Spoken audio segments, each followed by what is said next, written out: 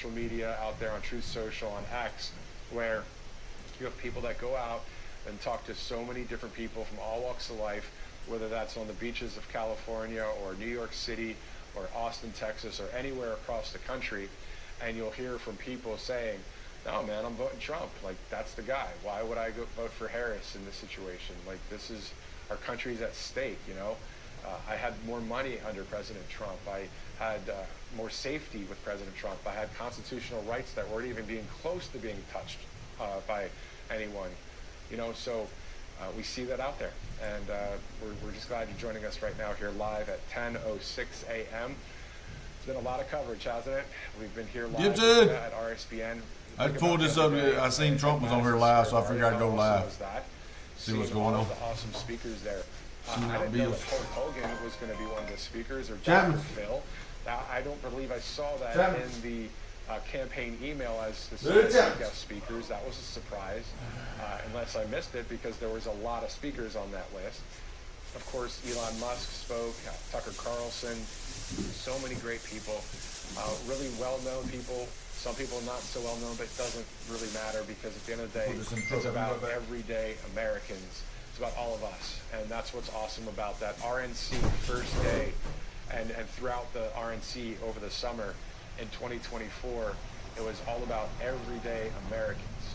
And we had people that we might not have ever heard of on stage on a national spotlight, speaking about their personal situations under what Harris has provided, and Biden. And what they've provided is everything, in my opinion, negative. What have they provided that's positive? Literally, if you look at it, what is positive versus negative of what they have provided for the country? And at the end of the day, it should be less government anyway, because it's a government of the people, by the people, for the people.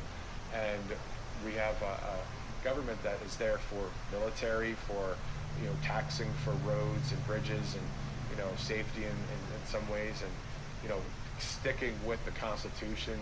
That's what we're looking for. That's what we hired when we hired the great Donald Trump to be our leader, and that's who we wanted to hire in 2020, and that's who, again, we see coming up here in 2024 on until 2028, when we know, if you just reverse it to 2026, a couple years, that would be our country's 250th anniversary, 250 years. And we would have, under President Trump, a huge 250-year celebration in Iowa at the Iowa State Fairgrounds. That's going to be quite awesome to see that. I look forward to the golden age that could be what we see here coming up for our country, starting January 20th, 2025. But as President Trump has said, even as president-elect, he'd start getting the ball rolling on many, many items out there, whether those are domestic policy issues, foreign policy, speaking with various global leaders, which he already does now. And that's what's interesting about President Trump. I don't think that the title of Commander-in-Chief has ever left the guy, because he's been acting like he's been the acting president over the past 4 years, in my opinion. It seems that way. I mean, when Valdosta, Georgia, and Asheville, North Carolina was press conferences there, or had press conferences, he was there because of Hurricane Helene and Hurricane Milton and that kind of thing. He was there serving as a public servant and being there to help the people of those storm-torn areas. And then maybe a few days later, you'd have some other people that would show up that are supposed to be the actual leaders of our country. But the whole thing on that side is fake anyway, so there you go. You have the real guy doing the real stuff for our country, even though he wasn't technically so-called elected. But we do know that, in my opinion, and in many of your opinions, he was the winner of the 2020 election. So moving on now to 2024, as we await President Trump there in Mar-a-Lago. You see the crowd waiting there. I believe that this is obviously a press conference, so we'll see what kind of questions the press has, or what kind of information President Trump wants to share with the American people, as we're, again, 7 days away from this huge election.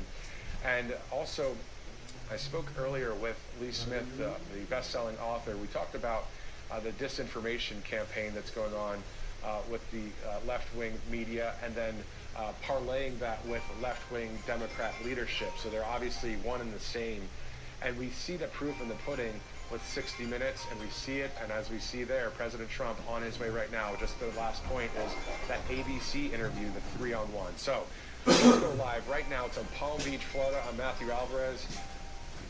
President Donald Trump walking in at any minute right now. The screen is a little bit further away, a lot of red ties there, and a little bit of shadowing. Hey, so hold I couldn't see on. if that was President Trump there. So again, we'll stay Chapman. here until we do see the 45th and soon to be 47th president walking from his estate over to another portion of his estate there for this press conference. One thing I don't hear in this press conference are a bunch of left-leaning questions from the press. Yeah, one of my if you remember, vendors, he one went to of the people I do a service calls for, calls me Vegas just, on my cell phone and said, hey, your line's not and, working. one of the I got a questions service call for you to was run. left-leaning talking point. So that I got is through doing that, and I mired have to call my in brother and lies say, hey, call the false office line, narrative. because I've had it forwarded to my phone. President Trump's used to that, so he just kind of brushed it off. And so I had him call, and he said, yeah, it's not ringing. There in Vegas. But we see the truth and common sense versus all I don't know. that disinformation. I'm assuming it had, because so to the my point that I vendors was haven't making told me earlier that was, it's not. you want to obviously Until get this an morning. informed electorate instead of a disinformed electorate, and unfortunately, there are countless Americans have been disinformed because of CNN and MSNBC and ABC, CBS, NBC, and other networks out there, and news articles and online stuff out there, news aggregate sites. Let's be straight up about that. The Drudge Report, whatever happened to Drudge, that's awful. I can't believe he puts up all of these, or his team puts up all of these false stories on a constant basis to try and dupe the American people and those that look around the world on that site. And this is not just me talking about this. I remember Donald Trump Jr. on his podcast speaking about the Drudge Report and how it's fallen off the map. It's a terrible news aggregate site. It's awful. It's an F-, and it shouldn't be even looked at anymore by people, in my opinion. But it's just atrocious to see what he tries to put up there, or whether it's Matt or whether it's his team. I'm not afraid to say that. I work in conservative media. What else am I gonna? I'm not gonna cower and hide. You know, if I'm out here talking about Donald Trump and talking about this truth, I'm not going to hide about it. I mean, you don't have a contact with a Comcast? RSN hosts all across the board. We are people that are doing this for the right reasons and in conservative media. And right now, not speaking from a script or a teleprompter. This is directly from what I believe as we await President Trump there. It's 10:14 a.m. Eastern Time in Palm Beach, Florida, and we'll be seeing the fact that we know that one of our sponsors is Birch Gold Group as well. All you have to do is text Trump to 989898 for more information on Birch Gold. A great exclusive sponsor for this broadcast, for this Mar-a-Lago broadcast. Thankful to the Birch Gold Group and thankful to other sponsors for other broadcasts and for you, the viewer, for us to be able to pay for a camera operator to go to Mar-a-Lago and give you this live picture right now, and all of the great production crew here at Right Side Broadcasting Network. Text Trump to 989898 for more information on Birch Gold, silver, and precious metals. You'll get a free info kit on the tax-sheltered IRA and 401k. Obviously a great idea when it comes to the U.S. dollar, when it comes to the fact that it fluctuates so much. Having a backup in gold, silver, and precious metals, you can get that right there by texting Trump to 989898. If you make a purchase with Birch Gold Group, you get that awesome free fight silver coin. On the front has, of course, President Trump's image of when he put his fist in the air on July 13th in Butler, Pennsylvania. On the other side, his house, the White House, in Washington, D.C., on the other side of that coin, so you can get that through a purchase. Hey, can you call Comcast to see what's going on with the phone line? Look how beautiful Mar-a-Lago. KLLM calls gorgeous it. estate They got my cell number too. They called it, hey, your office line's not working. Press conference. For those of you that have been with us since 9 a.m. Eastern, thank you so much for watching. Westside just called me on the service call. Silk, and also Lee go Smith, ahead, you Kim. can scroll back a little bit later, as we have a number of programming notes for you just today. And I think, you know, a lot of times we talk about the next day and where he's going in the week to come, which is to the West Coast, is to the Southeast, is to the Northeast, everywhere really, and including Michigan and Wisconsin. Green Bay, which is an awesome rally. I called Comcast. They said something about that there are 3 events the bill. today, including the Mar-a-Lago press conference. $800. I said $800, but it was recorded. For a rally. Yeah, it was recorded, so I went in the RSBN's checkbook Matt to see Cannon, when the Nikki last one I Stanzione, paid. they're live with all of that.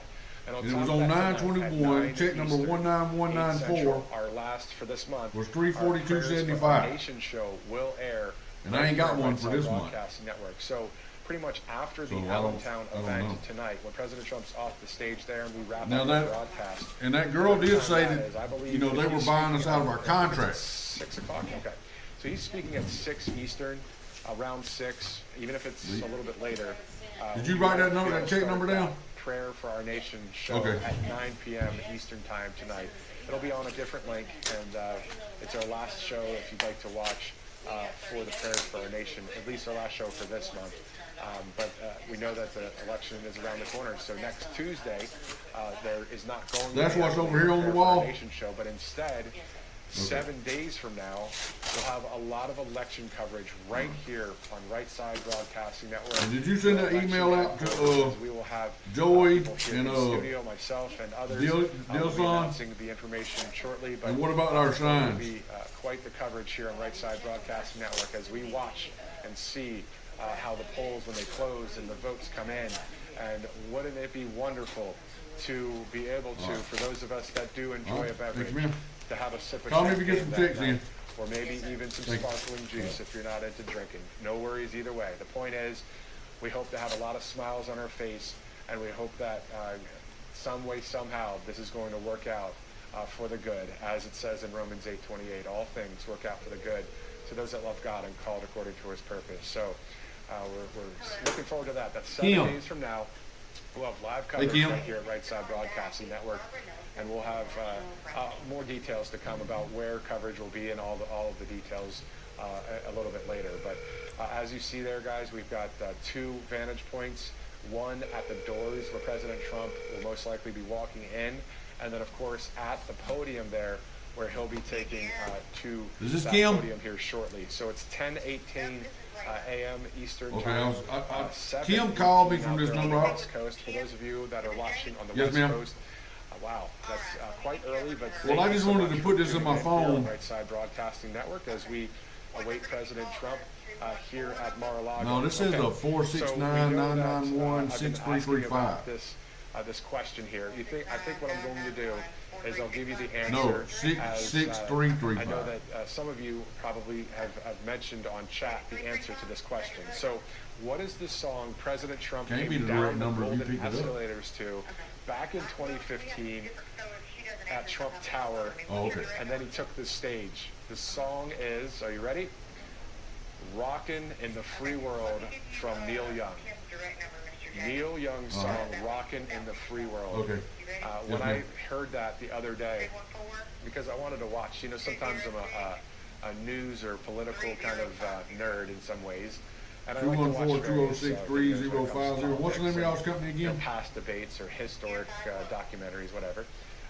But I heard that song. I was like, oh wow, I didn't know that song played when ma'am. he was coming down the golden escalators when you this do whole that. thing got kick-started. So I saw that on a video. I don't recall exactly which video I was watching. You know how it is. You scroll through Rumble or YouTube and you get lost in the weeds sometimes. But so it's Neil Young, Rockin' in the Free World. So if you have an extra phone around right now while you're All right, Kim, I awaiting just, this dialed coverage it here so I on can lock Right you Side in my phone. Broadcasting Network, maybe pull it up Thank you, on ma'am. Spotify or Apple Music and just recall that day, Chapman. 2015, he and the future First Lady Melania Trump coming down the Boom, golden Jobby. escalators. Your in name's Trump Boom, Tower in Jobby. the heart of Manhattan. And that song, Rockin' in the Free World, played by Neil Young. So I know it's a bit early for that kind of song, but It's when I say early, I mean because it's such an upbeat song. But hey, why not? All right, rocking in the free world. So that's what we're hoping for, the free world to continue on here in this country and for the globe, in various countries that love our country. You think about Viktor Orban or Jair Bolsonaro or many other leaders out there, whether it's Italy or the Netherlands or El Salvador or Argentina, countries around the globe that have leaders that are on Team Freedom. And we know that a lot of people are on Team Freedom. All right, who's all up here? Where's everybody at, Gibson? Where's everybody at? We're doing a special show and ain't nobody showing up. China or North Korea or various countries around the world. All right, so back here. Special shows, there's only 2 people watching. That's bullshit. Bullshit! A podium there in a little bit. It's 10:21 a.m. There's 3 in here now. They're trickling in. They need to hurry their asses up.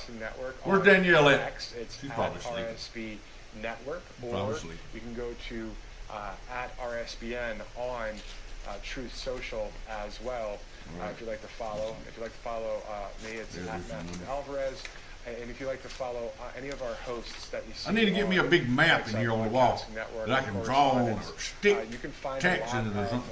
The Truth Social accounts on the RSBN account. So the RSBN account, the accounts that we're following, a number of our great hosts and correspondents that you've grown accustomed to seeing prior to President Trump's great speeches are on there as well. But on top of that, more importantly, watching the people and hearing from all of you guys out there at various events, whether it's remarks or a press conference or it's prior to Trump. Oh, you're on YouTube? Oh, I didn't see it. Always nice to see the amount of people out there. Oh, yeah, I got this going to the regular channel, don't I? Great Americans across this land. And in New York the other day, I didn't see y'all. All different backgrounds and different countries spoke with Bobby. I got the Kick pulled up. I'm used to doing the regular show on Kick, just Kick.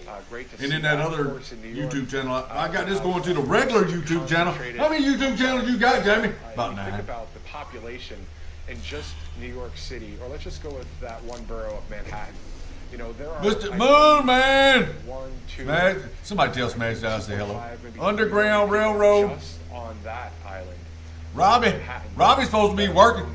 The 8 million or Fox is in the house. Good morning from but if you look the at southeast. That small geographical land. But somebody tell Smash that I say hello. She can't hear me. To go to LA and you have. Where's Tommy at? He's still sleeping. There He's drunk. out, hung over. That urban sprawl there. Probably sleeping in a puddle of puke. The amount of people that can just be in one specific area, and that's. All right, now I did some damn figures the other day. For Madison Square Garden, what a day that some rock. I don't know what the hell I did. Live coverage that we had.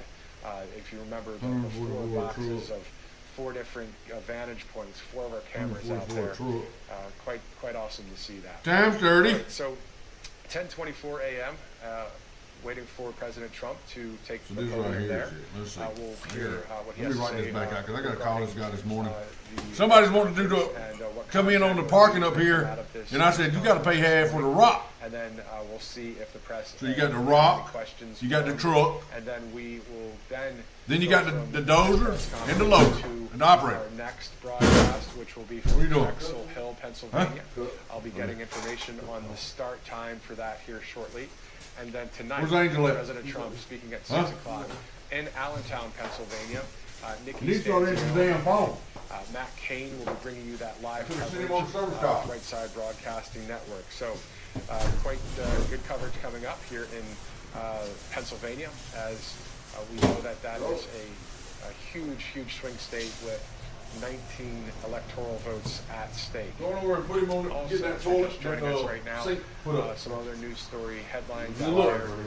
Of course, great Steve Bannon is now I don't know where you got that at. Out of jail Put today. that back. So great to see that. Also, I've heard from Peter Navarro, who have spent some time as well out there speaking at various TPUSA events. And also at MSG just the other day. So get him doing that sinking that toilet. Possibly get Donnie's supposed to be Lee Smith organizing them sockets in that the big box. The delay here. So what we can do is if we service call. The best-selling author. What's on the second service call this morning? dip right in to the coverage. Well, he's on the first one, it's the battery, and then he's got to go over and do a fuel leak on the west side. Podium there, and then go to Lee Smith's interview. And as soon as we see President Trump approach, we can go out of that interview and let's go let me get some coffee. to I'll be right President back. Trump. So, Director, if we can do that, please let me know. And if that's not something we want to do right now, that's no problem, as it is 10:26 a.m. Eastern Time, awaiting President Trump for this press conference that will start at any moment. We do know, again, and Director, if you could please repeat, I had the volume down on the IFB. Okay, let's do that. Let's go to best-selling author Lee Smith on his latest book. You'll hear about that book here in just a second. Again, we'll go right to Mar-a-Lago as soon as President Trump is approaching that podium. Let's go to that interview right now. Best-selling author Lee Smith joins us right now. Can you tell us the latest on your book? I mean, it seems like it's doing pretty well already.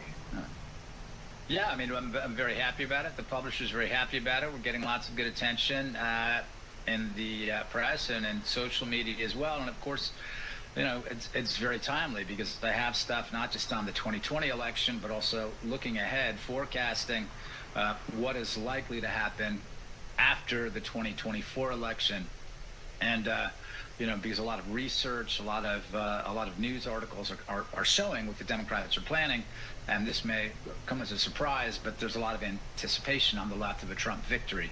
And so, what are the different ways that they contest a Donald Trump presidency? What are the different ways that they, you know, basically set fire to MAGA and destabilize the country? So, you know, I don't mean to alarm people, but I think it's important that people understand what we're looking at here, because of course we've seen it going on for the last 8 years. What the left, what I call the Obama faction or the shadow network, you know, basically a block of power, and Barack Obama's at the head of it. What they've done, that's what the book is about, what they've done. And in conclusion, I show what they're likely to do after the post-election scenario. So again, I think it's important for people to stay informed, not to, you know, not to be depressed, not to be black-pilled, but to understand what we're looking at, what we're heading into, so people can be prepared. Again, if you're just joining us, this is best-selling author Lee Smith, who wrote the book Disappearing the President, Trump, Truth Social, and the Fight for the Republic. Before we dive into that book, again here a little bit, I want to get your reaction. Madison Square Garden, New York, New York. What was your reaction to that whole party there in the Big Apple? Well, I mean, I was raised in New York. I lived in New York. When I was growing up there, I mean, Donald Trump was very famous. I mean, I kind of grew up with Donald Trump's voice ringing in my ears throughout my childhood and adolescence. So, you know, I mean, I thought it was great bringing all these different things together, you know, as Trump himself was talking about Madison Square Garden, the Knicks and the Rangers. And I was a Knicks and Rangers fan, and, you know, you go to concerts at Madison Square Garden, and it had a real concert feel, you know. They're playing, you know, they're playing some rock classics, and then the First Lady, former First Lady, and likely future First Lady Trump comes out there in that fantastic print dress.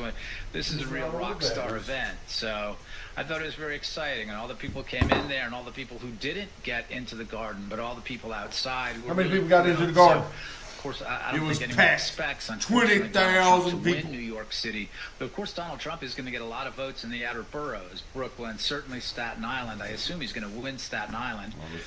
You know, Brooklyn will show up for Donald Trump. There'll be lots of votes in the Bronx and Queens as well.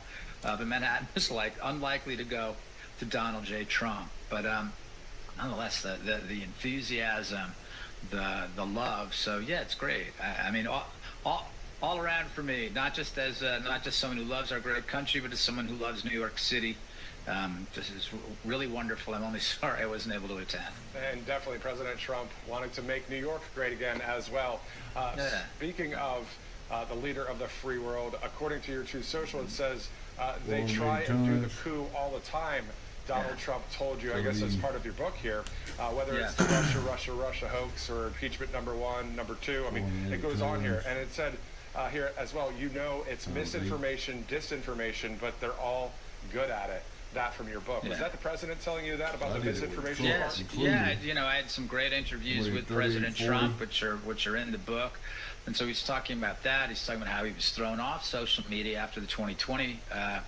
After the 2020 election, January 6, 2021, he was thrown off Twitter. He was thrown off Facebook.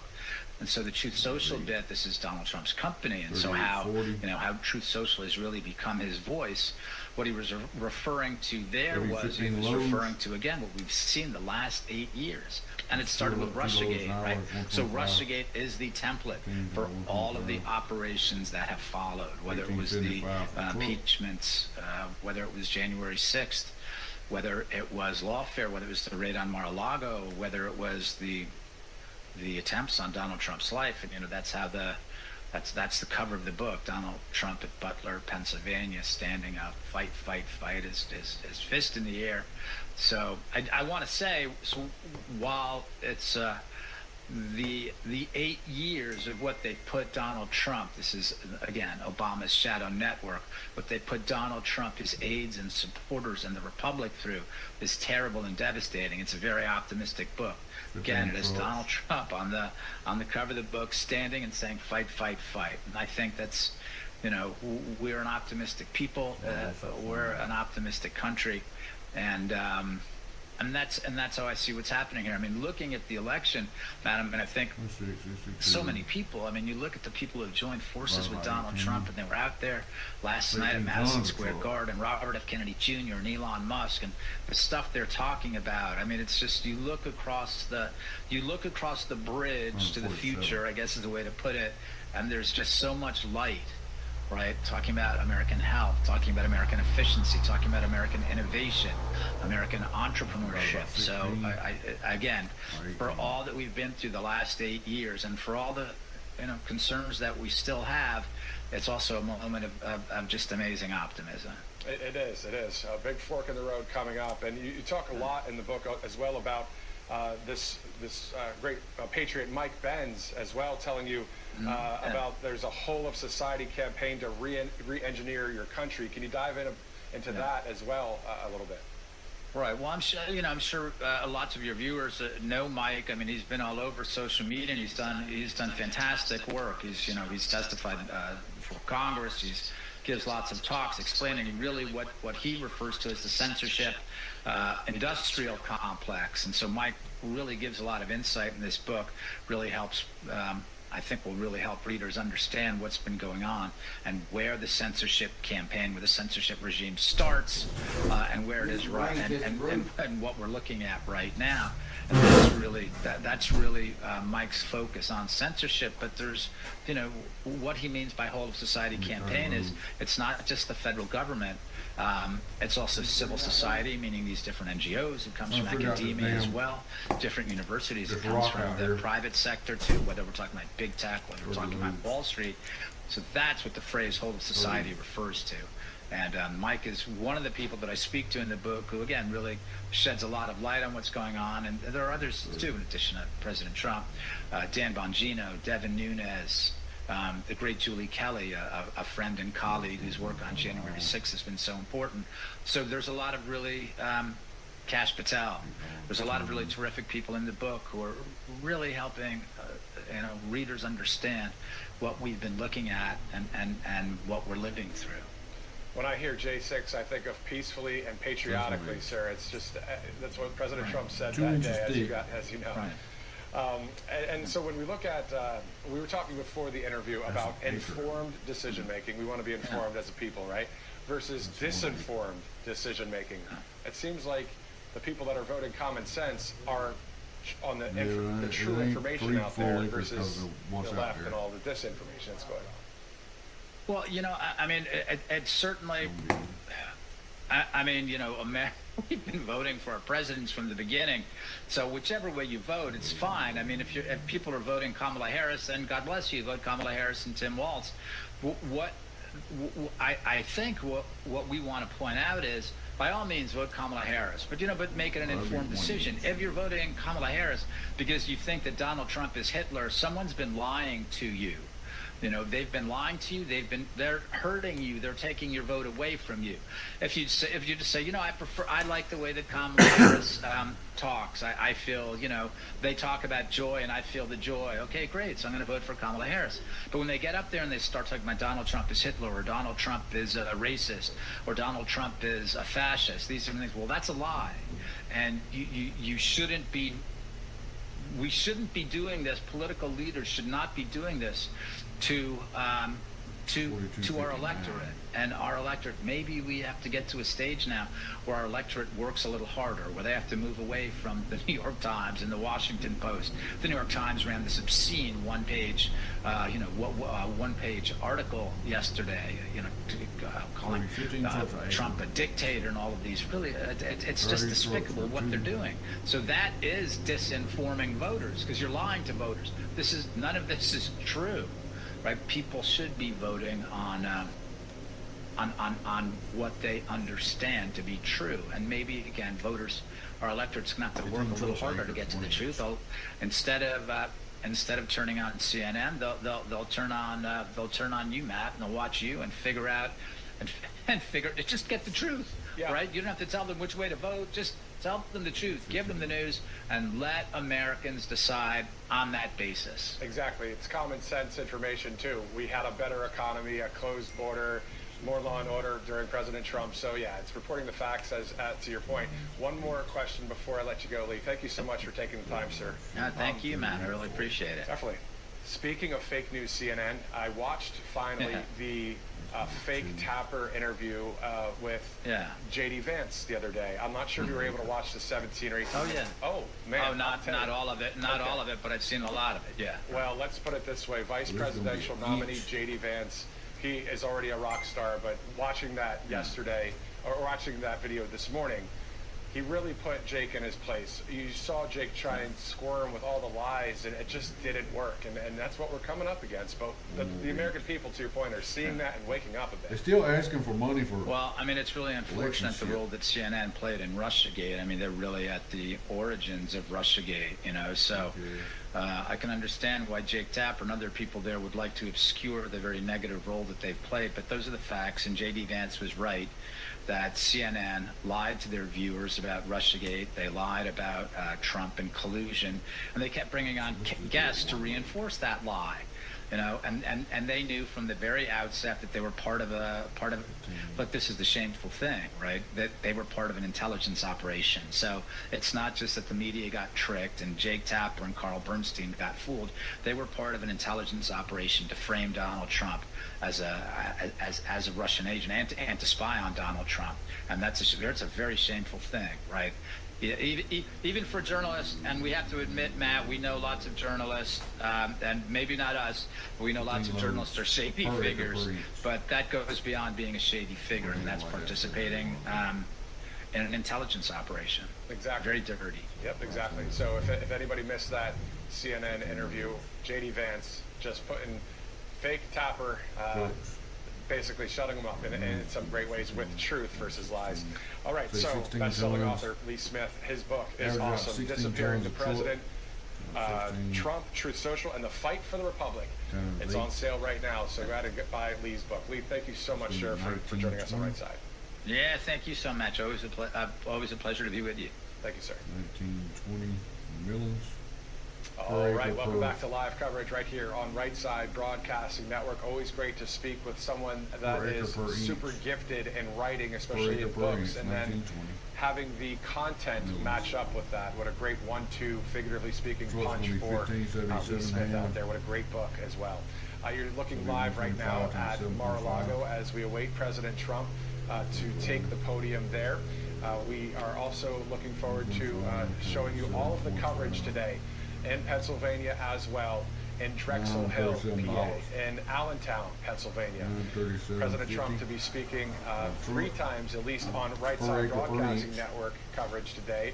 We'll have all of his speeches right here, and then this press conference as well.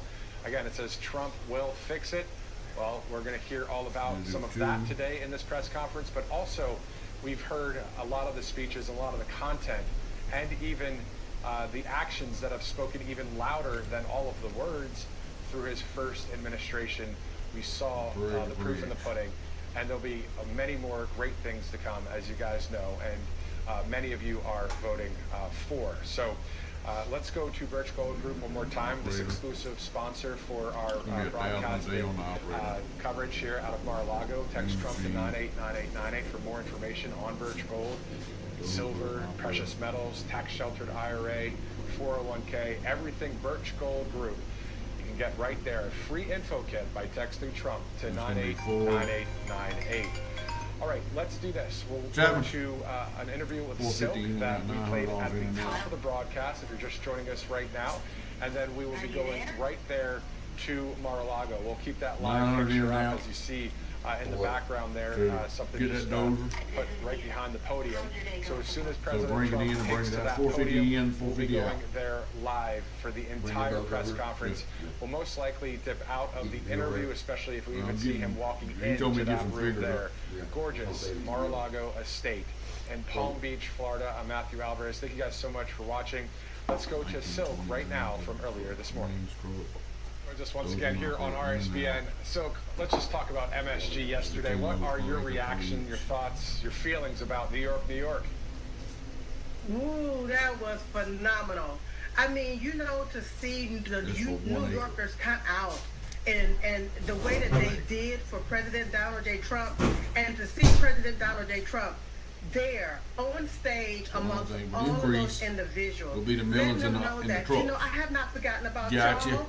Y'all are part of Danielle. America too. You know, shame on this. He's having a press conference to let you know how great he is there, Danielle. Danielle, they're all over on the YouTube side if you want to go to the YouTube certain side. States, all right, certain people, and that Republicans, oh, you can't put your hands on them. If you do, we're going to do this, we're going to do that. But I love how President Trump is like, I am for all people. I don't care if you're Democrat, Republican, Independent, black, white, pinstripe, polka dot, or plaid. I am for all American citizens, and I dare to go into the places you say I can't go to. I dare to go into the places and see and speak to the people that you say I can't speak to. That's what we need in a leader like President Donald J. Trump, somebody that's going to go toe-to-toe against the status quo. They always love to talk about his rough edges, but we need President Trump's rough edges to cut through all of the stuff that's been going on in our country and in our political system. So seeing him there in New York at Madison Square Garden was phenomenal. Where you at? Amazing. You could just feel the energy just oozing through the TV, and I was sitting there and I was looking at my husband. And I was like, oh, I know them Democrat rats. Oh, you ain't got through with that yet? Just running like roaches today, just wondering like, how we gonna get past this? Listen, well, how long is it going to take you? I'm going to send somebody else over there for that fuel leak. People for a very, very long time. They want us to think how much that longer people you got? Are actually for their demonic ideology. So you'll be leaving in 15? People are for truth. All right, hit me back. I'm just trying to keep it. Let me call this louder. People are for President Donald J. Trump. Exactly. And to your point, you know, when we talk about red states and blue states, you know, there are people that love God and love President Trump in so-called blue states. You know, it's not just cut and dry like that. And on top of that, I think the outreach is really happening still, even to people that are more, you know, moderate Democrats that have been brought up Democrat, but they're starting to think, you know what, I might have to vote for the same color of the shirt that you're wearing right there, red. That's right, and it's for the conservatism. You know, people are more conservative than they really truly believe. Hey, it's okay, Chapman we've with Chapman. always been this particular way, conservative. I just okay? calling But with you, give this you an update. I got a guy that's on the way that to has you. infiltrated our systems. So it just depends on what the traffic's like for it, and how long it takes you to get over. our Probably country. 30 minutes to an hour People for are it to starting get to realize, to you. wait, hold on, I'm not for that. But Okay. President, You got stand this. in a pulpit You and need preach something, about call this that. number right here back. He It's my preached cell. against that. She preached against thank that. you. We were taught differently for that. We were taught to love thy neighbor, not steal from our neighbors. So let me tell you something. People know why are he's really having a truly press enthused conference. about what's going on in this country. Maybe he's gonna talk and about that's that why secret they it's got. imperative that you get out and you vote like you've never voted before. Vote for President Donald J. Trump because he has a vision for all of us. And guess what? It There's a bunch of includes turds out there, Americans, tards out not there, and you just, can't say tards. You can't call them that, Fox. Her vision only includes illegal aliens, okay? But with President Donald J. Trump, his vision includes America and Americans. It includes all of us. Exactly. And so can you talk to us about that, the fact that there is a so-called minority, right, in Harris, a female running for office back in the tolerance days and political correctness days, you know, that would be a big deal. What are your thoughts about that, Silk? Well, you know, I view Kamala Harris, of course, as a DEI hire because she didn't earn anything, all right? She didn't earn one vote. And one thing about the Democrats, they love to stay stuck on the minority. But one thing I remember Diamond and Silk, my students and I saying, that we're not the minority. We are part of the majority. The reason why the Democrats love to separate, especially people based off the color of their skin, is to keep you stuck in a smaller box. It's easier to control you when they have a particular label on you. So the minority means less than, okay? And what they did is label individuals as less than. So when you talk about Kamala Harris and she want to, you know, be within this minority group, okay, they want to label her as this minority, that's just a whistle talk is what it is, okay? It's so that you can say, oh, this is relatable to you. But let me tell you all something. It's a whole new day out there in America. People have went from woke to being awake. They have awakened to saying that, listen, I'm part of the American dream. I don't have to be stuck on a label. I don't have to be stuck in this particular group of people and stuck in this black box. I can think outside of the box. I have my own mind. I can think for myself. I can speak for myself. I can see it for myself. So people have really, they're shaking off that label. They're shaking off that thing, that stigma that they try to put on we the people. And they use Kamala as what you like you addressed her, like the minority. They use her to try to resonate with the people based off of how they feel. But people are waking up based off how reality would realistically reality look like to them, and realistically people are starving in our country, people are suffering in our country, people are trying to make ends meet and can barely make ends meet. So people are looking at what's happened realistically. Listen, I gotta be part of the American dream if I want the American dream, because if you stay stuck in the color of your skin, if you stay stuck on a label, then that's where you will always be. Listen, all of us is part of the majority. All of us are American citizens, and all of us should have access to the American dream. And that's what President Donald J. Trump wants for all of us, all Americans. I don't care if you hate President Trump right now. I didn't tell you to like him. I didn't tell you to love him. I'm telling you to vote for him because he's the only man with a master plan to make America great again. So with the sledgehammer to the mainstream media's talking points and the Democratic leadership's talking points, trying to separate God's people. And it's not going to happen. When God looks at us, he looks at us. He loves everybody. And he wants everyone to come to salvation. Let's be real, so. That's right. That man, so you need to get some of them office lights like we had over like 118 apiece. That's how President Donald J. Trump is.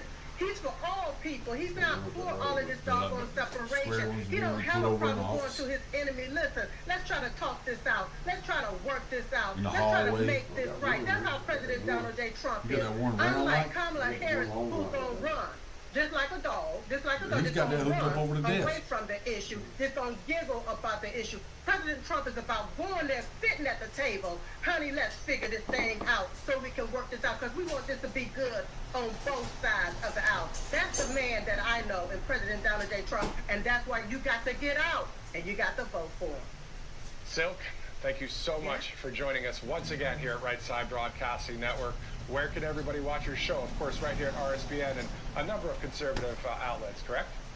Most definitely different networks, but my main focus right now is here at RSBN Network. You are Right Side Broadcasting Network. This is where you can watch the Diamond Hill Chit Chat live show right here on this network. And be sure to support this particular network right here. I love you all from the bottom of my heart. God bless. We love you too, Silk. Thank you so much. We'll see you later. 144.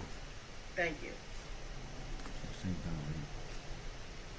All right, so about 10 minutes to the top of the hour, you're watching live coverage on the right side of your screen. That is, of course, Mar-a-Lago and Palm Beach, Florida. President Trump to take the podium there. We'll be hearing more of the content, of course, and some news that may break from this news conference, but also at the end of the day, President Trump speaking about how he is going to fix this broken country. It is fractured, it is hurting, and it needs a lot of repair. And if there was a doctor that I would want to fix this whole thing called America, it would be Donald Trump. Definitely Donald Trump. And I know that many of you echo that statement, but you know what, at the end of the day, not about me, it's about we, the people, all of us together as we see President Trump 7 days from now, 1 week from today, is election day. It's happening. My wife sometimes is funny. She goes, whenever it's a various thing in life, she goes, it's happening, it's happening. Well, it's happening. Right now, it's happening. It's 7 days away. President Trump and Harris on the ballot, and we see that a lot of people have early voted, have filled in that oval, and have already voted for President Trump. And a lot of times what we've been seeing on the left wing at some of these so-called mini rallies with Harris is straight lies. Even if say it was my last day on earth and I was a Democrat and I really liked Harris, and I would have to say, is she saying truth or is she lying on stage? And I don't know, I'm just going off the riff here, but if I were to say what the true answer was, I would have 30, 40, 50 more years. I would say Harris is lying. That's not true. Donald Trump is not that guy. The people are good people. I got disinformed, and now I've been brainwashed. You know, if you just jumped in on that context, you need to get the full context of what I'm talking about here. But at the end of the day, so many lies. I cannot believe the amount of lies coming out of the Harris camp. On camera, on interviews, on stage, in various parts of the country, and people are buying into some of it. A lot of people are awakened in America because they know, you know what I think woke up a lot of people, even Democrats? How about when you go to the gas station and you had to spend so much more money under Biden and Harris? How about the southern border? How about the crime that we've seen? How about the illegal immigrants and the fentanyl? And how about the constitutional rights, you know, by certain Americans getting taken? How about the lawfare against President Trump? And the reason why I'm speaking so earnestly about President Trump is because it's not just about him. He's doing that. He's the one that's standing in the way. It's we the people. So if they're doing that to President Trump, they want to do that to we the people. And so that's why I think a lot of people have woken up, and hopefully any of the establishment people that maybe even in the voting electorate have woken up and said, you know what, this is real now. This isn't just about some dollars from a lobbyist. This is actually, my family needs to be safe. My family has to have more money. I have to have constitutional rights. I have to have freedom. And we want a southern border that's closed. And that's the person that we see that's running on all of these great 20 promises from the GOP platform is DJT. It's not Harris. Harris has a copy and paste platform from Biden. So we see what's going on there. We know that this fork in the road is very real. Mm-hmm. We want to laugh again. We want to enjoy TV shows again. We want to enjoy movies again. Speaking of movies, if you haven't seen Reagan yet, I've seen it 3 times. It's that good. How patriotic of a movie that is. How much of a roller coaster it is. But an awesome movie that will really encourage you as well. And how about other television? Obviously, Right Side Broadcasting Network with live streaming of all of the live events. We were highlighted in Tucker Carlson's Art of the Surge. That's great TV as well. President Trump is great TV regardless. He was an entertainer, obviously before that a real estate mogul, did great things for New York City, being from Queens, but then now in 2015, going down that golden escalator, if you caught the broadcast earlier and you maybe missed the answer, I was asking which song was being played when he came down the golden escalator with beautiful Melania Trump, the future First Lady in 2015. The song that was playing is Rockin' in the Free World from Neil Young. And again, if you can just on this random Tuesday, 7 days before the election, why not play that song if you have an extra phone around with Spotify or Apple Music, and just play it and enjoy that song. I'll be right back. Try and have some joy, as we know we're in for it here with 7 days until this crucial election for our nation. We don't want to wind up like Brazil. We know Jair Bolsonaro is the right leader for that country. The people wanted him, but it was taken from them. We don't want to end up like Venezuela. Do you remember in Venezuela, just over the past months, there were police forces, the officers were joining the protesters. They were taking off their uniforms and being with the people. How about just recently in the UK, there was a huge freedom event on the 26th. And if you say something just off, or if you do something wrong and the censorship didn't catch you, you get in trouble.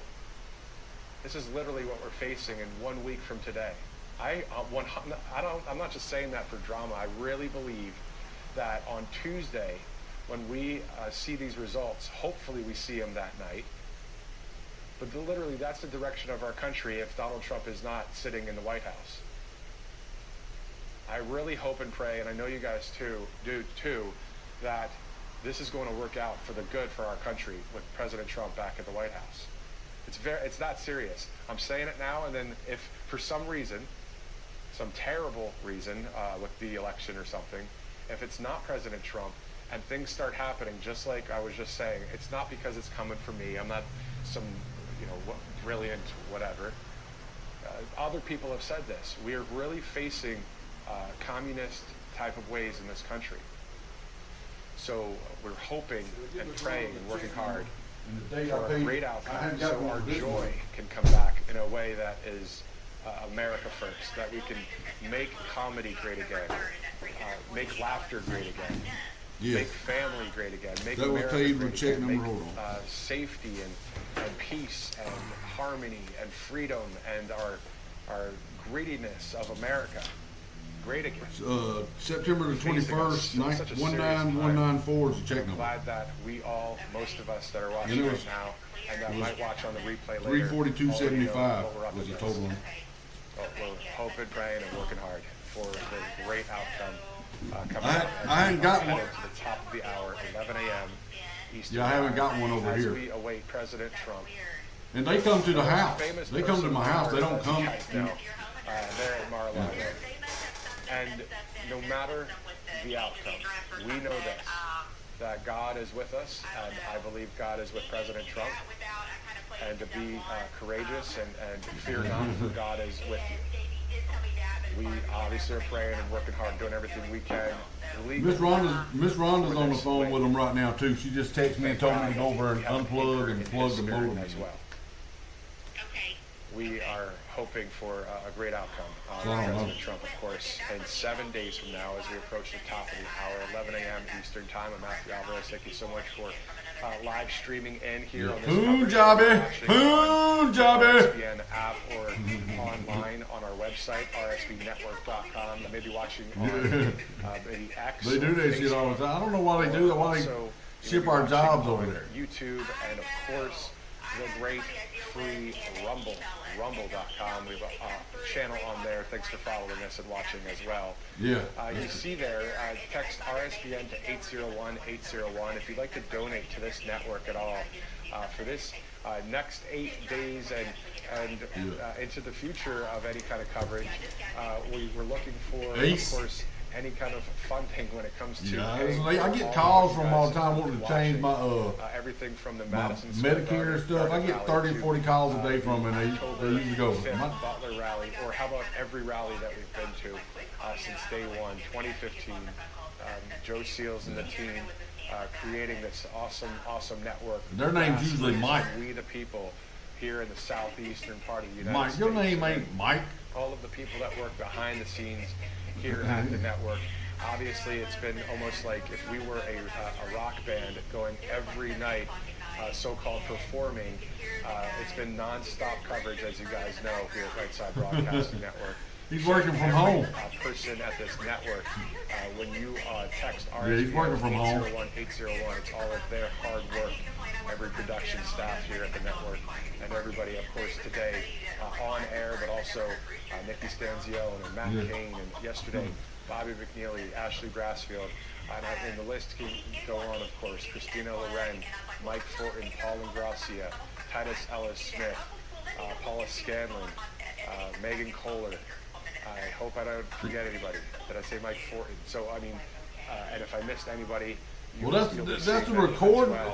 That's the recording I got. And then they had me on hold. I wanted to speak to somebody, and I was on hold for an hour, and nobody ever picked up. People have said in the past, the Southern White House.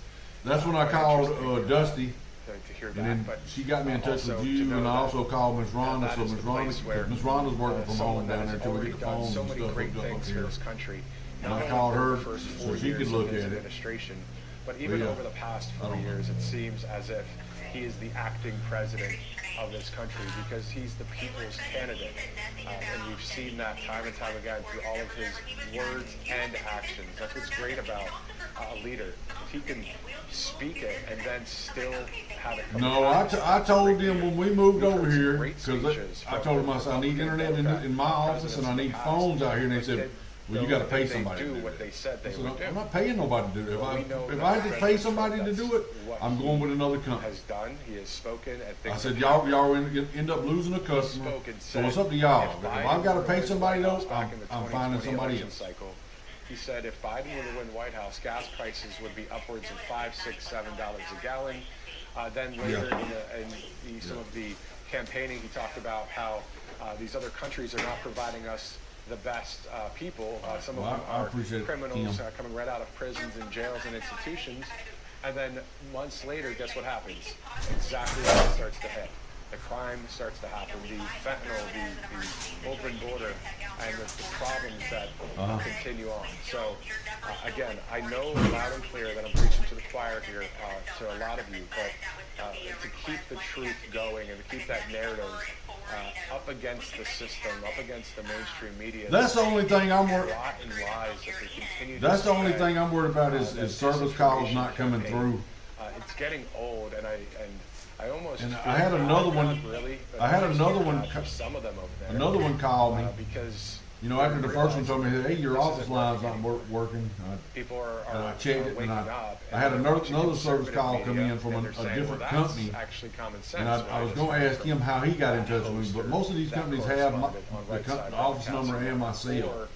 Any of the conservative media out there, because at the end of the day, I get we're a business, but it's all on the same team of truth and the American way. So it is 3 minutes after the top of the hour, 11 a.m. Eastern time. For those of you waking up out there or already awake on the West Coast, it is 8:03. Matthew Alvarez here as we are awaiting President Trump at Mar-a-Lago to address the press there and also talk about how he's going to fix this broken country. Yeah. Again, if you're, say you are playing football, as did I back in high school. Thank you, ma'am. It was a rainy day. I remember it was a junior varsity game. I was a quarterback rolling right. I broke my right ankle after getting tackled. I threw the ball. It was still a first down catch. I remember that. And man, it snapped in 2 places. I got taken to the hospital. It was very painful to have my foot set after the x-ray, knowing that it was broken. But I went to the hospital. I got the foot fixed. I had to get a screw in my right foot. Well, that's kind of like what our country is dealing with right now. We are fractured. We are hurting. We are broken. And we need a doctor. And we need a doctor quickly. And so President Trump is Dr. Trump, in my opinion. We saw Dr. Phil the other day at MSG. Well, we need Dr. Trump in our country, in this house right now, because we're hurting, and it's scary times for many Americans out there. And we know that he's got the words and the actions, and he also has a team. I was just at the hospital recently. My wife just gave birth, and it's awesome to have a new baby girl. It's great. It's a beautiful thing. I've never experienced that in my entire life, just having a baby. This is just amazing. But that doctor that delivered the baby had a team, and President Trump has a team of great people that are going to help this country go to the right direction. There were some nurses that were perfect for our baby when that baby was born. And so it all worked out. Everything's okay. The baby's healthy and alive and well, and smiled in my face the other day when my wife was holding my daughter. We have to get back to that good feeling of America. And we know that through President Trump, that is what's going to happen in 7 days from now. We have broken bones, figuratively speaking, in this country. Somebody's come in late all the time. And it hurts. And I'll be honest, I'll just straight up say it sucks. It's terrible. It's booming out there, man. So when we do what we do here at Right Side, this isn't just for our health and just for a job. We're grateful to have all of those things. But we really believe in this country, and we really believe in someone that is going to set the record straight and get it done for our country. If you'd like to follow me on legal battle, gag order over highlights. If you'd like to follow RSBN, it's at RSBN. Didi Panics at FBI, Ray, Jay-Z, and Beyonce 2015 has been showing the crowds, has been showing President Trump's speeches. We're on the final run of all of these rallies that you guys have seen. How many more rallies would there be? I mean, maybe there would be a thank you tour rally under a President Trump administration, a win on November 5th, and then it being inaugurated. Okay, some more rallies to cover, but the point is, think about all of those rallies that you guys have watched over the years, and all of those great moments that we've seen, and some terrible moments on J13. But we have literally done this. We've put our heart and our soul and our mind and our body, everything into this thing. And that's what everybody that you don't see here at the network does. That's what you see by all of the traveling by our camera operators, lugging around so many pounds of equipment. This is not a woe is me thing at all. It's just we've put our effort into it, not just our physical body, carrying things and setting up lights and cameras. We've put our entire soul, mind, and heart into this thing, not just for a job. And also, many of us put that into our faith as well. So it's faith and our work. It's faith and our job together to provide you, hopefully, some of the best commentary you've heard and some of the greatest interviews you've heard from we the people. And then on top of that, the main bread and butter, Joe CEO, who said, you know what? They're not showing President Trump's speeches. They're not showing the entire crowd. President Trump is saying all of these great things. He's running for president back in 2015. And the mainstream media already knew. They sniffed it. They said, you know what? This Donald Trump guy, he's an outsider. He's bucking the establishment. Bucking with a B. And you know what? We need to show the crowd. We need to have the entire speech from start to finish. Let's show the American people what's up. And he did it. And then since then, we've shown how many, almost, I believe, millions of people on camera. Millions of people. From all of the rallies since 2015 till now into the future. Because the mainstream media, they sniffed something. They said, you know what? He is an outsider, this candidate. And the establishment Democrat leadership probably, as you guys have seen, works with the left-wing media and the mainstream media. And they didn't want to cover any of those details. You know, when I got the other day, for this country, said it shows a negative on it too. Candidate, the people's that's the last one I paid, and that's when it was over there. It was on YouTube back in the day, or something like when, that. Whatever I told you it was. All the networks had to announce the next, the commander-in-chief, the 45th president of the United States goes to. Well, how would that Donald be doing this negative 150? I'm glad that happened, and I hope to see it again. He shocked the world in 2015. Let's see it happen again. Yeah. We pray so much, guys. Watch that Prayers for Our Nation show tonight at 9 o'clock Eastern, right here on Right Side Broadcasting Network, as we get ready to show you so many events today here on Right Side. This press conference at Mar-a-Lago, the Pennsylvania coverage coming up later today. Then President Trump has a rally tonight in Pennsylvania.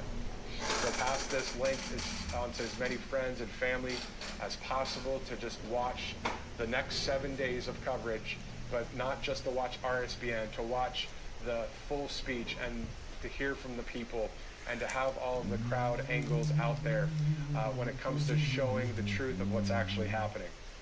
For so many years, mainstream media, even before 2015, kept the truth covered, whether that's words of angles of stories, or whether that's just visual pictures.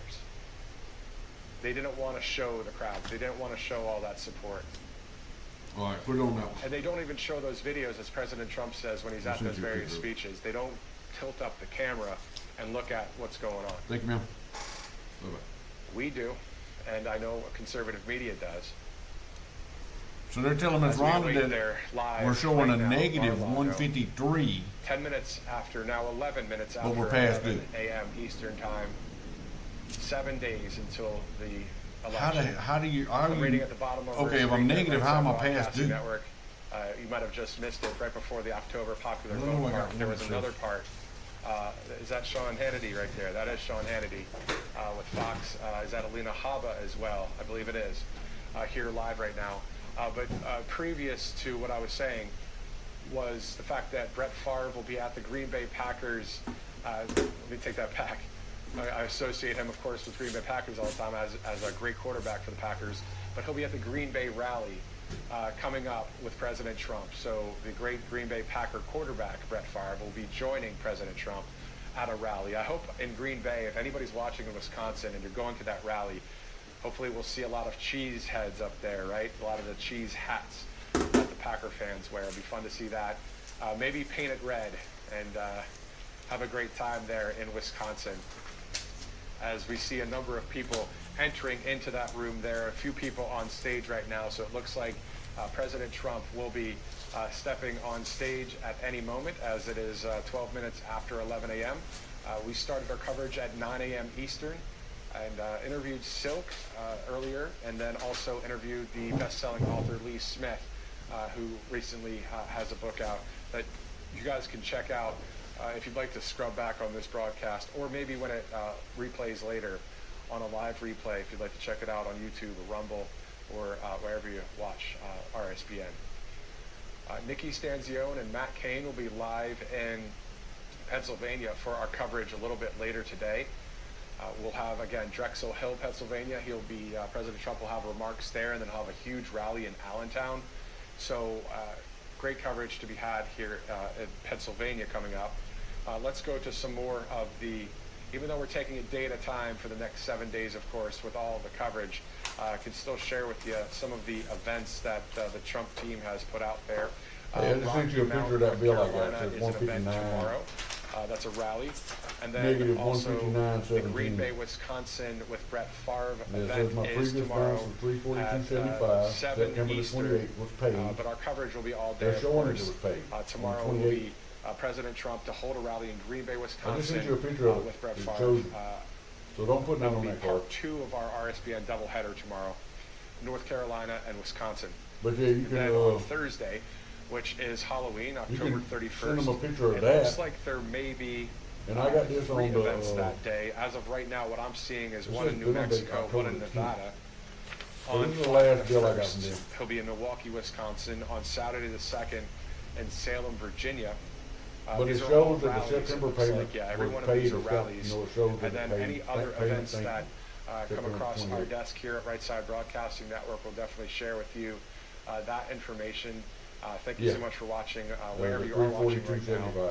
Looking forward to going out there to Matt Cain and Nikki Stanzione a little bit later in the broadcast. We saw again Bobby McNeely and Ashley Brassfield just yesterday in the Peach State in Georgia. Punjabi. Good coverage there. Always good to see. You Everyone clearly see it says when negative. it comes to our country The and hill. seeing President Trump back You're past in due. Washington, Past D.C. due. there at You don't 1600 owe us no money, but Pennsylvania you're Avenue. past due. Mar-a-Lago looking beautiful right now as we await President Trump. We saw a few high-profile guests walking in just moments ago. And as President Trump takes that stage, that podium, we'll be going there as well. As it is 11:15 a.m. Eastern Standard Time. Director, if you could please repeat. okay. Let's go to that. That's a great idea. So Elon Musk, he posted something on X, and then President Trump retruthed it on Truth Social. And if you can't see the words there, I'll just read them to you. Elon said at the top there, it says "so true" with a laughing face emoji. So the Republican platform, does this phone take free enterprise, you get pictures on this phone? Secure borders, honest elections, real journalism, ethical judiciary, well, I was going to shoot you a picture of this bill from Comcast, the last one I got. Versus the Democrat platform, which is, as you shows see that there, September payments is payment. Pretty much that's, I can't think of any other way to describe it. So Elon Musk with a great meme on X, and then President Trump posting that screenshot on Truth Social on his Donald J. Trump, real Donald J. Trump account on Truth Social earlier. But look, today, that's what they told Ms. Rhonda. They told her, President Trump hey, you're negative 159. You know, I said, when it comes down I knew to I just got a bill it's showing nice that, to Ms. see Rhonda. it because And she said, well, you're past due. But I said, how are we past due? We're negative. To President Trump. And I said, hold on a minute. And I've done through my paperwork here and got this out. And it shows payment September 28th. And thank you. The common and then it sense says the new truth, balance. the raw And this is the one I got for October. Were rarely covered or discussed and talked about. I got this. And so no wonder in the last countless week or two Americans were that I got duped by deal from them. all that terrible mainstream media reporting, from the local news level to the state and regional, and then of course I sent a picture of it to Miss Rhonda, and I was going to send a picture to you. BBC out in England and the UK, they're just as bad as CNN and MSNBC. There are many of these outlets out there. 95% of media, 95%, if not more, are lying. Left-wing mainstream media. That's what I'm saying. She said the same thing you did. These people don't speak English. And against the people of the world as well. Hard to talk to them and they don't speak English. Sometimes media promotes war. And they're telling you got a credit, but you're past due. Communist ways. That don't make any sense. And not covering truth. Unless they do things the different. lower thirds the other day when Donald Trump was speaking at Madison Square Garden on MSNBC and CNN. See, while we're watching, and I was watching right here with you guys, our coverage from Bobby McNeely and Megan Kohler and Harrison Fields out there, and then all those great pre-programmed speakers. But when Donald Trump took the stage, on my laptop right here, I have an account that I can watch, of course, just like any of your streaming accounts. And I watched CNN and MSNBC as I'm watching RSPN. They just got my home and I looked address at the lower thirds, here. and there's President Trump, and they were all anti-Trump lower thirds. It wasn't just simple truth about President Trump. I don't see that. Speaking of the man, the myth, the legend, I don't see the address. as we know, what this is servicing. Carly Bonet says on Truth Social, there he is. All right, it's time for us to go live right now to Palm Beach, Florida. Thank you so much for watching. We'll see you on the other side of this remarks and speech in Florida. Okay, yeah, this has got the old address, 6525 Margaret Road.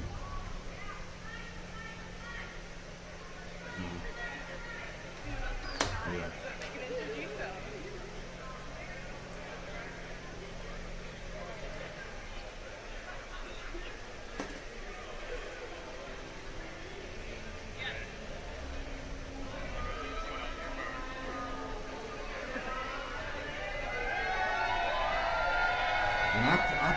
And I just went ahead and forwarded it to my cell phone when we left over there. Because I brought the phones and everything here. And then they come and hooked up the router and everything here. And I told them I wanted to get the phone lines out here in my office, and they said you gotta pay somebody for it. Same thing with Miss Rhonda's office. I'd have to pay. Her office is over $5 of that. But I'd have to pay somebody to be able to do that.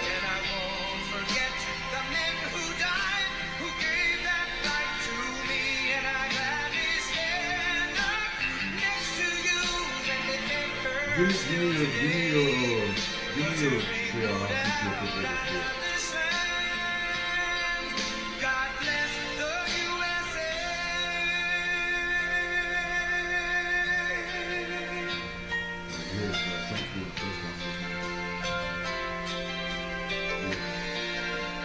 So we got him pulled up live. We're on YouTube too right now, doing the show.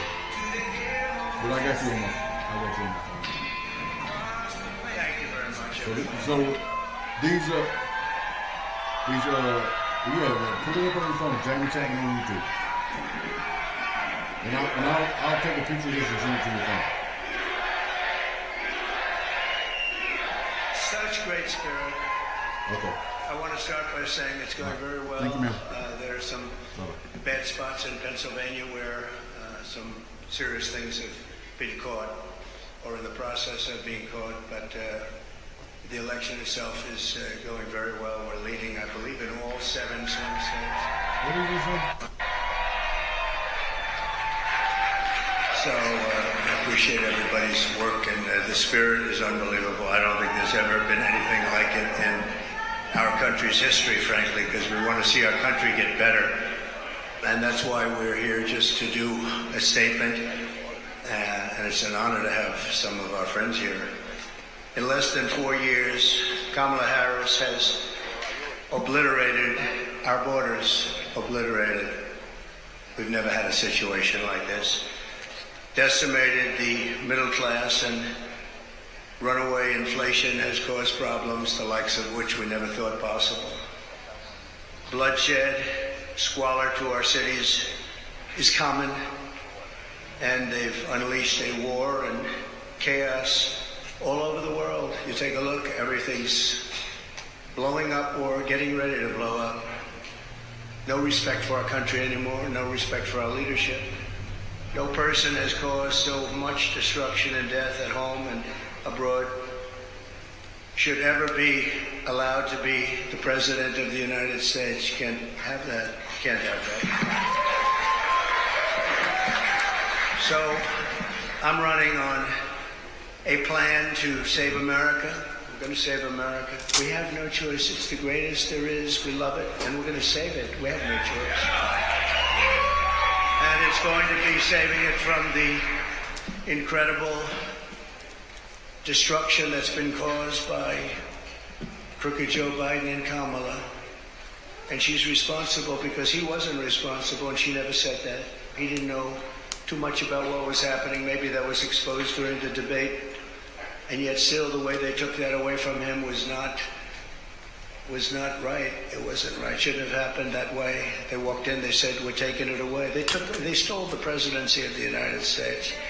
You can call it a coup, Wow. You can call it whatever, but they stole it. They went in like taking candy from a baby.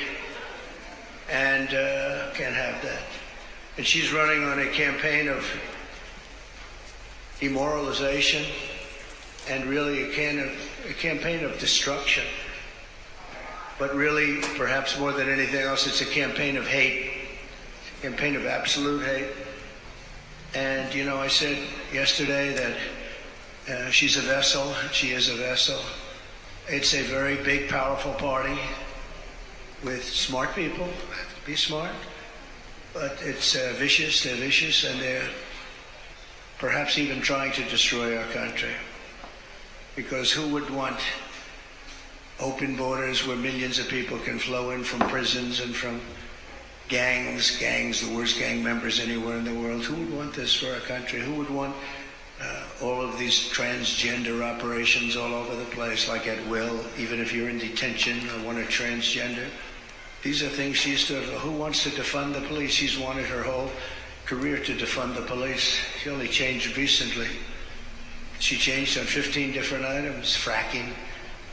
She was against fracking at the highest level. Wouldn't even think about it. Now all of a sudden, oh, I'd like fracking very much.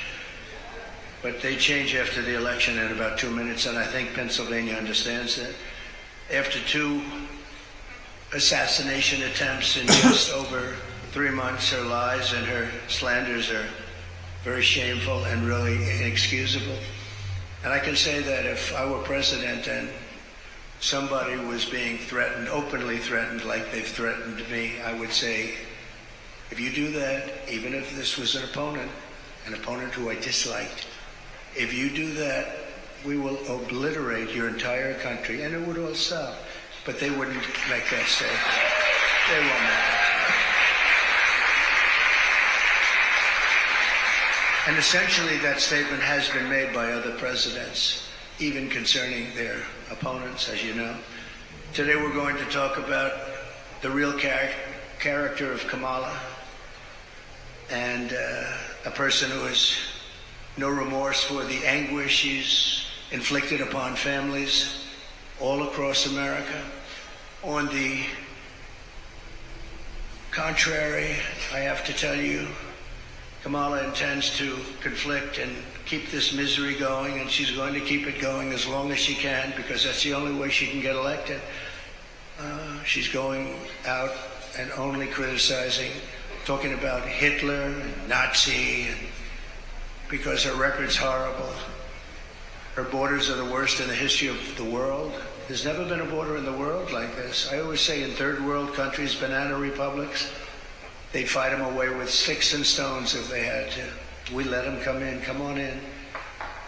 Knowing in many cases they're murderers, they're drug lords, they're traitors in so many ways to our country.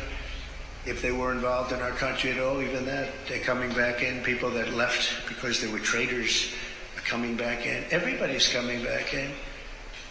And it's at a level that we've never seen before. Criminals off the streets. And you know, other countries from where they're coming are now setting records, good records for them, where crime is down 70 and 75%, because they're taking the criminals off the street. They're emptying their jails into our country.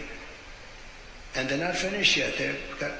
I'm amazed. I thought they would have done it by now, but if you take a look at Venezuela, their crime is way, way, way down. Then you go to Caracas and you wouldn't recognize it. You can actually walk the streets without being shot or killed or mugged. It's becoming a safe city because they've taken all their criminals. Most of them, the rest are coming. They're all coming.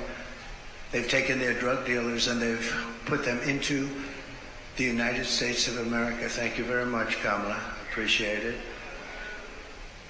But she continues, and she will continue this misery, and her policies have caused such harm and such pain. And the three great people up here with me are going to just discuss that for a little while, about what's happened to them, how their lives have been shattered. I'd like to begin with the story of one mother whose life Kamala has utterly destroyed this life. And we're talking about thousands of people in very similar situations. Every day under Kamala, open border policies. She, and if you remember, Joe Biden appointed her as the border czar. She doesn't want to use that term, but let's say we'll just use a different term. She was responsible for the borders, totally responsible. She never made one call to Border Patrol. 2 weeks ago, the Border Patrol endorsed me with the most beautiful endorsement I think I've ever gotten.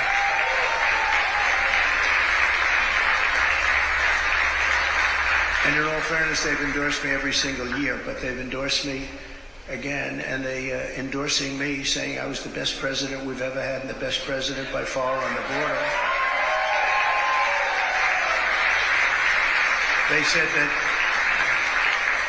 that, and this is not easy for them to say, they said that she was easily the worst person ever to work with them on the border, most incompetent, the least caring. Think of it, not one call in almost 4 years was made to Border Patrol, like, how are we doing? I used to call all the time. I'd say, how are we doing, fellas? How's it going? Is it going well? And they're great people. Men and women, Border Patrol, great people that want to do their job. She didn't call them once. She released the two men who murdered this woman's very precious daughter.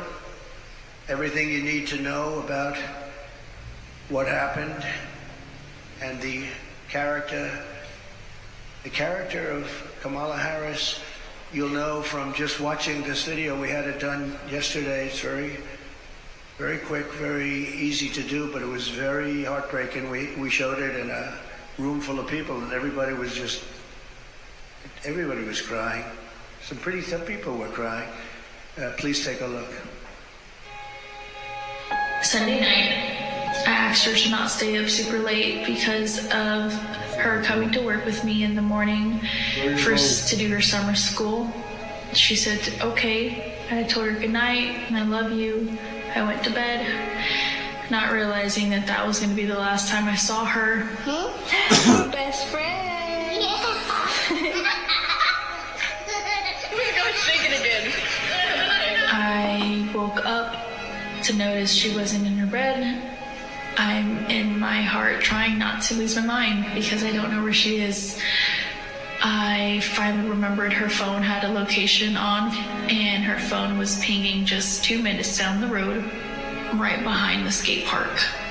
I start driving to the direction the phone was being pinged at, and I see a couple cop cars with lights on. I see yellow tape, and immediately my heart drops and sinks to the bottom of my stomach. My daughter's hands and ankles were both bound. She was strangled to death, left with no pants. And I know in my heart, she fought incredibly hard. She was not going down without a fight.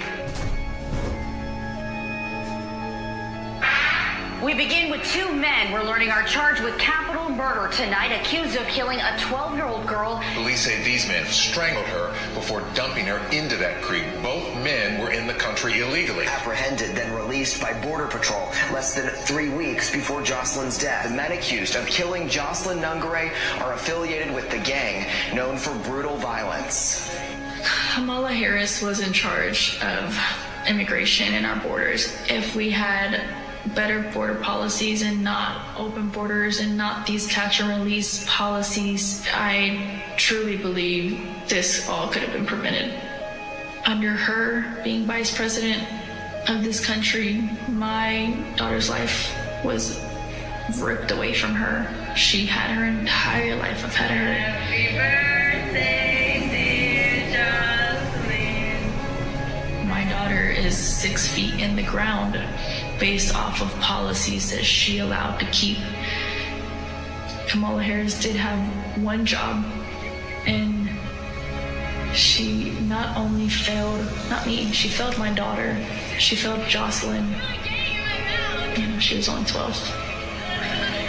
President Trump reached out, gave me his sincerest condolences as not a former president, but just as a father, someone who cares.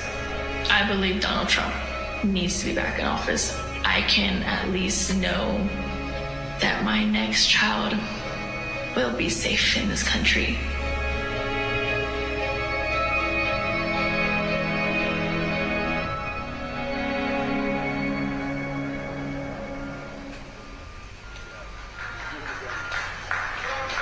Thank you very much.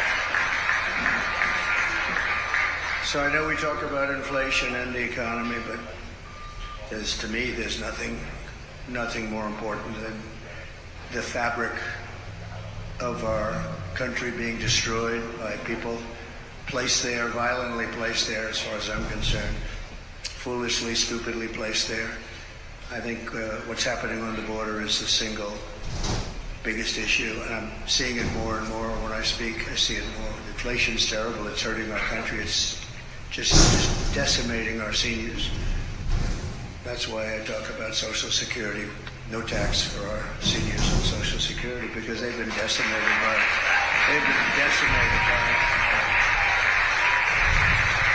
But what Kamala did to Jocelyn and her family is the most heartless and cold-blooded betrayal imaginable. Thousands of cases just like that. Thousands. In throwing open the border. Think of it, open borders, they come in from parts unknown. People have no idea who they are, where they're from, anything about them. They know nothing. They just walk into our country. And as soon as I heard they were doing that, I said, well, I know these countries. I know every one of the leaders of all these different countries. They're very smart. They're very sharp. They're very streetwise. I said, I know what they're going to do. They're going to open up their jails and just dump them into the United States. And that's what happened. They opened up their jails. And some of the most ruthless killers in the world are now roaming our fields and our streets all over the United States. I knew that was going to happen, and I would do the same thing if I were running one of those many countries that we're talking about, and not just the 3 or 4 that we constantly mention that are near us, all over South America, all over the Middle East, all over Asia, all over Europe, all over Africa. Tremendous numbers of people are coming out of Africa, and they're coming from all over the world. They're dumping them at our border, pushing them across the line, and say, don't ever come back. If you come back, we're going to kill you. And we're stuck with them. But we're not going to be stuck with them for long. So Kamala violated her oath. She desecrated our laws, and she got innocent girls like Jocelyn tortured and killed. Anyone who knowingly sets loose these monsters into our country has absolutely no right to be running for office, let alone the office of president. American mom, Tammy Noble, is another great person, an American mom, Tammy Nobles. 2 years ago, Tammy's 20-year-old daughter, Kayla Hamilton, who had an autism diagnosis, was found raped, tied up and strangled to death with a telephone cord in her home. Kayla's murderer was an illegal alien, MS-13 gang member, among the most vicious gangs anywhere in the world. I took him out by the thousands thanks to ICE. We're going to protect ICE. Kamala wanted to defund ICE. We didn't have ICE. We'd never get anybody out. They're tough and they're smart and they love our country. But an MS-13 gang member who was apprehended by Border Patrol, but under the policy of our border czar, Kamala, he was released into the United States to kill. Tammy, please come up and say a few words, please. Thank you. Please.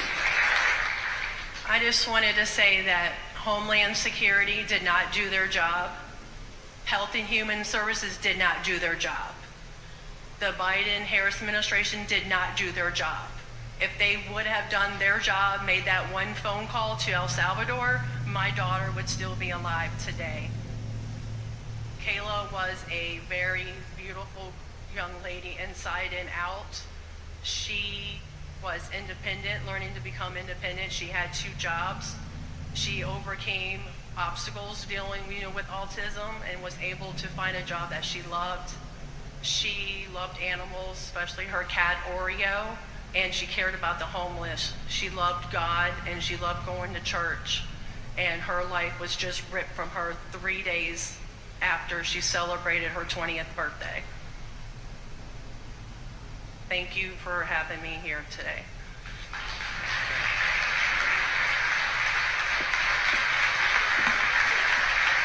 Thank you, Tammy.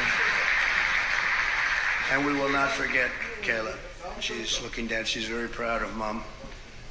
Kamala's cruel and immoral actions on our border are actually disqualifying, in my opinion. She's unfit. She's an unfit person. And she knows this is going on. She never called anybody, including the 13 soldiers that were so needlessly killed in Afghanistan with that horrible moment in time where our country was just lost all respect from the whole world when they saw that. That's one of the reasons that Putin went in. He would have never gone in, ever. He wouldn't have gone in. If I were president, he would have never gone in. I ended his pipeline in Europe, no problem. And what happened? Biden comes in, he proves it right away, but he kills the Keystone Pipeline. Putin never would have come in. And he didn't, by the way, for 4 years. There was never a threat that he was going to do that. But he saw weakness, and I think a lot of it was seen in that horrible period of time. She is also aiding and abetting the cartels, allowing vast quantities of deadly drugs to pour unchecked into our country. And remember this, they now have an app. You call the app and you bring whatever you want, you bring them over, they'll tell you exactly. Can you believe it? They have an app. And they have airplanes, big, beautiful Boeing airplanes flying back and forth over our border. What you got? They were saying, where are those planes coming from? Where are they going? They were loaded up with migrants. They're dropping them out in the Midwest. They're dropping them all over the place. And I will tell you, if you look at Aurora, in Colorado or in Springfield, in Ohio. In Ohio, they dropped 32,000 illegal aliens. They tried to give them legal terminology, but it's not. Illegal aliens, 32,000 into a 50,000 person town, beautiful town, no problems. Okay, but you said And now they don't know what to do.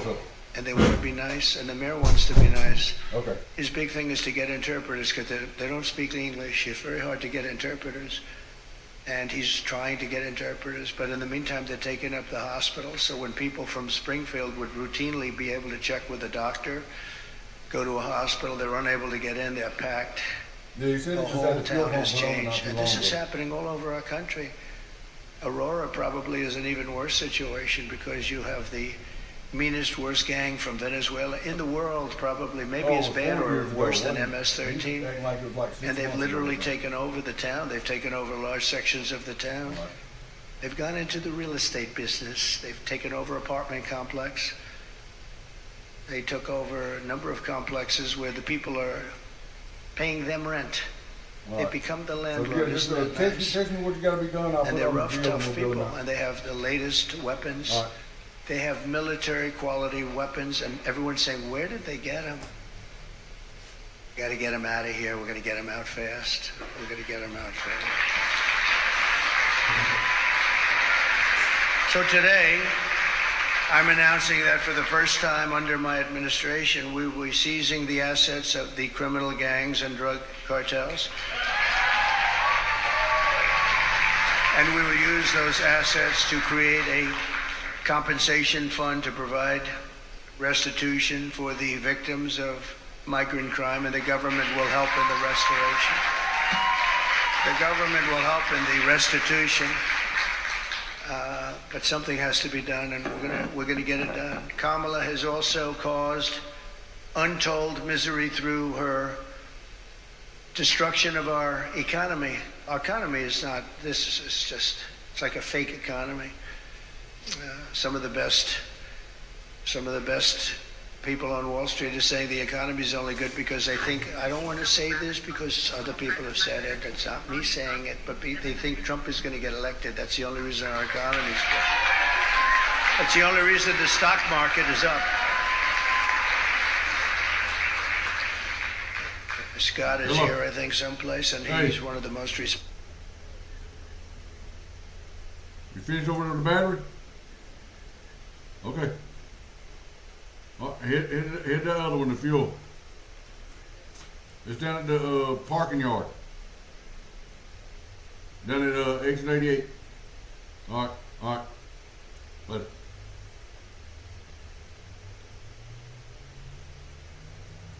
Respected people on Wall Street. He's actually made a very big point of it, that the stock market is only doing well because of the fact that they think Trump is going to win the election. So, which one was that? Costing typical American families over $30,000. Nearly half of Americans now say they're broke. Think of that. Half of Americans are saying they're broke. They have no money. 2/3 say they're living from paycheck to paycheck, and that's a record. We've never had that to that extent. We've never ever had that. Millions of Americans are lying awake at night, worried about how they'll pay their bills because Kamala wrecked their family finances, and she's done that. She's done nothing good. They have done nothing good. And I speak of Kamala, but it's partially Joe, but Joe's out of it, Joe's sort of out of it. She's been out of it for a long time. Now she wants to raise taxes for the typical family by $3,000 a year. She's got no empathy for the hardworking Americans whose dreams she's killed, and said recently that there is not one thing that she would do differently from Biden. That's only because she choked. I'm sure she could have come up with a couple of things if she really thought about it, because there's been so much destruction caused by the Biden administration. One of the things that people don't talk about, and the news never talks about, they don't talk about, as an example, Afghanistan, but this is something that's incredible, because when you think of the numbers, 325,000 children are missing, dead, sex slaves, or slaves. 325,000 100,000 children who came in through the open border are now missing. Many of them are dead, and nobody talks about it. I said, this must be a mistake. This can't be possible. When I read it, I said, this can't be. You're talking about take your largest stadium and fill it up many times. That's what the kind of numbers are. Here today is Michael Copy, a small business owner who runs a dry cleaner and is struggling to get by because of what Kamala has done to his business. They've destroyed small businesses in this country. Michael, please.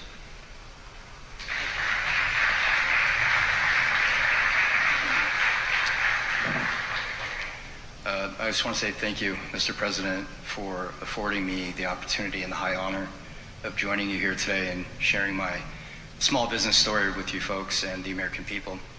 So it's a chain of eco-friendly dry cleaners throughout the Tri-County here in West Palm. And it seems not too long ago, just a few years, the customer and us, the small business owner, we were able to keep up with inflation. There were resources available to us for expansion, or if you had a bad month, you know, if there was something you needed to make up for, it seemed like the support was there. And now, just a few short years later, it seems like all of those resources have dried up. The support's no longer there. We had an expansion plan about 6 years ago that we had to pause because we have to wait for our customers now to catch up with the inflation, the supply chain issues still, because we as a small business, we can't double our price points, although the cost of doing business now is 2, 3, or 4 times what it was just a few years ago. So we've had to get creative. Our industry, probably 30% in the dry cleaning industry, never survived COVID. And just recently this summer, I was contacted, my wife and I, by another local dry cleaner here in West Palm. They were asking advice. So husband and wife been there for about 35 years. Their lease was up, and the landlord was doubling their rent, which would have meant that that's what they've been paying themselves for probably the better part of 20 years. So they had to make a decision. Do they hand the keys back, or do we get creative, work together, pool resources? And so what we did was we figured out the right price point for them, but we did their cleaning for them, at least until we figured it out. And so they were not able to pay their operations. They couldn't keep that going, but they were able to save their business by strategically partnering. And by the end of summer, I think I was contacted by about 12 other local dry cleaners saying, can you guys help us also, because we're going through the same thing. Thank you. And it seems now, so the delta between the reality of what inflation is right now and we have in front of us, the reality of that and the small business owners' capabilities, that delta's too great. So unless we effect change immediately, I fear that in the next few years, if we don't see that change, we might see another 30% of our industry and others no longer exist. So I just want to say thank you again, Mr. President, for allowing me to share my Go Green Dry Cleaner story, and thank you.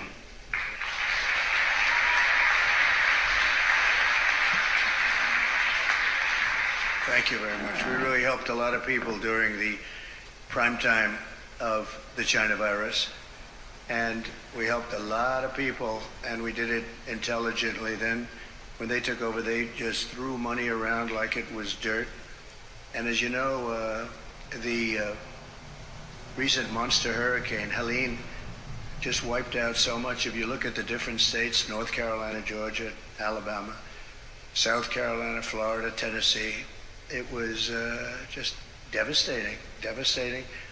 And the response was the worst since Katrina, but really a lot of people think it was much worse than Katrina. It's still, they haven't shown up. They're not in North Carolina. The people of North Carolina have suffered incredibly, and there's just nobody to help them. FEMA has been a total disaster. We had FEMA that was fantastic when we did this, because we had our hurricanes too. We had some bad ones, but we did a great job with it. It's not there. And then you see that they, originally blamed, and then they tried to take it back, but it was a little late. But they said that the money was spent on bringing illegal migrants into our country. They spent close to $1 billion, and these were funds that were spent. And you have to say, I mean, I was in North Carolina recently, and I looked at devastation that was just, it was just unbelievable. There was nobody there from the federal government. The local people have done incredible things. Franklin Graham has done incredible things. He's been amazing. But there was nobody there. So we're pleased also to be joined by Christy Chapman, person I know and I've gotten to know over the last year or so. The mother-in-law of fallen Marine Corps Sergeant Nicole G. Hello. Nicole made the ultimate sacrifice during the disastrous withdrawal. Not that we were withdrawing. I was going to withdraw, but we were withdrawing with dignity and strength and power, and we were going to keep Bagram, the big air base, because of the fact that it was so close to where China makes their nuclear weapons. 1 hour away. We should have kept it, and we didn't do that. But the way they withdrew, they took the soldiers out first. No, you take the soldiers out last. I went 18 months without one soldier. I spoke to Abdul, the leader of the Taliban. We went 18 months without one soldier even being shot at. No soldier being killed for 18 months. And then we left, and you had this group of incompetent people take over. Guys like Milley should have been fired. They should have been fired. Anybody that was involved with that disaster should have been fired.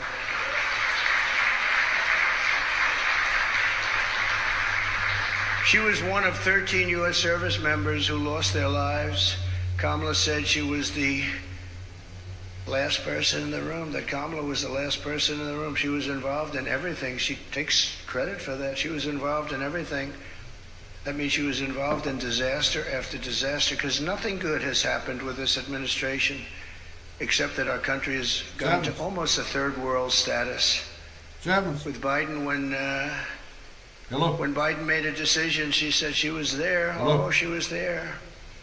But the Afghanistan decision was a disaster in so many different ways. And now you take a look at it, they're right back to what they were doing before, except much worse to women. They're worse to women right now than they were even before it started. But Kamala never reached out to the family members of the warriors. And she said she was going to, but she never did. She never called anybody. And Christy, I'd like you to come up and say a few words, please.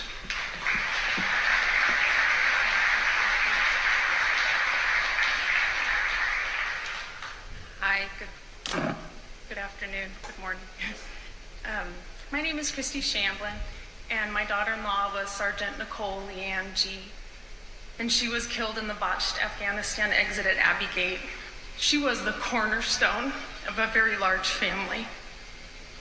And instead of planning family gatherings and holiday meals and Christmases and baby showers, our family and thousands of other families plan outings at funeral grave sites, and that is where we as a family celebrate my daughter-in-law at Arlington National Cemetery, because she is in the ground. Her story isn't unique to our family. She's just ours. There are thousands and thousands and thousands of wounded veterans who came home from that war, who need our help and who are ignored by our current administration. President Trump demonstrates peace through strength. I know what he told the Taliban when he was negotiating with them, because I've made it my business to know. And what he said to them when he was negotiating with the Taliban, he said, "I will kill you if you harm one hair on one head of an American."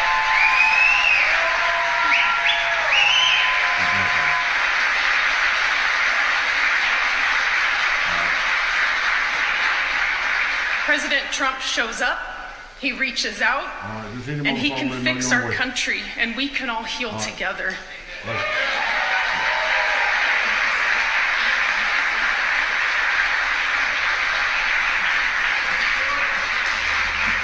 Thank you very much. It's so sad. So many cases like this. Nobody should have died. First of all, when they left, the soldiers should have been there. They shouldn't have been home watching. except for a small group, and many of them got killed, and large numbers. Nobody ever mentions the arms, the legs missing, gone, the face just obliterated. Nobody talks about them. I talk about them all the time.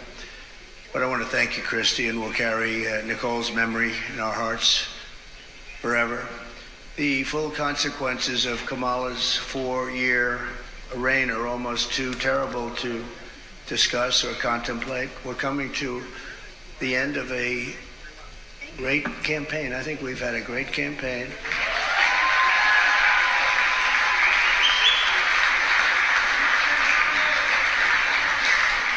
We've really not been provided the kind of protection that I needed as president, but I said we have to do it anyway. When Secret Service would ask for additional people, oftentimes we would be turned down. They were constantly asking for additional people. And I found Secret Service to be very brave. When I was hit and went down, they were right on top of me within seconds. I tell you what, those bullets were flying right over my head. I heard them. And these guys were right. I don't know how they didn't get hit, actually, but they were right there. You take a look at the video. One thing we would say, the video is there for people to see, but they were never given the kind of help that they requested, because our rallies were massively large and they needed more people, and they were always fighting for more people, and it was never given to them. Now they're being given, I hope, what they need, but we were, that was a constant fight. They'd come to me and they'd say, you guys don't want to give us the people. And yet Biden was covered and they'd have like 2 people show up. But Kamala is grossly incompetent, a total train wreck who has destroyed everything in her path. She's destroyed everything. She left 21 million aliens pour across our country, and then she, maybe in a short while, has to go home and she'll get herself a job someplace, who knows.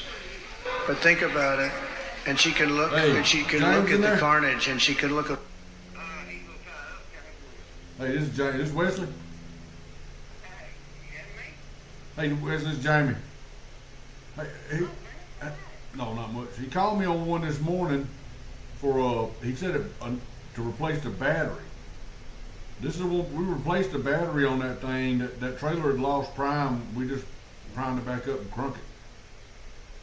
You know, jumped it off. But we had changed the battery on this back on the, I think it was the 17th. So it didn't need a battery.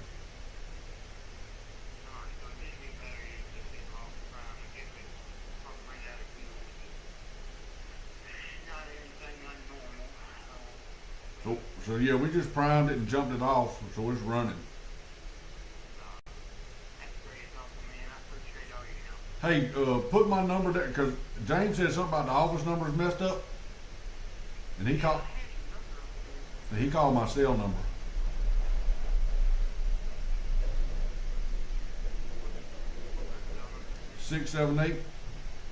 (678-410-2039). And we're working with them to try to find out what the damn office number's off.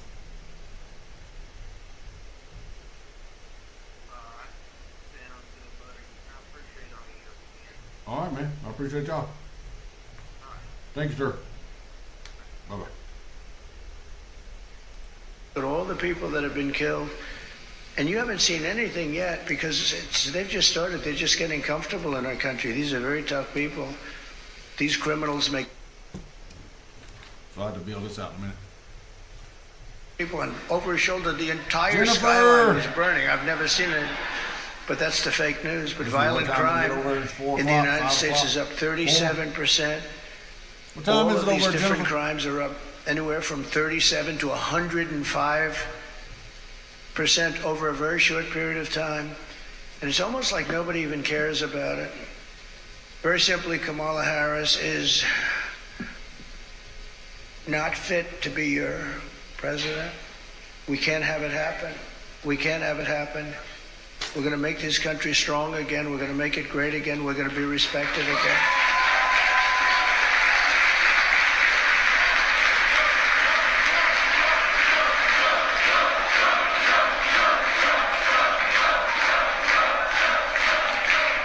Her message has been a message of hate and division, and my message is about saving our economy, securing our border, bringing together the greatest and broadest coalition in American history. There's never been a coalition like this. Everybody's included. And on issue after issue, she broke it. They broke it together. But for purposes of this election, she broke it.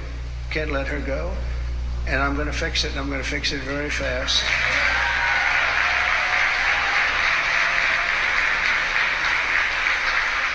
And on the illegal, thank you very much. Thank you very much. On the illegal immigrants that will be taken out of the country, as you know, we're going to be taking them out, and if they come back, we have laws that will be immediately enacted where they serve 10 years in prison, they won't come back, and if that's not long enough, we'll have to do something else. But we don't want them back. They're not going to come back. And as you know, we're asking for the death penalty for any migrant who comes into our country and kills an American citizen or a police or law enforcement person. Because we have to protect our police. Our police are under siege also at numbers that nobody thought were possible. The worst they've ever seen. It's very hard to recruit. And really for not just the danger that's hard. If the oil change bay driver new and used tires will re-groove tires. AC work mechanics on duty. Exit 12 off of 285. That's right up here past the petrol. Chapman's garage. 10-4. To recruit because they don't have the spirit anymore for our country because they're being led with people that are spiritless. They really are spiritless. It looks to be some traffic there, driver.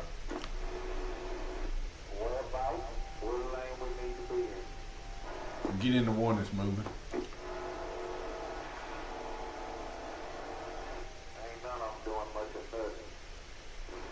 Then you need to just sit still and wait your turn there, driver. Slow down. If you're late, you should have left a little bit earlier. Unless they can instill spirit. But so that's any citizen, they get killed, it's the death penalty, and that includes BMW, Mercedes-Benz, Volkswagen, millions and millions. They don't take our cars. I said to Angela Merkel at the time, Angela, how many Chevrolets do we have in Berlin? Why? I don't believe you have any. I said, you're right about that, Angela. Well, we're going to change it. But they don't take our product. We have a deficit with them of over $300 billion. Think of that. And people think of them as friendly, but they're very tough and very, very fair. I mean, look, they united in order to take advantage of the United States. That's why they united. That's why they formed their coalition. And that was done to take advantage of the United States. So we know how to take advantage of them. We're going to take it back. We're going to take it all back. Those countries, many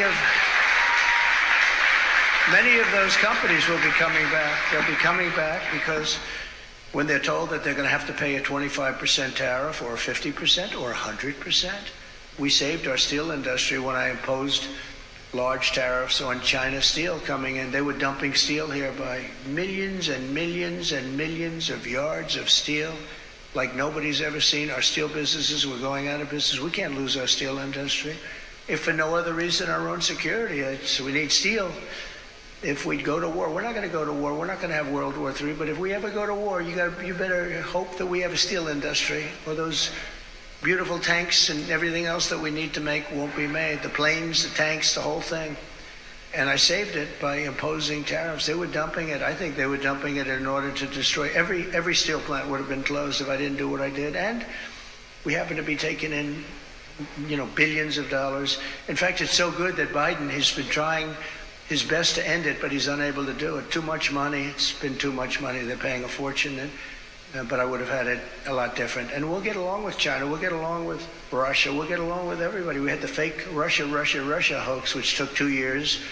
And then they came out with a report that we did absolutely nothing wrong. And that was a stacked deck, too. The people doing it, they couldn't say there was nothing. We had nothing. They checked millions of phone calls, not one call made to Russia, not one call. It was a terrible thing they did to the country, and actually put us in a lot of danger, to be honest with you. I didn't have somewhat of a relationship with Russia and Putin and all. We had to have it. And by the way, getting along with President Xi and Putin and Kim Jong-un of North Korea. If you remember when I met with Obama. About her bedtime, about time for her to get into bed. His wife was very nasty to me the other day. Oh, that was not nice. She was very nasty. She said nasty things. I was always very respectful of her, but she got up there, which shows you how nervous they are about what's happening. But she was nasty 2 days ago. She got up and said some bad things she shouldn't have said. They were wrong, too. But we're going to turn our country around,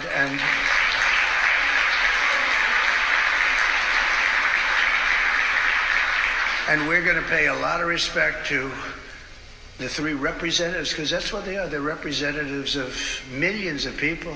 I mean, the businesses, so many businesses are just dying right now. There are millions and millions of people. They're representative of, and our wounded and our hurt soldiers. We have to take care of them. They came back from Afghanistan. Boy, nobody talks about it. They just don't talk about it. But I talk about them, and we're going to take care of them. You know, we had the greatest success with the VA, the Veterans Administration. We had a 92% approval rating. We got it so they had choice, because they were waiting 4 or 5, 6. They were waiting 4 or 5, 6 months, 7 months to see a doctor. And I came in and I got, with the help of some of the great Congress people that are here, we have some great ones. Thank you very much. Thank you. We've got quite a few of them. And I didn't even tell them to be here. They want to be here because they know exactly. Oh yes, very good. We have one of the greats, but they wanted to be here. A lot of people wanted. I didn't tell anybody to be here actually, but they wanted to be. But we have to take care of our military. Think of this: soldiers who are waiting 6 months to see a doctor. Can you imagine yourself? You don't feel good. You could be cured with a pill or with a shot or with something very minor, like a minor operation, and after 6 months you're now terminally ill. So I made it, and they've been trying to do this for 48 years. I made it. We call it choice, like school choice, which is also a very good thing, by the way. But we call it choice, where you have your choice. You go to a doctor. If you have to wait more than 1 day, you go outside, you get a doctor, you get yourself fixed up, and we pay the bill. And it's been unbelievable. I heard just the other day for the first time that Kamala and Biden are trying to destroy that. They're trying to make it so that you have to wait for 6 months again, back to where it was. We had a 92% approval rating, and now if they go back to that, you're going to have. I did another thing you weren't able to get because of civil service. You weren't able to get fire people. If somebody was a degenerate, if somebody was terrible, if they treated our heroes badly, we want them fired. We want them fired immediately. But we were unable to get them fired because they were protected by unions and by civil service. And I had it passed in Congress, which people have also been trying to get. And we were able to fire 9,000 people out of the VA and replace them with people that love our heroes, as opposed to sadists. We had sadists. We had sick people. We had sadists in there that really harmed our great people, our great veterans, and we were able to get rid of them. We got them out, and we replaced them with people that can love and take care of these wonderful people that served us so well. So we did good. We had a 92% approval rating. They've been in the 40s and the 30s, and now it's heading back in that direction, I'm afraid. I hear they want to dismantle everything. And it's almost like you'd say, why? Why would they do that? Why would they do that? And yet they'll spend, you can't say money, because they give away hundreds of billions of dollars to anybody that needs it, but they won't take care of our veterans. They won't take care of our people. They won't take care of our soldiers. They won't take care of our elderly. They won't take care of anybody, but they give every time certain people come to town, they walk away with $100 billion for countries that many people have never even heard of. So I just want to tell you, this is a campaign that's been long and hard. I've been on the road or campaigning for 58 straight days. I haven't taken a day off. I'm proud of that.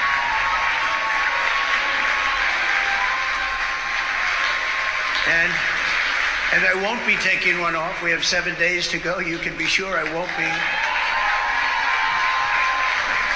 and do many, many things every year. And I just want to end by, I've watched their commercials, and they're really fraudulent.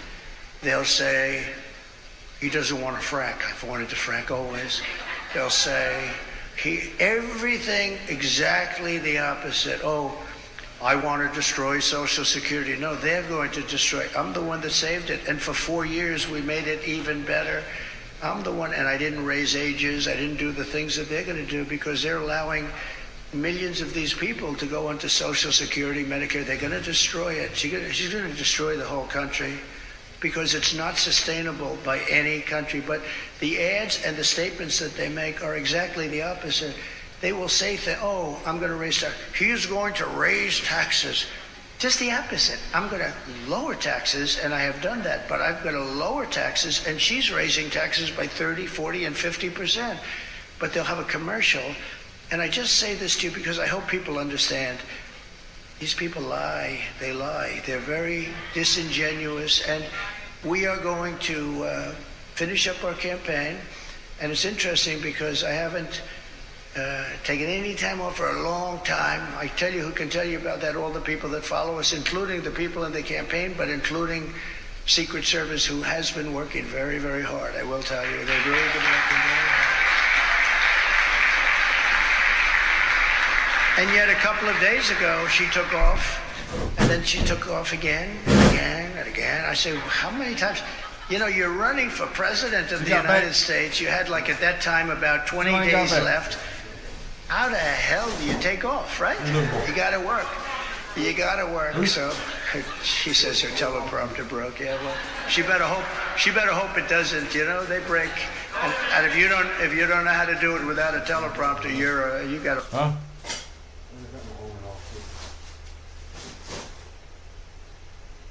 I thought you got some.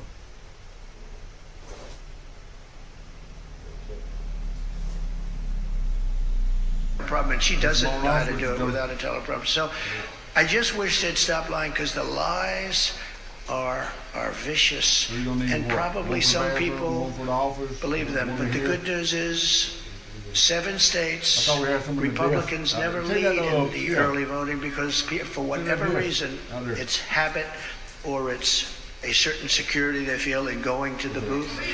They believe in principle. But we never lead in. I don't know if we. Check that desk. There was some in that one of them drawers on that desk, that steel desk. I seen some somewhere. I think they're in that desk. Hold it. We've ever led in early. Every single state we're leading in. Every single state. And in early. And we have a coalition. Nobody's ever seen anything like. I don't think anybody has ever seen anything like what happened the other night at Madison Square Garden. The love in that room, it was breathtaking, and you could have filled it many, many times with the people that were unable to get in. But politicians that have been doing this for a long time, 30 and 40 years, said there's never been an event so beautiful. It was like a love fest, an absolute love fest, and it was my honor to be involved. And hopefully, you know, they started to say, well, in 1939, the Nazis used Madison Square Garden. Well, and you know what? But can you imagine it? In 1939, the Nazis, anyway. But how terrible to say, right? Because, you know, they've used Madison Square Garden many times. Many people have used it, but nobody's ever had a crowd like that. And I tell you what, right now, nobody's ever had love like that. That was love in the room, and it was love for our country. Love all in the mouth. It was really love for our country. So we're going to fight like hell for the next 7 days, and then hopefully...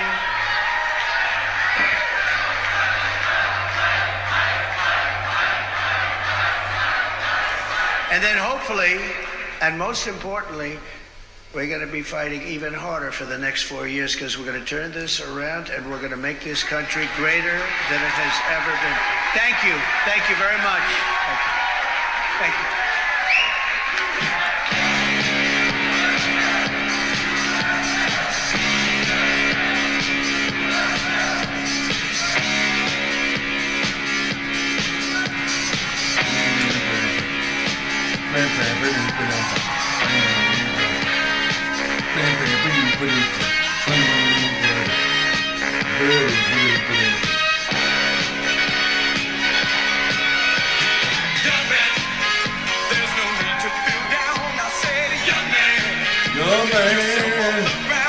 No, they'll give me a copyright strike on that, playing that.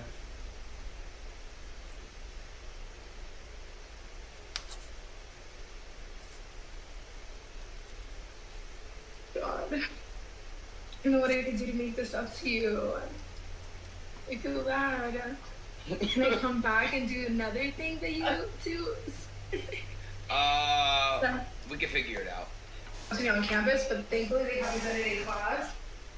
Bingo! Ew, bro! Damn, that girl's sweaty. It's not even fun. Ew, dude. Bro, get that shit away from me, bro. Dude. Do you want deodorant? I told my chat this already. I sweat so much. But you know I don't smell bad. You literally said I smelled good earlier. Smell like an onion. Muslim problem in the world. But you do believe overall there is a Muslim problem in the world? Well, there is a Muslim problem, absolutely. You just have to turn on your televisions. I think Islam hates us.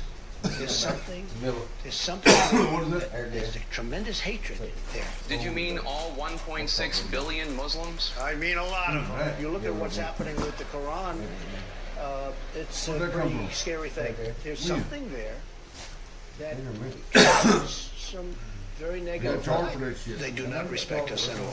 Large portions of a group of people, Islam, large portions want to use very, very harsh means. You have more than a handful of moderate Muslims, but you certainly have a problem with Muslims. Within the Muslim community, we have some very radical people who want to do great harm to you and to Joe and to everybody on your panel and to me and to this country and to the world. There's a level of hatred within a certain community, in this case the Muslim community. I want surveillance of certain mosques, okay? If you have people coming out of mosques with hatred and with death in their eyes and on their minds, we're going to have to do something. They're trying to take over our children and convince them how wonderful ISIS is and how wonderful Islam is, and we don't know what's happening.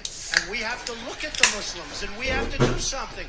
We cannot stand by and be the stupid people while our country is destroyed. 25% of the Muslims living in the United States agreed that violence against Americans here in the United States is justified. 27%, could be 35%, would go to war. I watched when the World Trade Center came tumbling down. And I watched in Jersey City, New Jersey, where thousands and thousands of people were cheering as that building was coming down. Okay, so remember, listen. Donald J. Trump is calling for a total and complete shutdown of Muslims entering the United States. They would say, "Are you Muslim?" And if they said yes, they would not be allowed in the country. That's correct. Why aren't we letting the Christians in? Why are we letting the Muslims in? You tell me. You're saying no. We have a major, major problem. This is, in a sense, this is a war. We have to stop the Muslims until we find out what's going on. Does that make sense, by the way? Until we find out.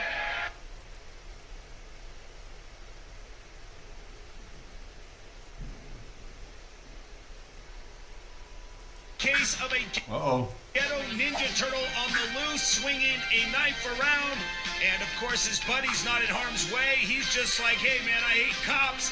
Well, guess what, man? See them red you lights can hate popping cops, up on that's fine, but you start swinging a knife at those cops, guess what's gonna happen? You're gonna get a freaking hot dose of some freaking Edison medicine. Followed up with a stiff tip. The cops have been called to tell him to get the hell out of here, but he doesn't want to leave. Now challenging the cop, acting like a tough guy. That's puts wearing on his off. dukes, and the cop's like, I don't got time for this shit, man. I got cops waiting in the car, so take a dose of some Edison medicine. Oh, Nobody he gets ain't even between arguing. me and my morning coffee. You Get on your belly. But in this situation, he ends up taking the freaking hard road. After knocking the cop down, it looks like he's going back in for seconds. Cop's like, stand by, I'm about to bless you with some Tesla and just injects him with some Edison medicine. What looks like this naked man is probably smoked Butt naked. too much PCP. We'll call him Sherman for now. And oh my God, comes out of nowhere. Right in the ding ding. With a bitch slap, exits the metro and now turning into electro mode. Sherman knocks his head. He's like one of them characters, them superheroes. Naked Electro Man. Roll in the dirt as he continues to take injections of Zeus juice. Keep shooting on juice Joe to him. Edison medicine ends up doing the stiffer momentarily. He got all stiff there. And now legend has it, not only will he be marks as well. Congratulations, douchebag. Not sure if it's campus security because he blurred out the uniforms, but you can see this fight is being broken up, and this guy doesn't want the fight to be broken up. It appears he's about to ride the freaking lightning, courtesy of fucking around and finding out, as we're about to find out once again with a big slam. Dude with the taser's like, you want to shit sparks for the rest of your life? Dude with like, hell no. Just take me to jail. Parents would have disciplined some of these kids in the first place. Take a belt to their ass. Making out with the freaking ground right now. Take a belt to them.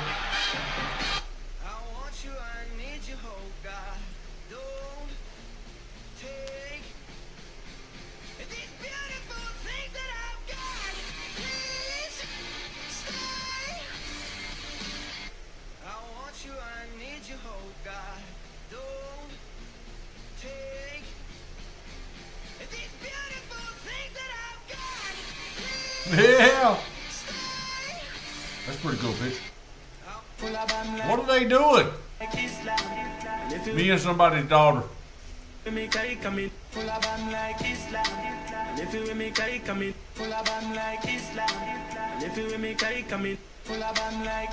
that demon at Kamala Harris's thing yesterday. They tell you need to get every year of your whole life. Only vaccines. It's the only one. Flu vaccines. Every year starting at 6 months old till you're buried. So why? Great business model. Right. Yeah. You need this every single year for your entire life starting at 6 months old. So I decided. Yep. They gotta get customers. So, and again, the top globalist minions, they're tacticians. Raskin and Podesta have all said. Trump supporters are supposed to be carrying out terror attacks. Bullshit. Sleep, Kamala is at a dance party with Beyonce. Beyonce. Dance party with Beyonce. Dance party with Beyonce. Dance party with Beyonce. Dance party with Beyonce. Beyonce. Party with Beyonce. Beyonce. Dance party with Beyonce. Dance party with Beyonce. Dance party with Beyonce. Dance party with Beyonce.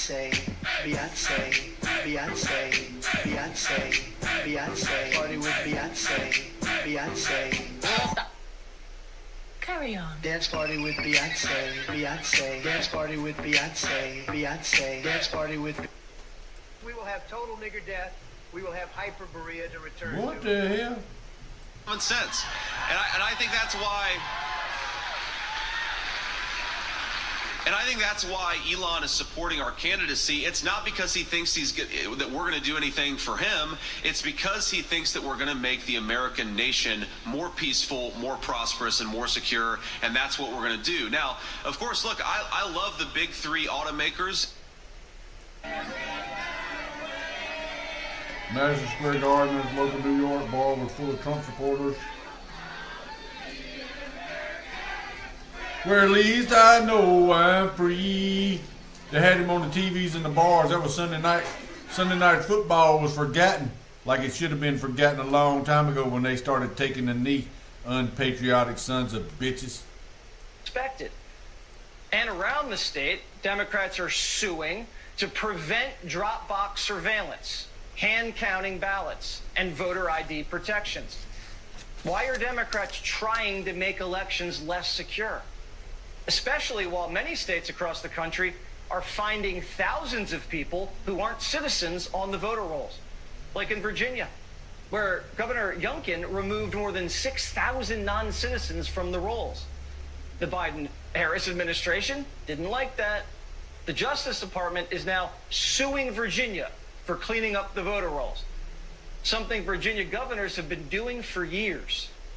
Why is it that anyone could argue that a process that removes non-citizens off of our voter rolls is anything else other than common sense and constitutional? This is a law that's been on our books since 2006. It was a law that was signed by then Democrat Governor Tim Kaine. This is why I find this to be a very, very unreal moment that is stunning, that they filed this suit 25 days before a presidential election, when in fact this has been going on in accordance with our Constitution, the federal Constitution, and state law since 2006. It's simple.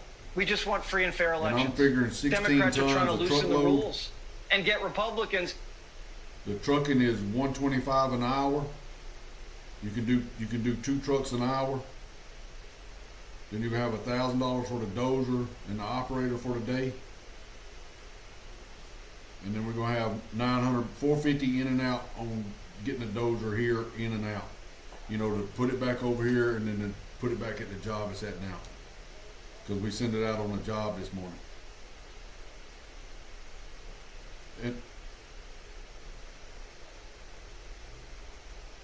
$8 for milling, and that's $8 a ton. And I was figuring that the trucks would hold 16 tons because they'll hold 18, but they don't like to overfill them. But they'll give us a ticket on how much weight. Well, they'll give us a ticket on the weight when they bring the trucks in.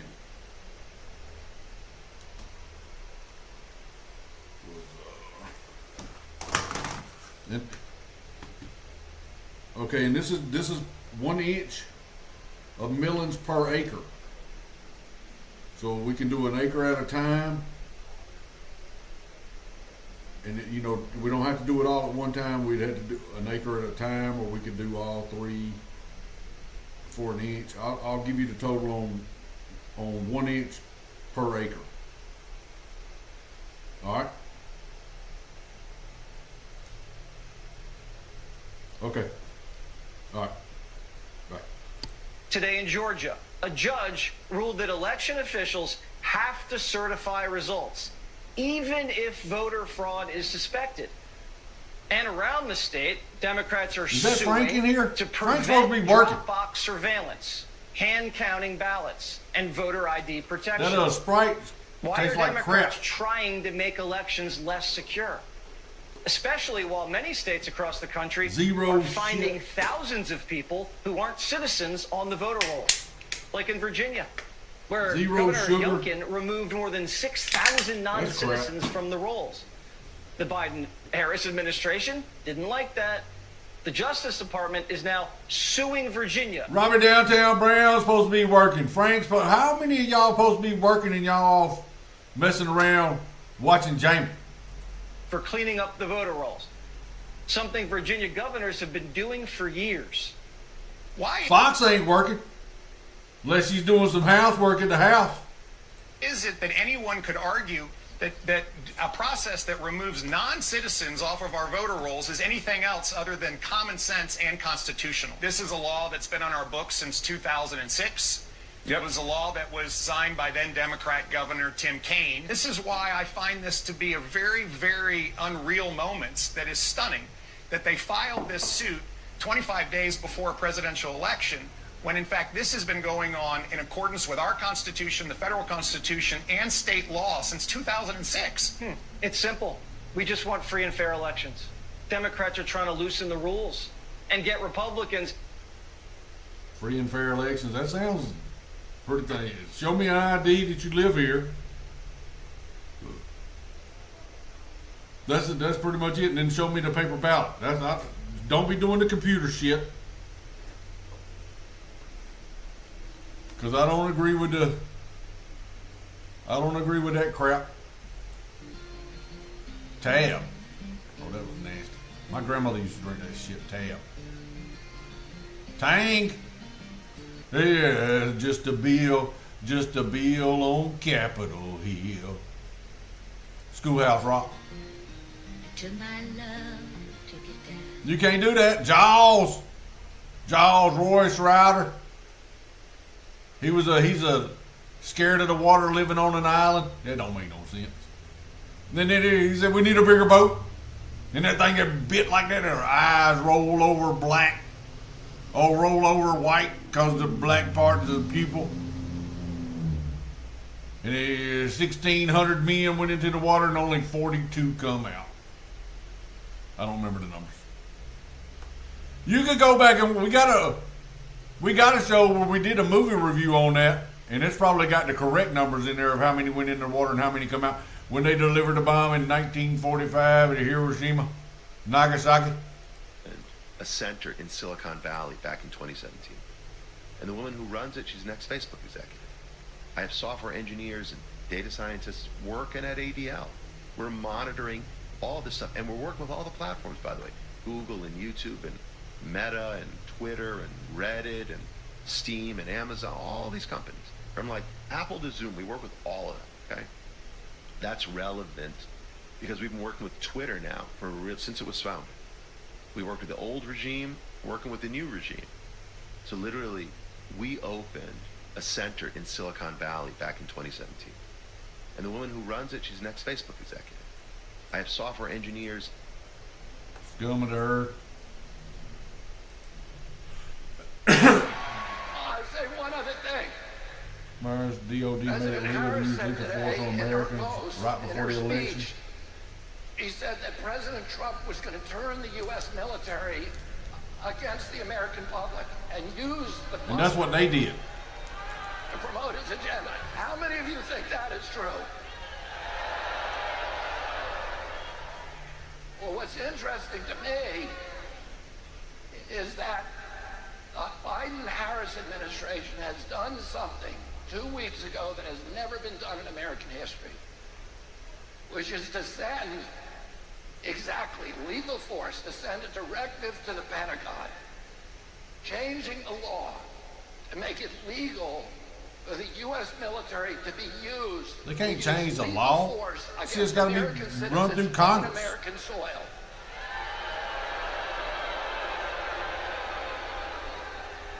Technically now it's legal for the U.S. military under this directive. It will become legal for the U.S. military to shoot and kill Americans who engage in political protest because they disagree with policies in the White House. I'm not making this up. Any of you can look it up. This is a Democratic initiative. This did not come during the Trump administration. This did not come from Donald Trump. It came from the Democratic Party. And that's why I left the Democratic Party.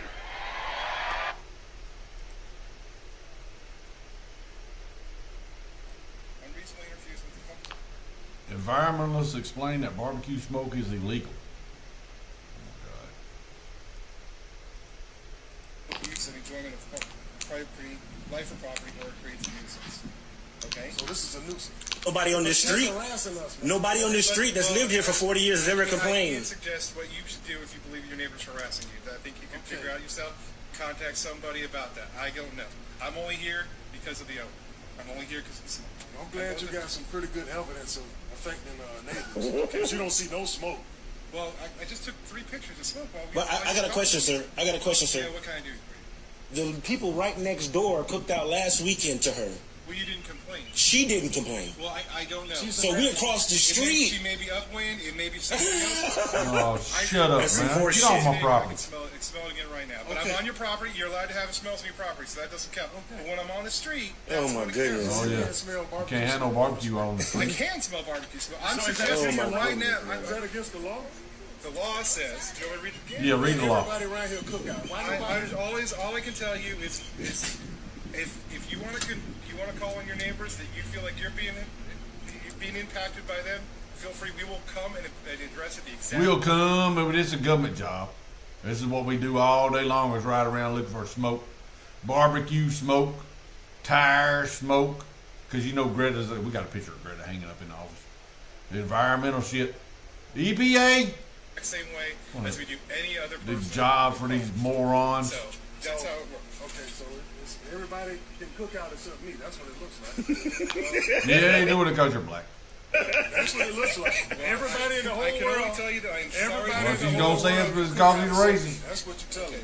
Because everybody else cooks out around here. We sure ain't gonna stop. Nobody harasses them. We sure ain't gonna stop. And I'm cooking out. Chapman's. And I barely have fire department. Chapman's. Wesley, how you doing?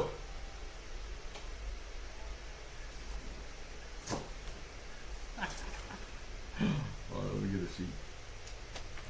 All right, what you got?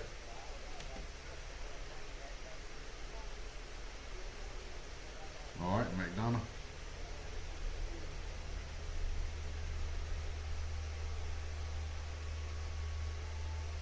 Tenement slide. Tenement slide.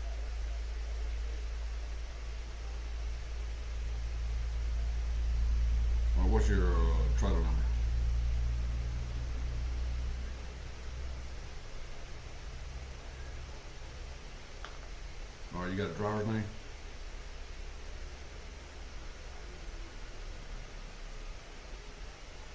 You got a phone number on her?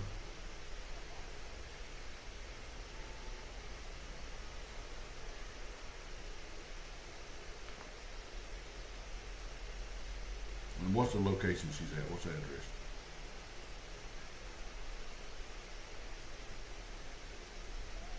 King Mill Road. What's your reference number? 279-7711.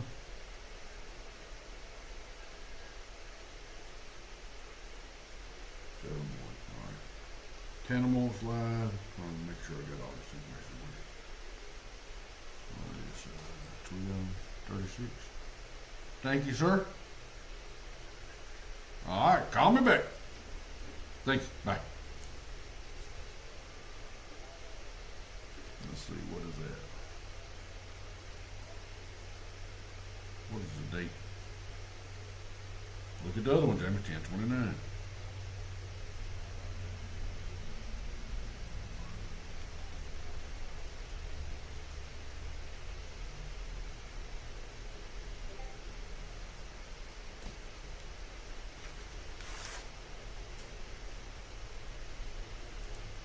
Ambulance, police, ambulance, environmentalists. That don't even, you know. Hey, I got one down in McDonough, Cannonball Slide. I'll shoot you a picture on it. All right. All right. Oh, yourself, that don't even sound right. Come on, man. Sir, let's be real, man. All I'm here is to verify that okay, there was smoke. The police done been out here. The fire department done been out here. They've been out because she been harassed many for times. 3 years. Okay. And every time I barbecue, she send the police and the fire department out here. They tell me to go ahead on. Okay, well, to be fair, the police and the fire department are looking at different parts of the rule. I know that seems a little odd. Everybody's got their own slice of the rule that they have expertise in. So that's saying that right there. If the police and the police department looking at different rules. Talk to this company. They haven't told us that we can't barbecue. We're not a company, we're a county, but okay. You're talking well, whatever this is. I'm just right. making sure we talk to these right. people. That's all right, because we can get Mr. Newton to talk about it, man. Yeah. And Mr. Roussan, we'll get them to talk about it, because we're sick of this. Well, so anyway, I'm just suggesting that there is a rule at play here, and that basically what you're doing looks like it may be in counter to the rule as far as the objection. So I'm breaking the rule. Breaking the rules. That's a song, ain't it? No, that was breaking the law. My bad. Breaking the law. 32,000 migrants in Springfield, Ohio. I thought it was 20,000. Why did he change the number to 32? Why did he say 32 6 times on Sunday? Why did he enter the funeral procession song on Friday? We read, the tide has turned. Maybe one day, but it cannot go slow. The initial wave will be fast and meaningful. You'll send a signal to others immediately, and you'll see the tide turn. Not even the MSN can hide, and rest assured, some will be jailed as deep cover agents. Chapman. Hello.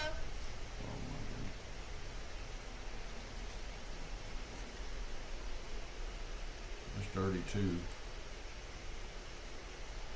What the hell?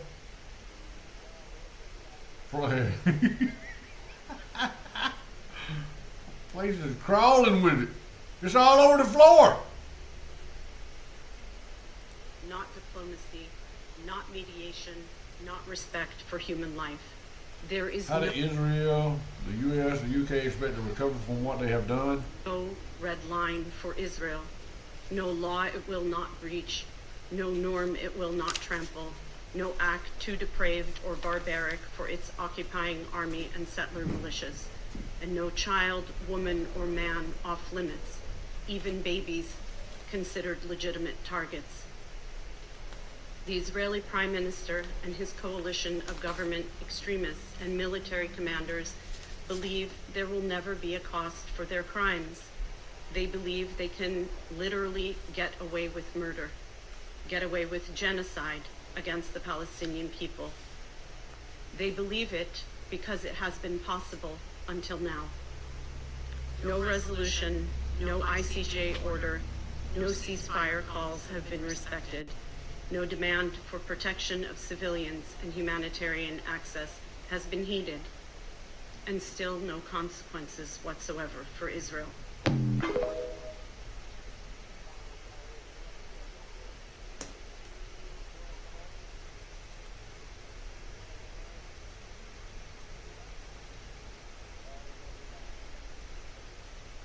Attacked a music festival. Are you referring to that time on October 7th when young Palestinian men bulldozed through or paraglided over a technologically advanced super wall that was imprisoning them inside a compound where they were denied drinkable water and kept on what Israeli officials referred to as a diet of starvation, and with guns and other makeshift weapons attacked anyone that they came into contact with? Is this waging a war against the Jews? Or is this a jailbreak from out of one of the worst places to live on earth, what human rights organizations have referred to for decades as the worst humanitarian crisis on earth? When the UN High Commissioner for Human Rights in 2008 says that Gaza's entire civilization has been destroyed, I'm not exaggerating, do you think that this is the sort of place that is capable to wage war against the most technologically advanced and well-funded militaries in the entire world? Be for fucking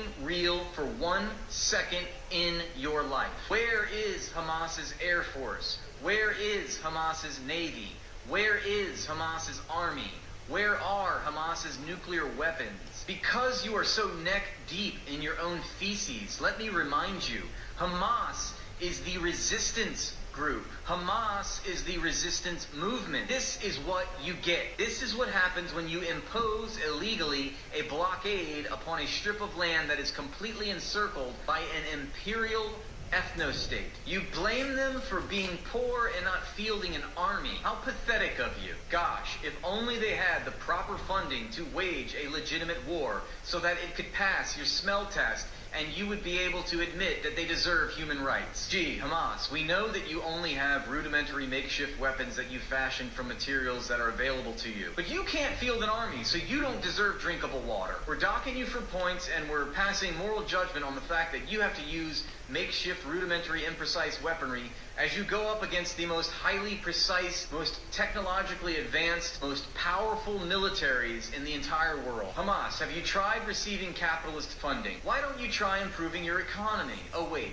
you can't because of an illegal blockade. Well, why don't you get humanitarian aid? Oh, that's right, Israeli commandos kill activists. Why don't you get the press to report on it? Oh, that's right, Israel kills the journalists that are reporting on the story. You are shaming Hamas for being the only group left after Israel has sidelined, fractured, fragmented, crushed, demolished every peaceful demonstration and protest and march of return organized by the Palestinian people. Every exhausted avenue of political pragmatism decimated by the Israeli government under the protection of the United States. This is what you get, world. You get Hamas. Deal with it. It is no surprise that militant opposition groups are the only ones left. All of the moderate dissidents are dead. You cry for the Israeli civilians that lost their lives on October 7th. You blame the Israeli government for not keeping its citizens safe. Goodbye, Netanyahu. You have failed. Guess what happens when you deprive 2.3 million people of their human rights? Guess what happens when you preemptively launch murderous high-tech remote-controlled bombing campaigns designed to terrorize, humiliate, and punish the civilian population? And after the destruction, you impede the rebuilding process so much that it would take 147 years to rebuild Gaza back to 2014. Guess what happens when you implement an illegal blockade? When you illegally occupy land that does not belong to you? You get violence.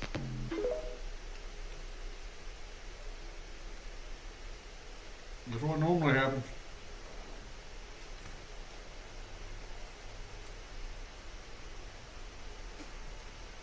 Uh-oh.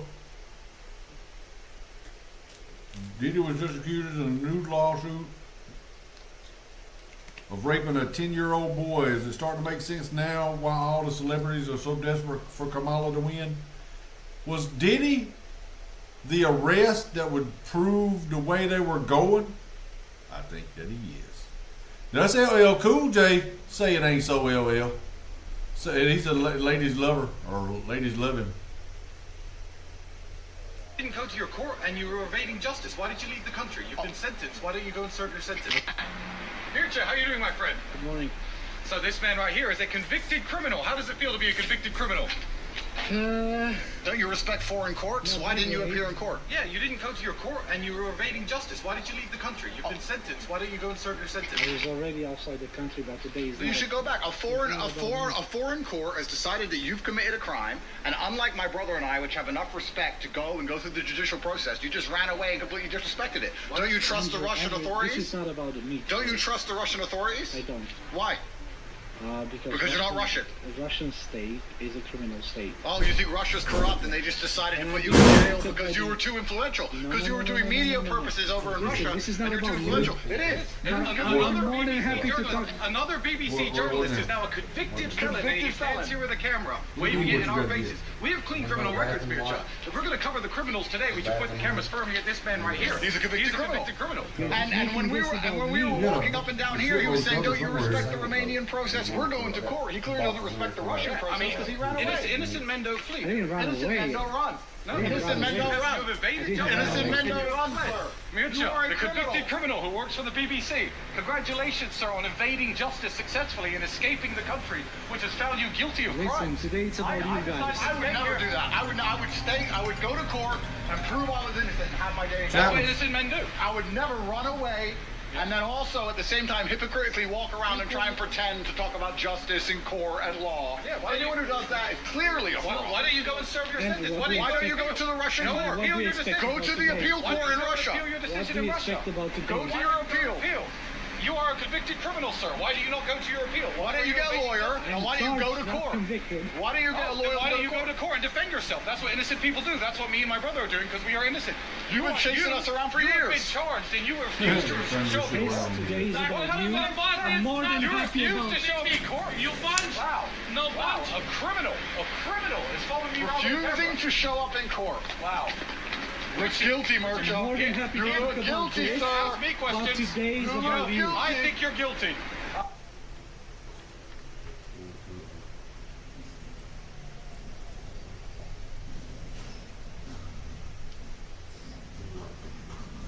Anyone else notice Melania Trump black and white dress matches almost perfectly to a video of Jenna Bush shape-shifting? Could these be messages to the Bushes specifically? Stories and write them for UNICEF. And so, I mean, I obviously learned so much from these kids. I learned from Anna in particular, who has lived an extremely difficult life. I learned to live each day to its fullest. Doing any kind of mission changed my personality necessarily, but I taught for 2 years after the University of Texas after graduating, and then went on to Latin America. And you know, of course, I've grown up. It's been 7 years since people had that image of me. But yeah, I mean, listening to their stories was incredible. And here's a card that's got some money on it. I don't know how much. I think it's $9 or something. I don't know how much is on it. There's something else I got to take back over here. Dale's up there. What's in? What order? We got a box of eggs on. No, you can finish now.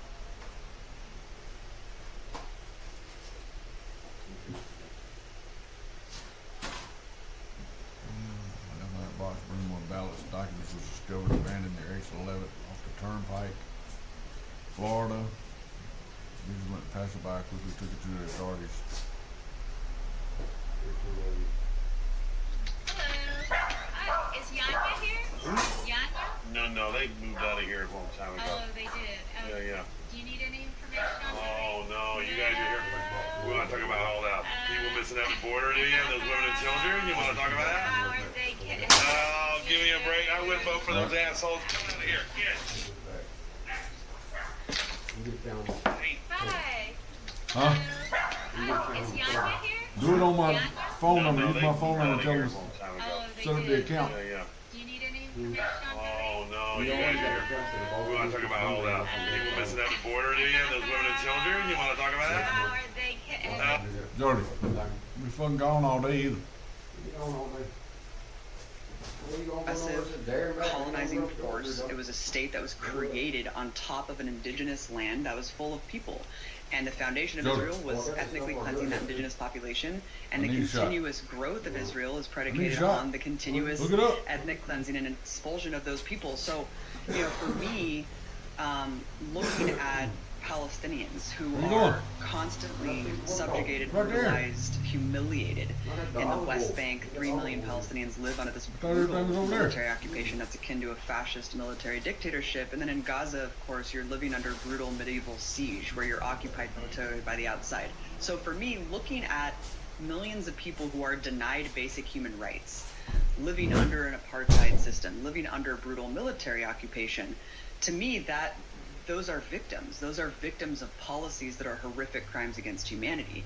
There is no both sides in that issue. Israelis are free to go wherever they want. A lot of Israelis aren't from Israel. They're from other Western nations or whatever. I mean, we know that right of return, you can be a Jewish person anywhere in the world and just move to Israel. You can ethnically cleanse a Palestinian village and move to Israel and move right there and be be aided and abetted by the state. So for me, it is a question of just simple morals. I have extreme moral righteousness when I look at an issue like Israel-Palestine because it's just so obviously naked. And when we look back, like if we look at something like October 7th and on the Piers Morgan show, and we spent 10 minutes of this so-called debate where he's just basically demanding that I condemn Hamas. And for me, you're getting into a tricky situation where you're being asked to condemn people who are living under an oppressive system. We're not even talking about the atrocities or crimes that were committed on October 7th. I'm just talking about the actual both sidesing of Israel and Hamas. And there's just no comparison whatsoever, Ryan. And when we look back at the Nat Turner slave rebellion hundreds of years ago, no one is asked, is this a moral issue? It's so obvious. It's like you're not going to condemn the slaves for revolting. You can talk historically about why atrocities were committed or why some things happened the way that they did, but you would never condemn the slaves for breaking out of their shackles. Can't blame them. I can't. Jewish terrorists lynched British soldiers, booby-trapped their corpses, and hung them from trees to kill their rescuers. Chapman's. Mention began. Hello? Hello? Hi, this is Sophia. I'm calling to let you know that the Prime Minister of the Jewish State, Israel. Sister named Mike sent this to me. ActBlue is letting these fake transactions through. Oh, Steve Bannon got out of prison. Magnificent. The co-hosts that have done this for 4 hours a day and a couple hours on Saturday, and then plus other streaming we've done with Grace and Mo. The incredible thing of these people stepping up Steve Bannon got out to motivate you to make sure that you get out and vote. Nancy Pelosi sent me to a federal prison. She sent me to a federal prison as a political prisoner to do two things: to make sure that she tried to tamp down the power of this show, right? Tamp down the power of the show, and also to break me.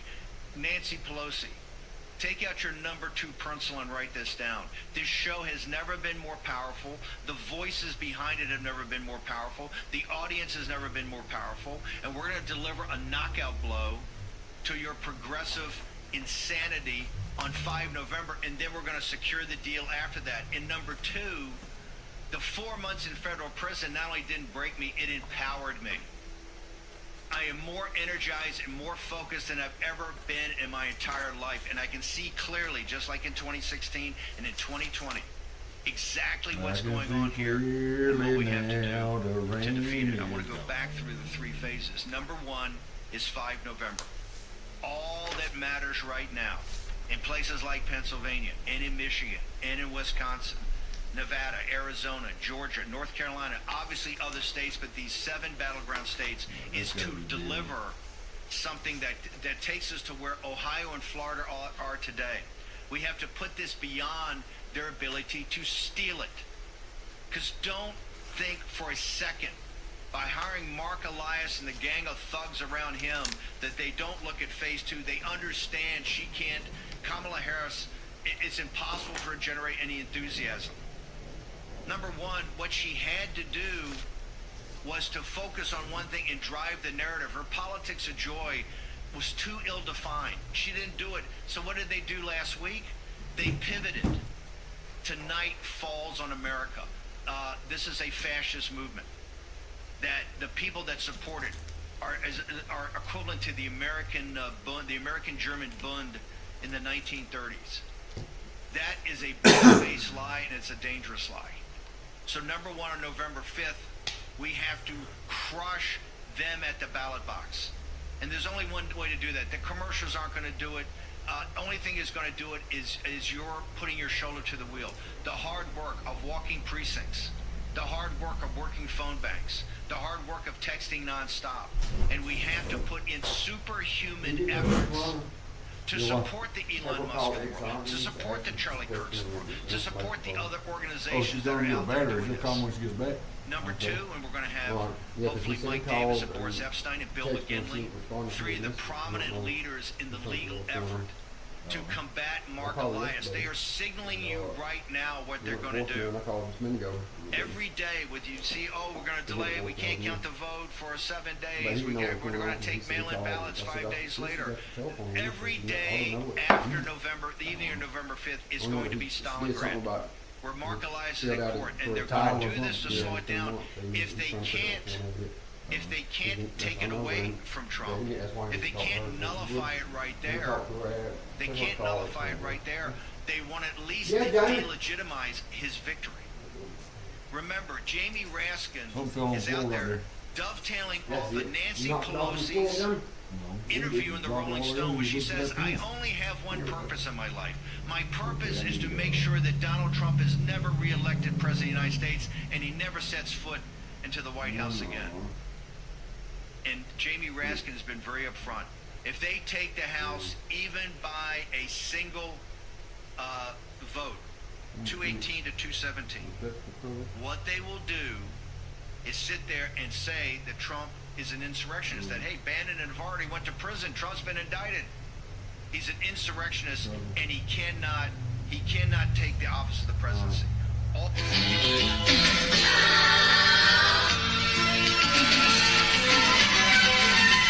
Whatever happened to predictability?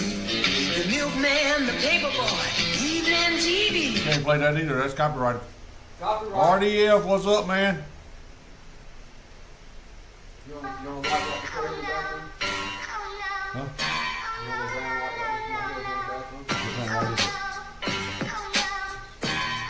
like what the bathroom? Yeah, that'd be good.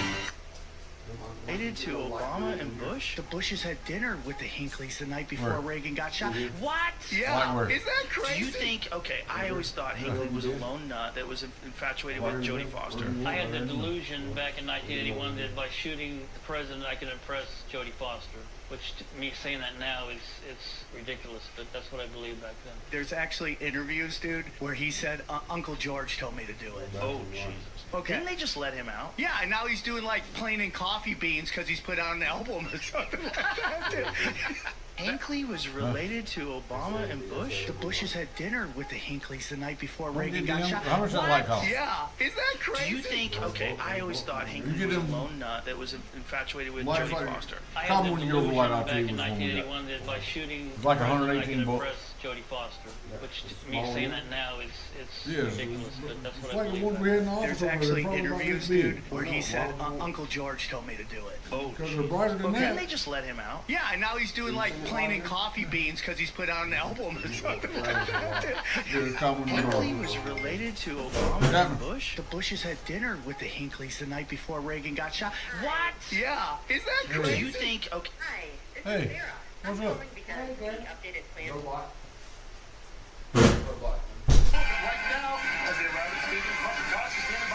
Illuminati here. Humiliation ritual, look at it. Look at it. Man, wait. Sexy looking bitch right there, boy. That's sexy. You already have a ring, but what would a win today? Wait. What would that mean? That means a lot. What ring is This is another reason why I don't watch football. good. It's like ring Don't say it, Jamie. I was finna to. I'm gonna get banned if I do. I'll get a strike, so I ain't gonna say it. Somebody found a box full of ballots. Exit 11. Already seen that one.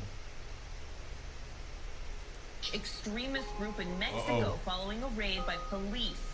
The Lev Tajor group, known for their extremist practices and imposing a strict regime on their members, was investigated on suspicion of trafficking minors in the jungle north of Tapachula in the Chiapas state. Mexican police worked alongside a team from Israel, including former Mossad agents, in planning and carrying out the operation that took about 2 years to plan.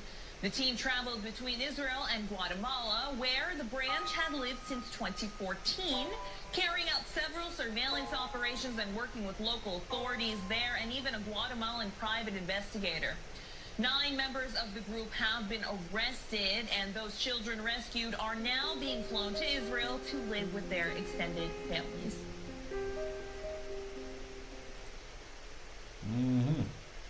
Trafficking kids, huh? Spider-Man is dying, and the only cure is racist and offensive memes.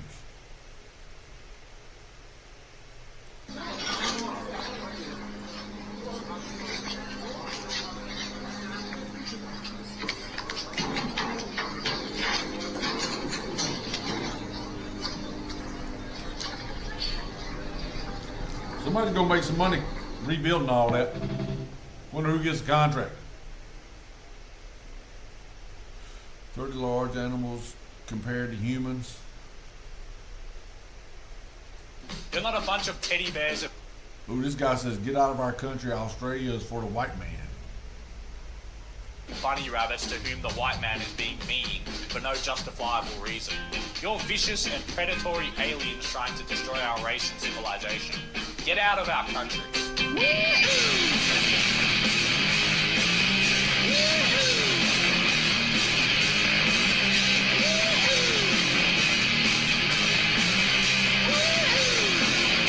You're gonna get a copyright strike playing all this music, Jamie. Probably.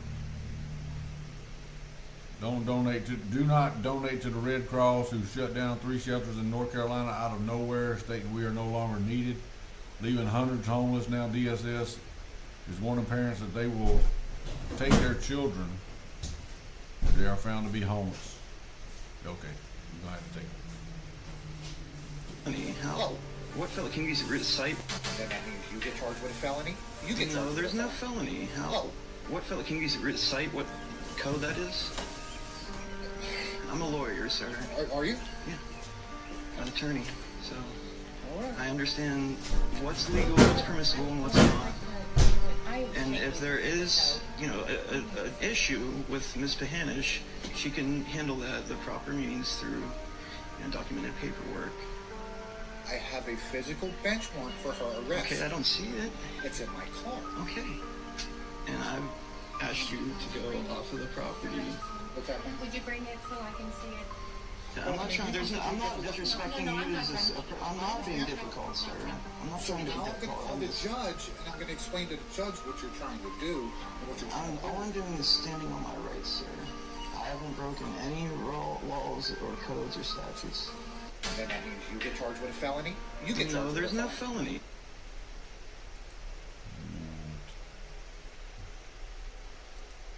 How you doing? Oh, it's Kermit. Are you Kermit's finna flash them girls. weaving? I can't tell. I see you're shaking, but I don't know what's happening. I'm scared. Oh. Short on Kermit. Hey. Kermit showed him the carrot. No, that wasn't a carrot. That was a cucumber. 24. I will be voting for Kamala Harris. Camilla.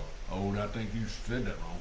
Harris, and why is that? Because the other option, Donald Trump, is like evil and worse. And do you have any specific reasons why he's evil? I'm trying to think off the top of my head.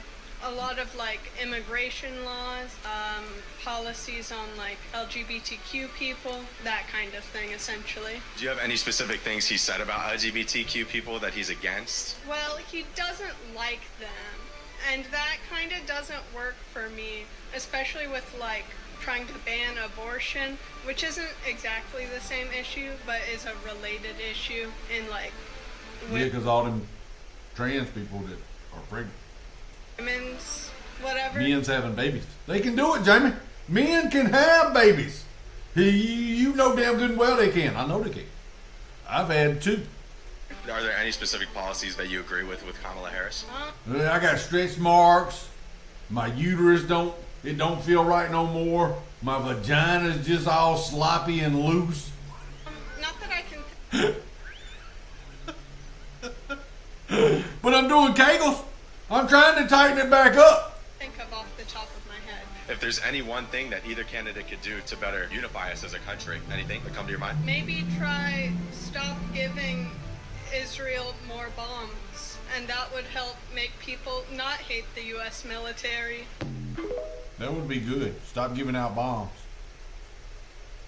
Space is water. Space is water. The ocean was the real outer space. A couple years ago, an independent researcher named Tyler Schmerkenhieser designed and engineered a one-of-one submarine with an adaptive hyperalloy composite hull. To prove it, guy was obsessed, believed the concept of the ocean floor itself was a lie. Stuck a camera on the front of the submarine and set off into the unexplored depths of the Mariana Trench. And Buddy, the species he'd captured on these videos, were things that have yet to be explained to this day. But instead of finding the seafloor, he discovered what he described as an abyssal vortex, a swirling black whirlpool that no previous expedition had ever encountered. Said that by the time he'd gotten through it, he rose up to lands that he'd never seen before in his life. Saw these strange human-like beings standing up on the shore. It was like this upside-down world, accessible through vortex canals in the depths of the water. I need to find me one of them. Kamala Harris is finished. They're saying this is Kamala, saying that she had an abortion, I think. Star trails in the southern hemisphere only work on a flat level, infinite plane.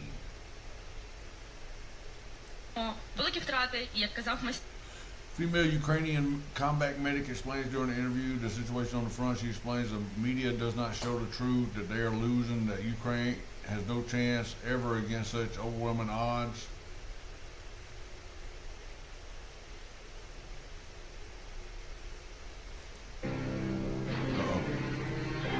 Trump's Batman. You can be Eagle Man.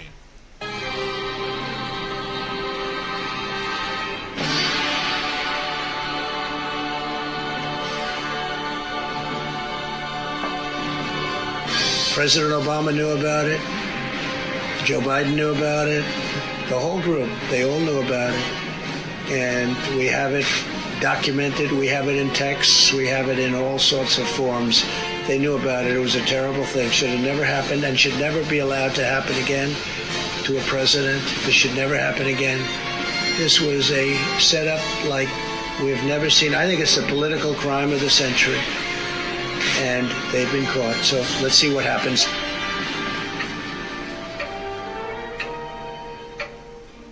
It's happening.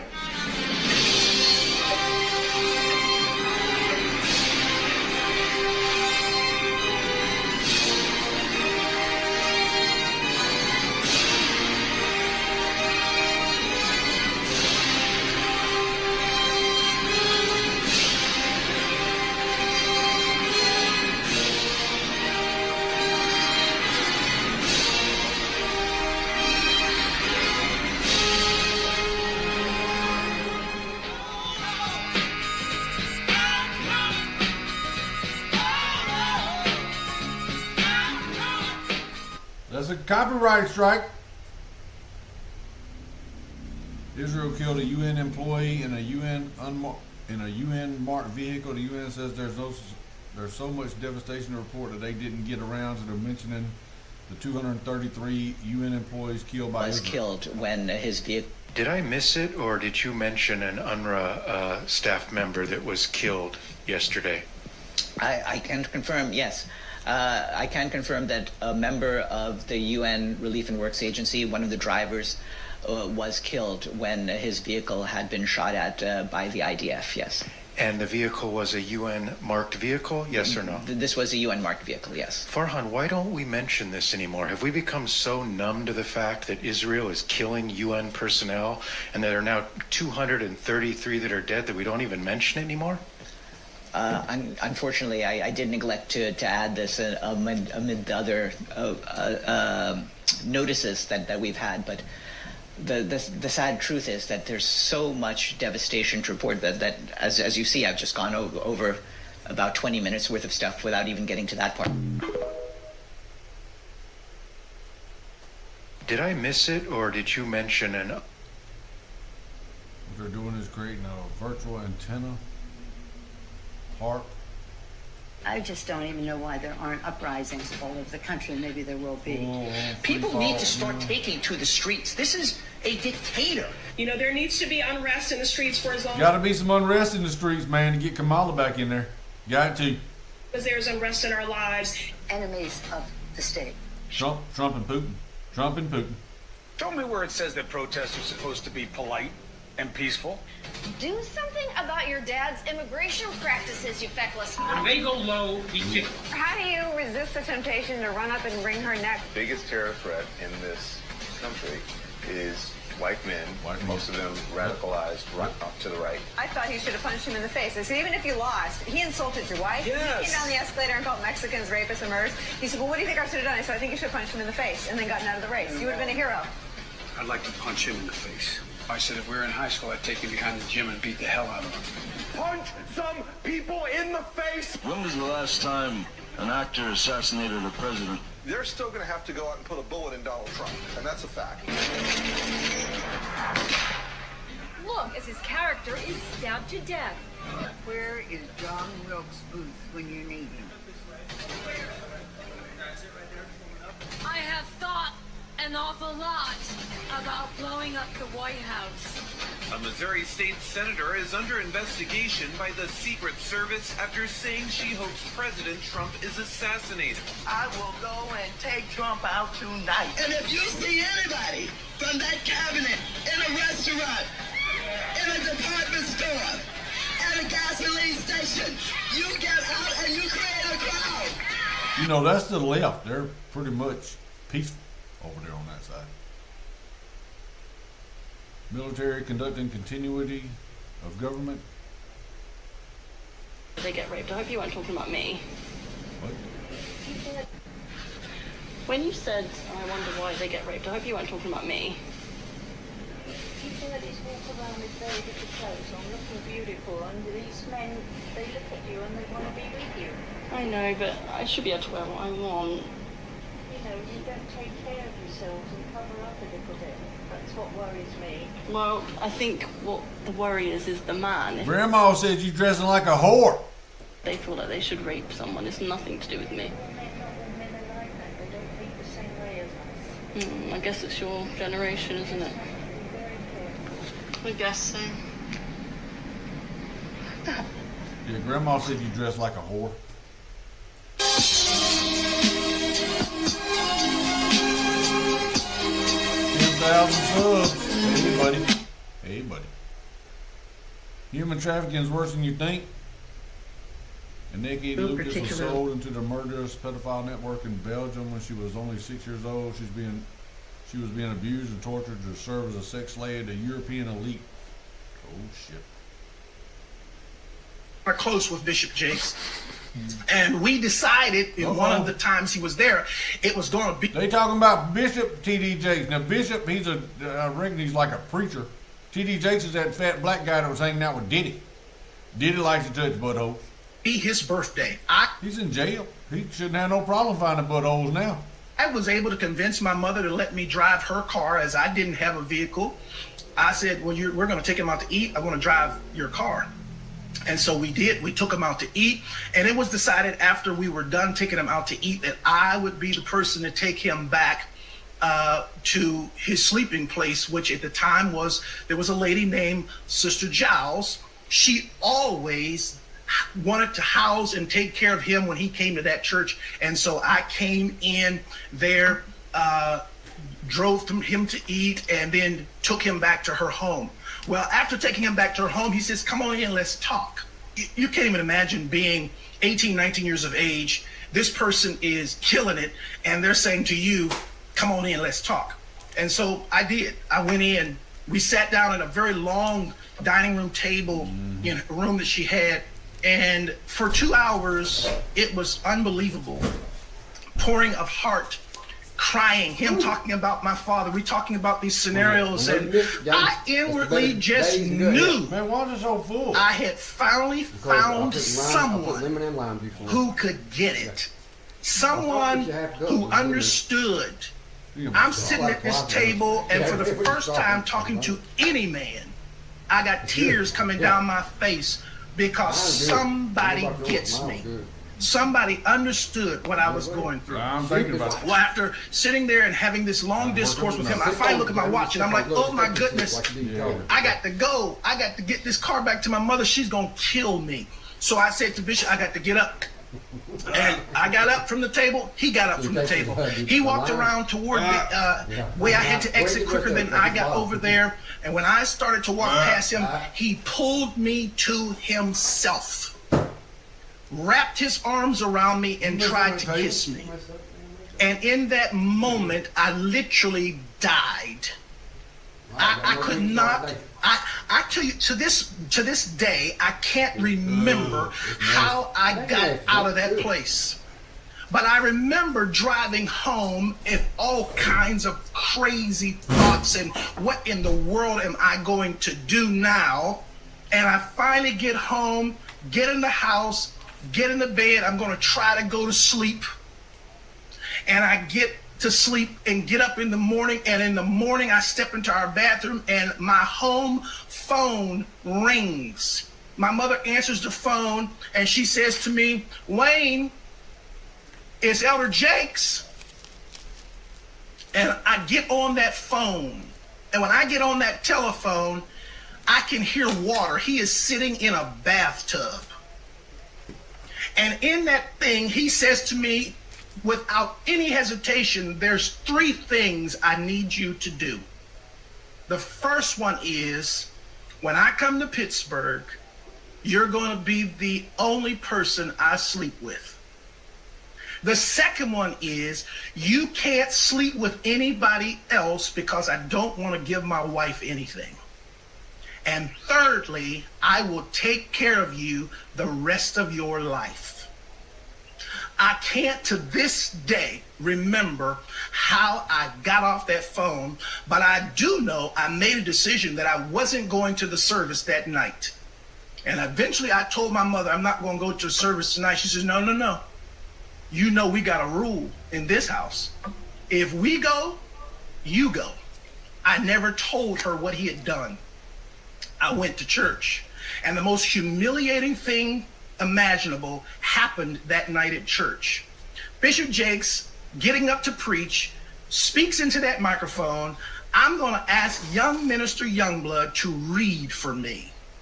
And after all of that drama of the last 24 hours, I had to read before he preached. Is you supposed to believe, like when the Me Too movement thing was going on, you're supposed to believe all women? Does that apply to guys too? I'm just trying to find out. We befriended kind of close with Bishop Jakes, and we decided. I'm just trying to figure out, I don't know. They keep changing the rules and shit. Where's the news again after seeing this video? That's the one where they got the thing. The United States, I don't. Pro-Israel speaker than Speaker Johnson. There has never been a more pro-Israel president than Trump. Speaker Johnson received millions from AIPAC, the Israeli Interest Lobby. This is that guy that's having that battle with Candace. Community has ever had. His hair looks like in the speaker's chair as much as Mike Johnson. Amen. I wanted Eric Cantor, my good friend, to be speaker one day, but you have exceeded everyone. We cannot thank you enough. Every single time the administration has tied Israel's hands, has shackled Israel and handcuffed Israel from simply defending itself, you've come to our defense. You're motivated by such a strong Christian faith, which as a rabbi also really inspires me. Speaker, what is your connection to our people? Well, we share a Judeo-Christian heritage in this country. That's the foundation of what made us the greatest nation in the history of the world. And it's not just a matter of politics. Israel's the only stable democracy in the Middle East. We've got to make sure that we stand by our allies and friends. But it is, to your point, also a matter of faith for me. I mean, I take the Bible for what it's worth. And in Genesis it says, I will bless the nation that blesses Israel and curse the nation that curses Israel. That's right. I'm always going to be on the right side of that one, my friend. So we got to stand against anti-Semitism. We have to stand against Iran and its proxies. Now is the time to stand with Israel in its most desperate moments, and I'm proud to do that every single day. God bless you, Mr. Speaker. For 45 years, Iran has held the world hostage. And Israel's the small Satan. America's the big Satan. They attack Israel because it's a proxy, as they see it, for the United States. When will we finally, I'm not speaking about militarily, He got called out in the street up there the other when day. are we going to finally make this regime pay the way Israel made them pay 3 days ago? Well, we got to elect a new commander-in-chief, and that's why electing Donald J. Trump is so important, because he'll make a strong stand. He prides himself on being the most pro-Israel president. He was. Everything that we achieved, not only maintaining the peace over there, but moving the embassy to Jerusalem and all the rest. So and take this out of Iran. Exactly right. And this team, Harris and Biden, they empowered Iran. They never would have had the ability to do what they've done if they had not relaxed the sanctions and everything else. So we have to have a new commander-in-chief. We got to maintain peace through strength again. Donald Trump will do that. That's why this is so important. One final question. What is your message to the Jewish community when it comes to the stakes in this election? Well, listen, this is not your father's Democrat Party anymore. This is a really clear choice now. One party stands with Israel, stands with their Jewish citizens, stands against anti-Semitism, and the other has not been there. And you can evaluate them on their record. This is a really clear choice this time. So vote. Thank you. Let me just tell you, when you became Speaker, people saw it as something almost accidental. It was not. It was providential. I want to repeat, we've never had a friend in the Speaker's chair like you. God bless you. Thank you. You have Israel's back. We'll never forget it. Thanks, Rabbi. Be well. God bless you. I got one quick question, Dan. Old yellowish lights. They got the blue lights out now. It's supposed to be bad for you. Kamala supporters are holding drag shows around City Hall in Philadelphia as people wait to early vote.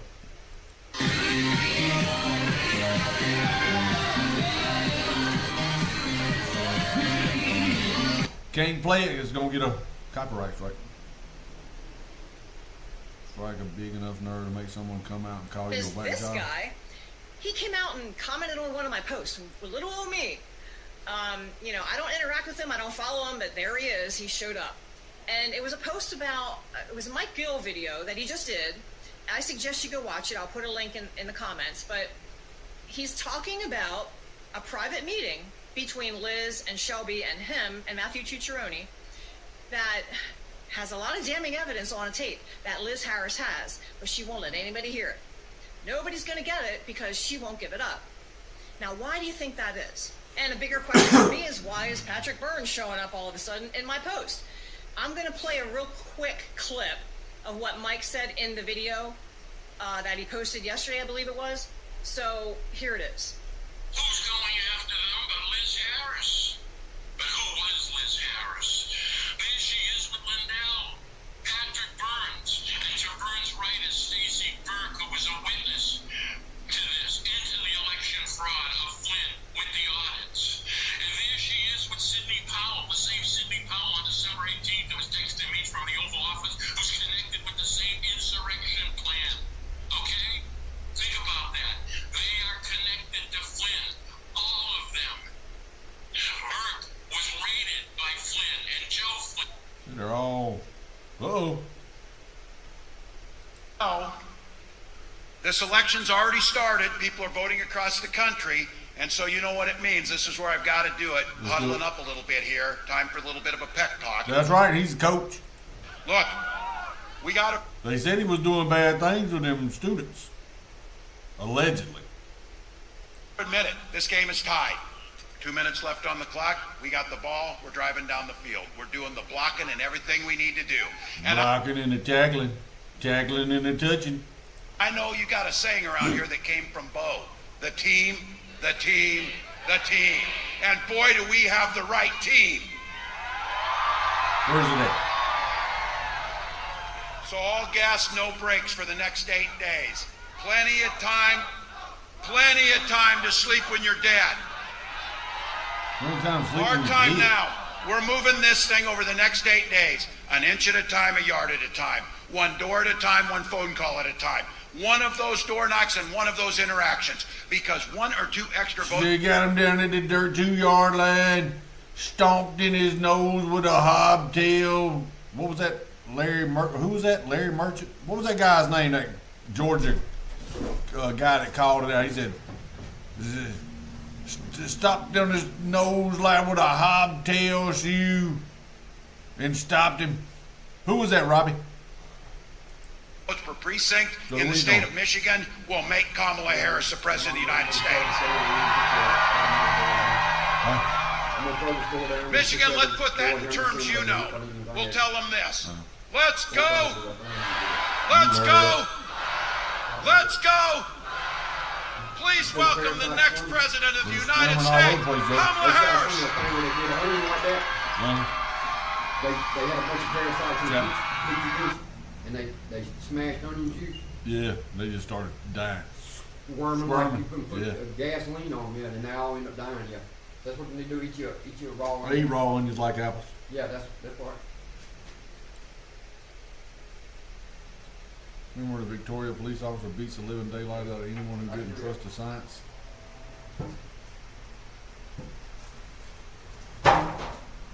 Business supply, breaking the law. I'm waiting for him to pull that toilet line off. I gotta do a long one. You gotta get a what? Teams weren't properly reading all the ballots. They called the Secretary of State and their printing service and diagnosed the issue as an ink overspray on some of the barcodes.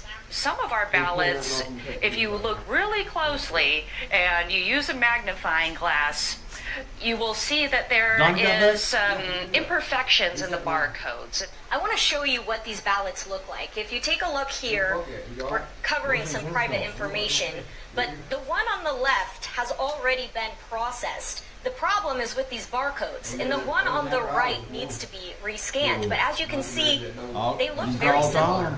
We will go ahead and use a report to see, okay, which pages did not go through. We'll pull those out, and we mark them as to be rescanned. So we have a different bin, we have a different colored piece of paper that sort of makes it really clear. Election officials say the printer error will not affect the accuracy, but it will slow down their operations. They'll be working around the clock to certify the election results on time. I trust the process. And for those who are more skeptical, anyone is allowed to observe the process in person or online through a live stream. Look, there's me in the counting room waving. I reached out to Runbeck Election Services, who supply the ballots, and they said in a statement in part, "We are coordinating directly with the Nevada County Elections Office and the Secretary of State to ensure that all affected ballots can be properly reviewed and counted. While this issue is rare, it can happen due to the required use of inkjet technology for the printing of such a large quantity of ballots." We care very much about getting it right. Not just because it's a presidential election, but we care about every election and making sure that the process is accurate, that it's transparent.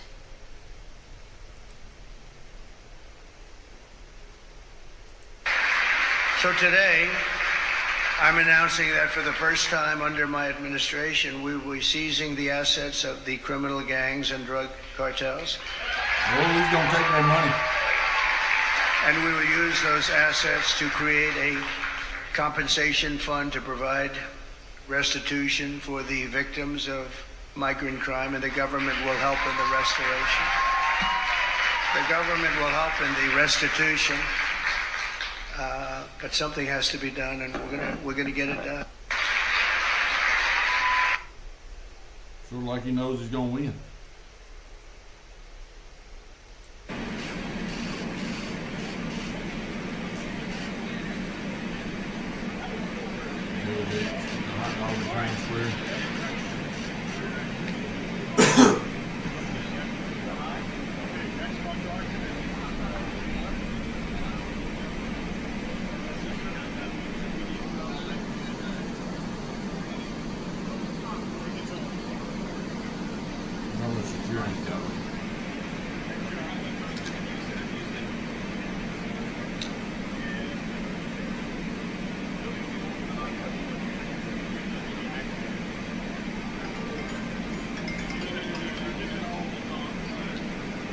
Hello.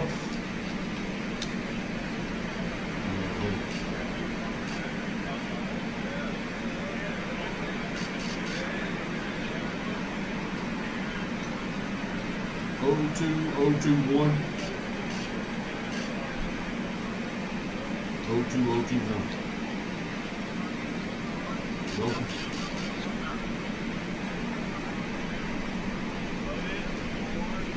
Fall in here.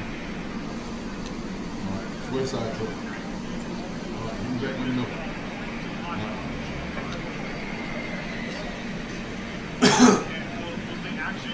Photo op. I'm still married, and thanks. Yeah. I'm still married. I like to say it, like I'm at the same job. Just like, still work there. Yeah, right out of house school. Only job I applied for. My wife will tell me that she always says that I don't like the way she talks, and it's not her voice. I like the sound of her voice. That'd be a big problem, I think, if it was like, it's your voice. I just hate it. Just to go to couples therapy and be like, can you hear it right? Like, it's not, it's not fun. It's the information that she chooses to tell me at times. We took a trip to Florida, to Fort Lauderdale, and her and our daughter are flying from Nashville, where we live, and I'm flying from Detroit. We're meeting at Fort Lauderdale's airport. I have to find them when they land. So I called her because I was about to take off, and I was like, all right, what time do you guys leave? She goes, noon. And it was 11:30, and they're still at home. I was like, Laura, I don't know if you even know what an airport is. But if that plane was in our driveway, I don't think you could make it.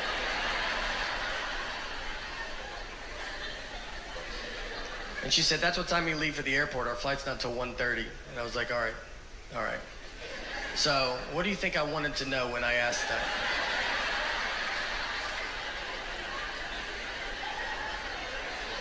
Is that what you thought the best time you could give me was a time that means nothing to nobody?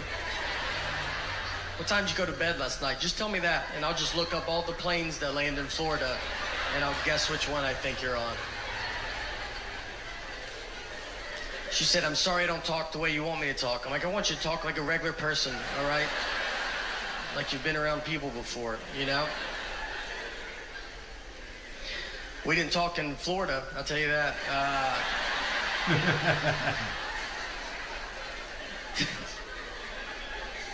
Luca!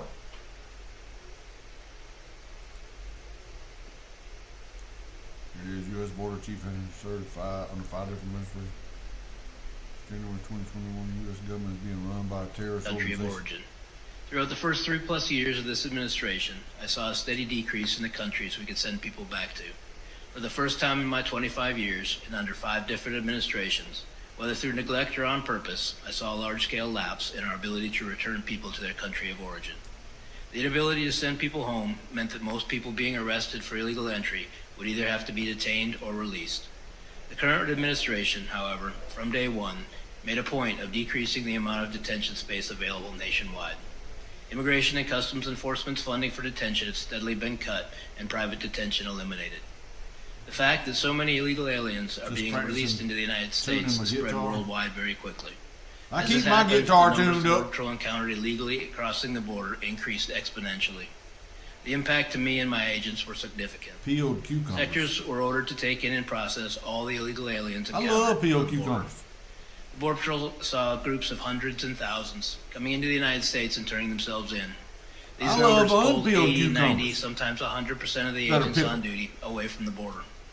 Border Patrol zones across Texas, Arizona, and California had no agent presence for weeks and months at a time. Those who did not want to be caught could simply walk in. We have no idea who and what entered our country over this time. Throughout 2022 and 23, I sent agents to Texas and Arizona to count gotaways. Those sectors could not even put enough agents in the field to see what they'd missed. Simultaneously, in San Diego, we had an exponential increase in significant interest aliens. These are aliens with significant ties to terrorism. Prior to this administration, the San Diego sector averaged 10 to 15 SIA arrests per year.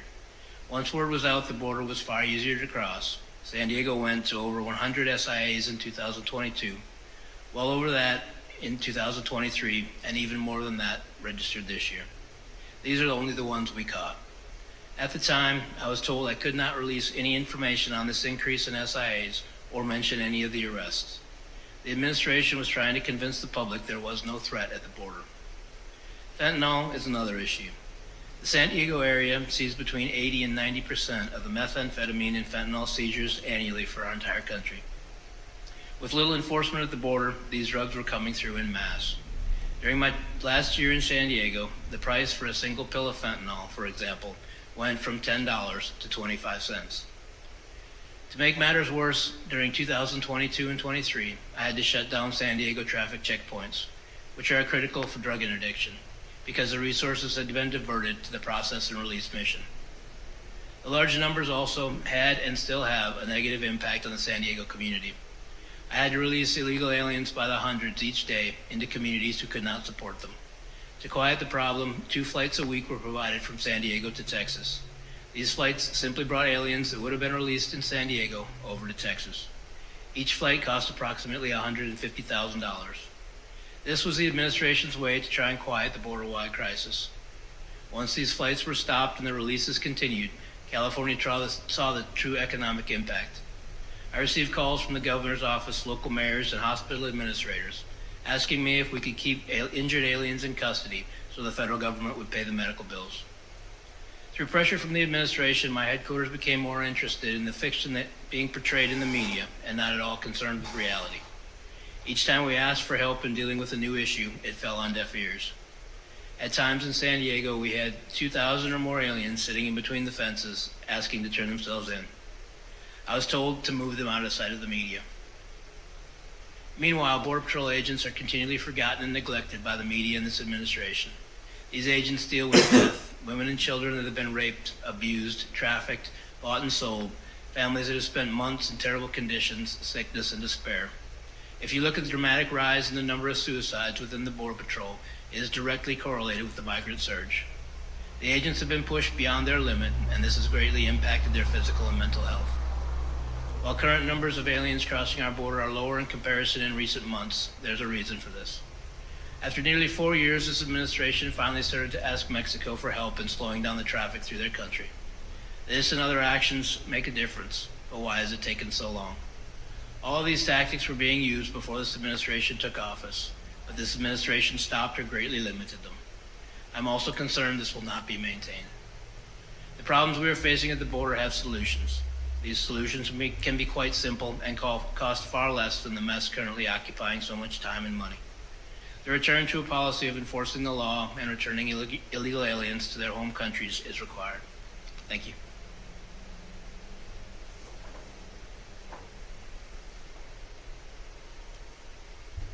Whoever's telling them to do this shit should be locked up. That's aiding and abetting. I know exactly what I'm looking at when I go outside and look up the sky. What a truly amazing feeling. Making this post that resulted in me finally waking up to our true reality.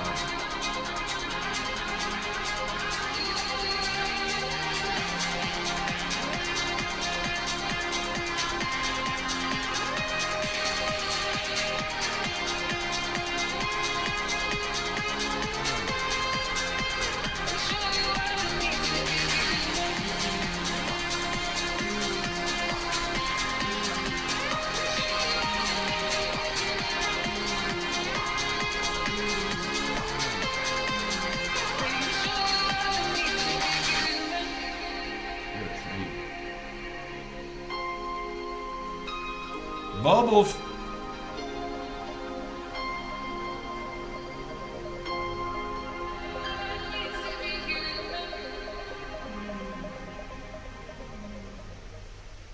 Who the hell's Bubbles? Uh-oh.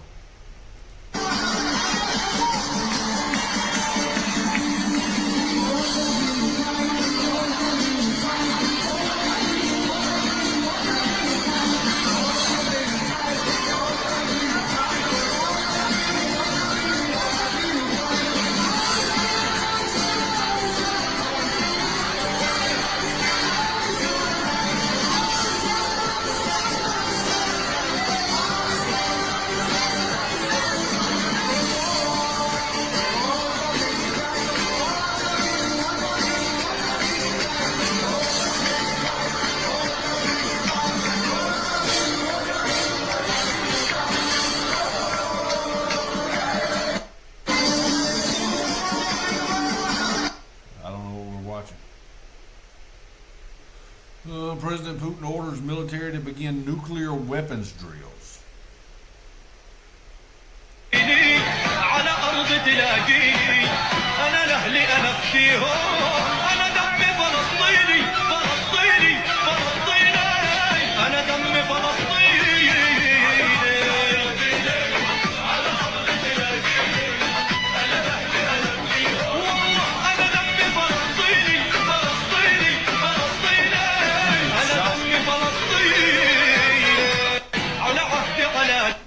You will get shot. One of the fundamental misconceptions in American society is the exception that public businesses can function and remain intact in areas inhabited by blacks and browns. You just keep the window out of McDonald's. Just keep the ride out. Somebody don't mess up his order. He was just retaliating. Military conducting continuity of government drills at the Capitol. Last night there was like 12 to 13 helicopters landed on the White House lawn.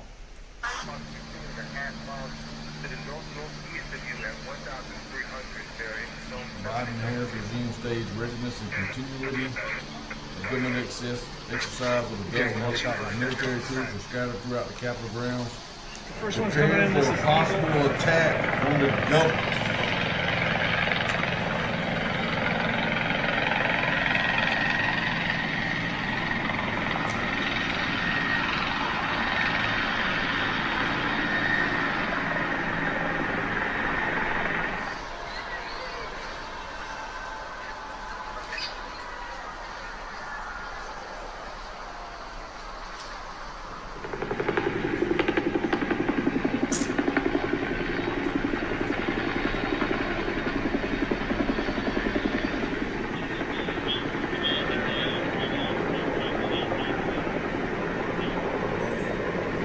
Handle continuity of government operations. So having them as part of this exercise is, well, common sense, I guess. Let's see if we can get a better view of the muscles from down here.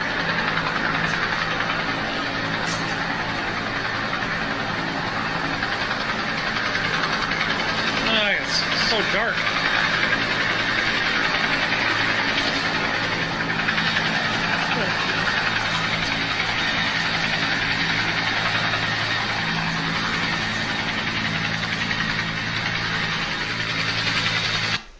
That happened last night. Personality drastically alters after getting COVID jab. mRNA vaccination. Scientists have said this.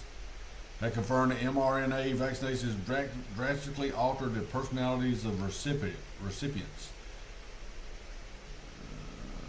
Do extensive damage. Recipients do extensive damage they do to the small capillaries. Thank you. Hi. Hey, gray girl. So first of all, not to make this weird, but you're on my boyfriend's list. Hey. How you doing? You doing good? You haven't put a ring on it yet? What's going on? No, not yet. Okay. Cool. Am I on your list? Okay, great. It's good to know I've got options. Thank you. Can you back? What do you mean on your list? Like how? What do you mean? He's so cute. You know, your list. Favorite actresses? That like somebody that you can sleep with. You get like a hall pass for like 5 people. It's like 5 people you can sleep with? Yeah, if it's like a normal right. relationship thing? Yeah. You just go like there are 5 people you can, and then you were like she's on your list, but like so you thought you can. I don't understand how this works. People have made me aware that I'm on lists. But they don't consult you at all. I don't have to sleep with him, Trevor. That's what I'm saying. It's a bit weird that she's like, no, wow. She's trying to wingman her own boyfriend, and I respect it.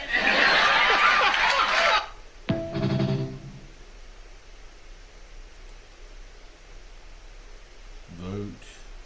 Nazis, stop. A Zionist on CNN calls for the death of MSNBC host Mehdi Hassan after he says that he stands with Palestine. I hope your beeper doesn't go off. However, since the Jews are the chosen people, that this is totally acceptable.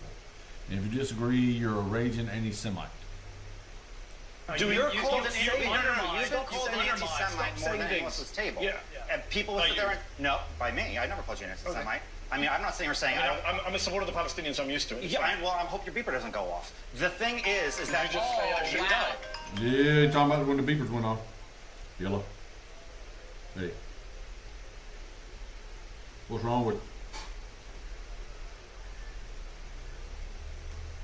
Uh-huh. Is what? Okay.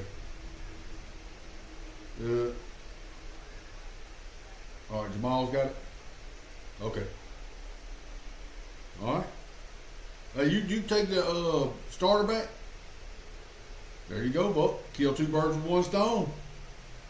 All right, just make sure you get a ticket on both of them, though. Okay. All right. Later. You should not. No, Did you just say I should be killed? No, I did not say that. No, I did not say that. Hold on. Did your guest just say I should be killed on live TV? I said I hope you don't. Let me just stop. You said you hope my beeper doesn't go off. She's not a big supporter of the Palestinians. Hamas? Guys, let me I said Palestinian. Are you? Am I what? No, of course I'm not. You know what he fucking says. Violent person inciting violence against Ryan. That is completely. No, I apologize. Good job, CNN. Let's have first block say the Muslim guy should be blown up. I apologize. On TV. Don't say then I apologize. You literally. I thought you said Hamas. You didn't think I said Hamas. I said I supported Palestinian rights. Yes, I did. Why? Because when you hear What's funny is Rudy Giuliani said this yesterday, so you're a great guest to be here to defend Rudy Giuliani. I wasn't going to entertain nonsense today, and so at this point, this is what we're in now. This is America in 2024. Here's what I will say. Forget the racism. That's right. I should die. I didn't say that. You said, what does beeper mean? Don't give me a I did not say you should die. Why did you say with my beeper? What did you mean? What did you mean by the beeper? What did you mean by the beeper? No, you didn't. You said, I hope your beeper doesn't go off. Ryan, stop. At least have the guts to support your racist comment. I'm so sorry. I gotta bring it back. This is why. You done said the wrong thing. Yesterday's rally was disgusting. Don't call us Nazis, but I'm going to threaten the brown guy as a terrorist and kill him. Because I didn't ever say Donald Trump was Hitler. But do you know who stood on a stage yesterday and said, I want to come to the Nazi rally? I don't have to make up words and call you something. You're saying it for yourself. And what you just said right here, apologize, but I will tell you, I don't accept that apology, and you didn't even say it to me. That was disgusting. But I can be offended when you don't even say it to me. I'm not Puerto Rican, but I was offended by what he said yesterday. And I'm offended that the former president and potentially future president would allow it and go for 12 hours and not say, I don't care. Because you know what? When Kamala Harris put out statements about switching up opinions, it wasn't good enough for Republicans. Why are you looking at me? Because you said it. Why don't you take this back a little? All y'all easily offended. Catherine Heritage exposes government corruption. Thank you for your commitment to the mission, which culminated in a fired great her too. conviction. Those are words that are not supported by the actions of the agency. What you're saying is that within the IRS, there is disparate treatment of American taxpayers. What they call is sensitive investigations. But sensitive investigation sounds like code for powerful elite people. There's a list in the Internal Revenue Manual that says what a sensitive person is, and it's exactly that. There was no question in your mind the big guy was Joe Biden. We corroborated that the big guy was Joe Biden, yes. We knew that the laptop was real. DOJ knew that the laptop was real. FBI knew the laptop was real. There were a lot of overt investigative steps that we were not allowed to take because we had an upcoming election. When we were doing the interviews, the prosecutors specifically told us that they didn't want to ask about the big guy because they knew it was Joe Biden. You came forward as whistleblowers. Your information was accurate, yet you're sitting here today with us alleging that you've been punished every step of the way by the government bureaucracy. IRS has a smothering blanket on me, hoping that I quit, that they find some way to terminate me or commit suicide or something. And I'm up against a machine that has millions of dollars, that has the ability to fight me. People have to have confidence justice is going to be administered fairly, regardless of who you are.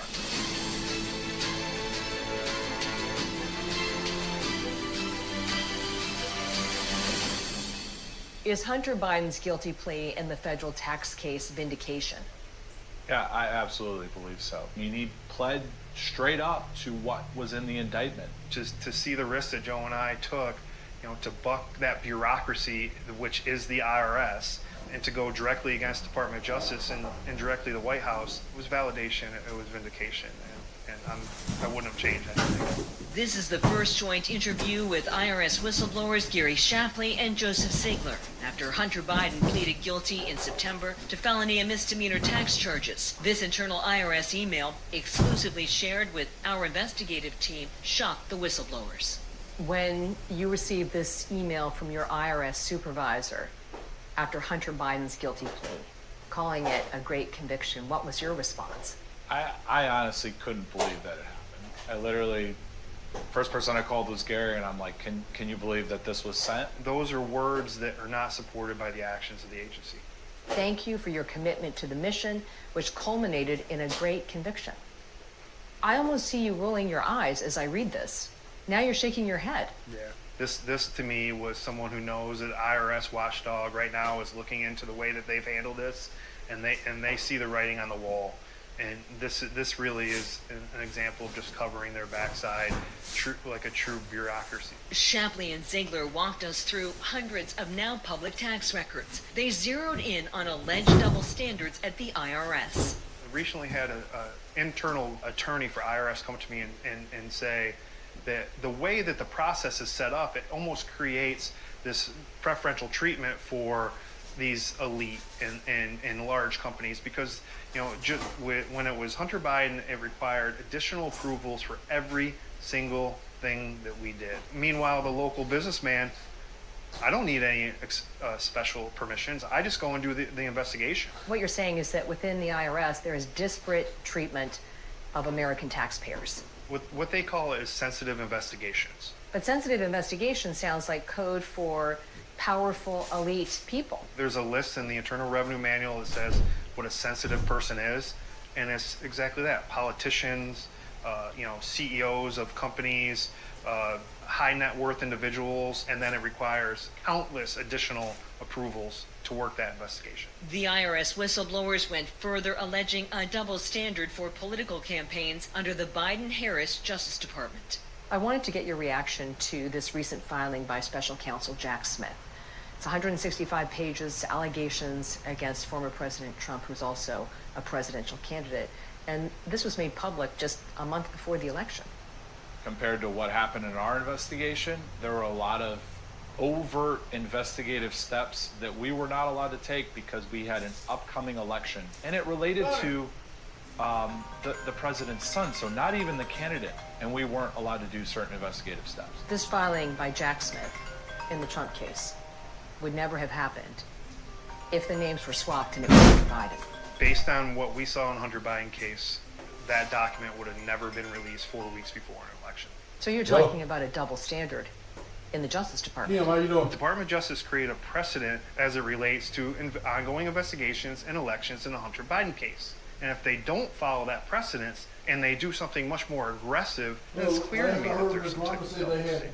4 years ago this month, and 3 weeks before the presidential election, Hunter Biden's laptop, a key piece of evidence in the IRS tax case, was wrongly labeled Russian disinformation. In our investigation, we knew that the laptop was real. DOJ knew that the laptop was real. FBI knew the laptop was real. Yes. Based on the notes of this October 2020 meeting, the FBI and IRS, when did they know the laptop was real?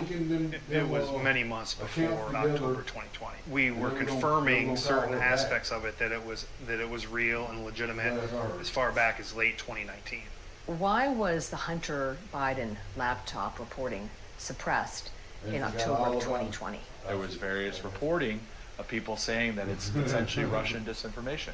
And one of those people is the current Secretary of State. His name was in a lot of the emails that were turned over to the House Ways and Means Committee that were on Hunter Biden's laptop. There's definitely a conflict of interest there. In October 2020, Antony Blinken was a longtime aide to then-candidate Joe Biden. According to congressional testimony, Blinken set into motion the events that led 51 former intelligence officials to cast doubt on the laptop. It was clear that it was a campaign to discredit that information before an election. And ultimately, I guess you can conclude that it was for the purpose of affecting that election. When you heard dozens of former intelligence officials say the laptop had the classic earmarks of a Russian information operation, you knew that was false. I got most of the sockets. Yeah, and I mean, as a special agent, as all a be criminal organized. investigator, and what I know, what Well, I do, I well, don't not know others. how they could have come to that conclusion regarding this Hey, laptop. get us a, It was misinformation trash cans we can to sit try out to make here, something because else people like dropping trash and misinformation. shit. To be clear, the And I put that investigators tire told iron back on the IRS, FBI, Justice Department, on they knew the the, laptop the was fuel real. tote. But if a member of But that these team people were tired spoke to up go. publicly, then prosecutors would go after them. Us at that time releasing information that the laptop was real, a special agent that's on the case, that would have been potentially a violation of the tax code. Very early in the Hunter Biden case, the whistleblowers say investigators identified the players in this May 2017 email about a potential deal with a Chinese energy firm that reads 10 held by H for the big guy. There was no question in your mind, based on the universe of data, that the big guy was Joe Biden. We corroborated that the big guy was Joe Biden, yes. Did your supervisors accept that the big guy was Joe Biden? There was no question ever that the big guy was referring to. I don't think that. To Joe Biden. So FBI, IRS, everyone understood that. And that's why when we were doing the interviews, the prosecutors in Delaware specifically told us that they didn't want to ask about the big guy because they knew it was Joe Biden. Did President Biden financially benefit from his son's business deals? This whole thing at the end of the day was about enriching a family, enriching the Biden family through access to an administration. Through all these different financial transactions, you see various members of the Biden family, to include James Biden, receiving money through a lot of these deals that were set up.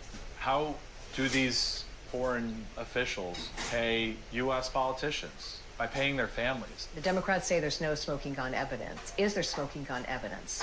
Yeah, I would say that there is a lot of various emails, documents that when put together, it shows this access. As the Hunter Biden case agent, Ziegler pointed out this document and the phrase, interesting to me and my family. This is an August 2017 email from Hunter Biden, and he's talking about introductions for a Chinese energy firm. Does this cross a line? He is literally laying out the agreement that it's $30 million he is being paid over a 3-year period for introductions alone. That was definitely something that was of big concern of ours. For months, the whistleblowers have defended their actions and reputations in the courts after Hunter Biden sued the IRS. Right now, we've filed a motion to intervene because our interests aren't aligned with IRS's interests. We feel as though they're not fully defending us, and we believe it's part of that blanket to retaliate against us. According to the court records, you're both accused of violating federal tax privacy laws. In the footnote, the Justice Department writes that the U.S. disputes that the IRS employees' alleged disclosures violated these tax privacy laws. Yeah. Does the fact that this is a footnote speak volumes? Oh, absolutely. And it's really, again, it's other things, right? If they don't adequately defend us and there's some adverse finding, or they enter into some type of agreement with Hunter Biden that we violated something, our jobs are on the line. Our livelihood's on the line.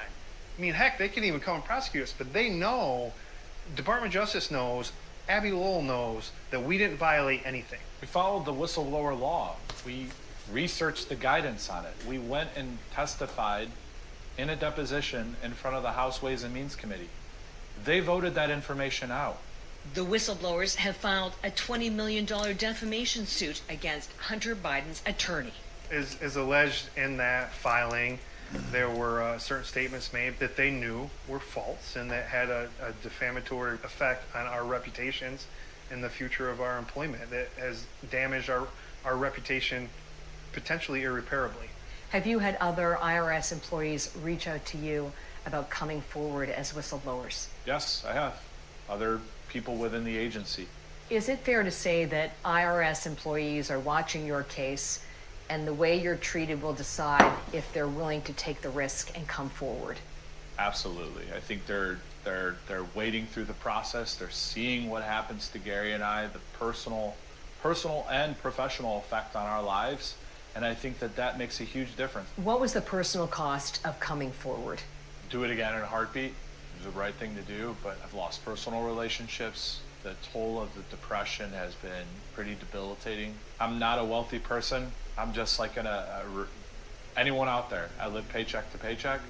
I'm surviving as best as I can, and I'm up against a machine that has millions of dollars, that has the ability to fight me and to really wear you down. IRS is just has a smothering blanket on the whole. You ought to, if you're a defendant in the state or federal are prosecuting you, you should have the exact same amount of money allocated to your defense that is allocated for your prosecution. That's what I believe. Chapman.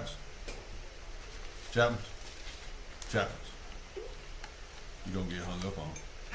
Hoping that I quit, that they find some way to terminate me, or they probably commit suicide. I was doing all right. My career's over. Messed up the way IRS is treating me, the way DOJ's Department of Justice is treating me. You came forward as whistleblowers. Your information was accurate. There's now a guilty plea in the Hunter Biden case. Yet you're sitting here today with us alleging that you've been punished every step of the way by the government bureaucracy. Yes. Immediately isolated us. Immediately started making our jobs more difficult. Immediately taking away promotion potentials. People look at this and say, Hunter Biden's tax case, the laptop, I mean, why does it still matter? His father is not seeking re-election. Well, it's not about the election. It's about confidence in this government, the United States government. And people have to have confidence justice is going to be administered fairly, regardless of who you are. I don't believe it. This one, IRS, FBI Special Counsel David Wise, Special Counsel Jack Smith, White House, and Hunter Biden's attorney for comment. Declined to comment on allegations of double standard. Declined to comment. Declined to comment but provided background information in support of Smith. IRS received our questions but did not respond. But since I've been taking it, it is insanely good.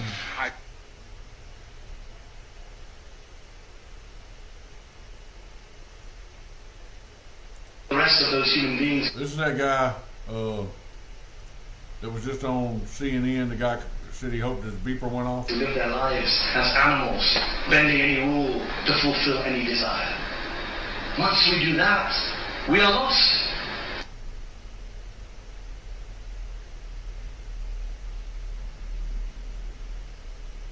Islam, to believe is to know. To disbelieve is not to know. That is what it fundamentally comes down to. It is to remain ignorant, to cover up knowledge. After all, what is kafir? Kafir comes from the root word, which means to cover up, to conceal. The kafir is the one who covers up that knowledge which is clear. The French Orientalist scholar Lamens, he once wrote that the Quran is not far from considering unbelief, disbelief as an infirmity, as an illness, as a disease of the human mind. SubhanAllah. Non-Muslims point this out to us. Atheists, kafir, disbelievers, and people of no intelligence. And of course, the kafir, the disbelievers, the atheists who remain deaf and stubborn to the teachings of Islam, the rational message of the Quran, they are described in the Quran as, quote, a people of no intelligence. Allah describes us. Not of no morality, not of no belief, people of no intelligence. Because they are incapable of the intellectual effort it requires to shake off those blind prejudices, to shake off those easy assumptions about this world, about the existence of God. In this respect, the Quran describes the atheists as cattle. As cattle, as those who go with the crowd, and do not stop and wonder about this world. All of these ulama unanimously agree that at the very minimum, if Yazid was not a kafir, then at the very minimum, he was a fasik, a transgressor, a breaker of Islamic laws, a corrupt individual, a tyrant, a killer, a drunkard, a dog lover, a music lover, a homosexual, a pedophile, a sexual deviant, someone who slept with his own mother, astaghfirullah. These are their... Alrighty in. U.S. oil tanker sits off the coast of Gaza. This genocide isn't just for land. They want the $500 billion oil and gas fields too. I was a student when I was working at McDonald's. The Harris campaign That's not Harris. has been exposed for photoshopping Kamala Harris's face on a McDonald's worker from the 80s. Originally posted on Facebook to debunk the Trump claim that Kamala never worked at McDonald's, this photo has been fact-checked and the original image has been found via ex-fact-checkers. The original image is from 1983, this teenager's first day at a McDonald's job. Who was the one that came forward when the photo was altered and said, wait, that's literally me? The photo seen side to side is obviously photoshopped and was likely used by AI to digitally enhance it, without even changing the skin tones or any other expressions. The Harris campaign did post this photo, though it was only up for 4.5 minutes on X. The Kamala HQ posted it. And after the fact check came on, they quickly took this down to pretty much prove that Kamala Harris never worked at McDonald's. A huge victory for the Trump campaign, who he actually recently worked at McDonald's, as he's currently at a 74% chance to win the election. I wonder how much money he made that day. Will they pay to start off minimum wage? Or are they getting $20 an hour? Based on poly-market odds. But we've seen in the past these odds can be misleading. Probably $20 an hour. Make sure to follow me to stay in tune with stories such as this as we near election. All of y'all over there, sticks over here on the kick, they're over there on the YouTube. Danielle! Versus how it was before when President Trump was in office. American safety. Trump speaking in Bottom PA line, today. it is absolutely ridiculous what they have done. They have. That man don't stop working. A military base or something. Okay, that's an Israeli rifle, so we have to be here in Israel. What? Why are there Israeli weapons in the middle of South Sudan? Despite UN sanctions on arms sales, Israel continuously sold advanced weapons to South Sudan during its brutal civil war that claimed over 400,000 lives, 10% of whom were children. Israeli arms like the Ace assault rifle have been documented in the hands of various factions throughout the country. These weapons have been linked to serious human rights violations, including attacks on civilians and ethnic massacres. After South Sudan gained independence in 2011, Israel quickly established diplomatic relations by recognizing it as an independent state. According to Mossad chief Zavi Zamir, Israel wanted to prevent Sudanese military units from integrating with Egyptian forces on the border of Israel by keeping Sudan's army occupied. Additionally, they wanted to strengthen operative ties with Kenya and Ethiopia and extend aid to a nation fighting for its independence and liberation from Islamic tyranny. However, the continued supply of arms during an active conflict has only accelerated the devastation experienced by millions of families, leading to countless condemnations by local and international humanitarian organizations.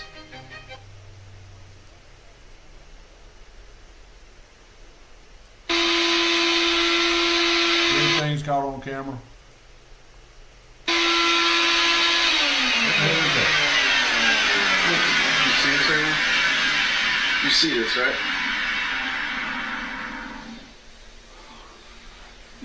You do see this, right?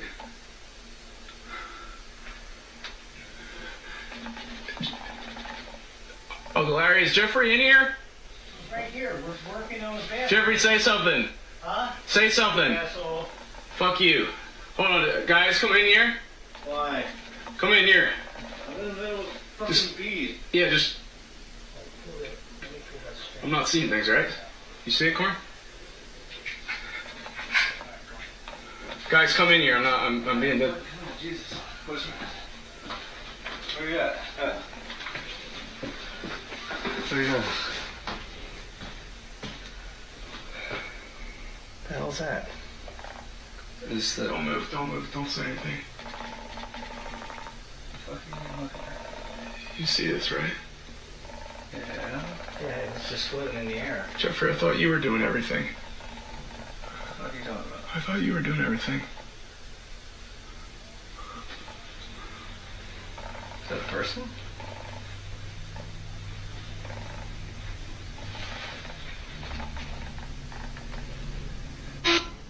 That'd be freaky as hell. And they were on the 3rd floor. That thing was outside the window.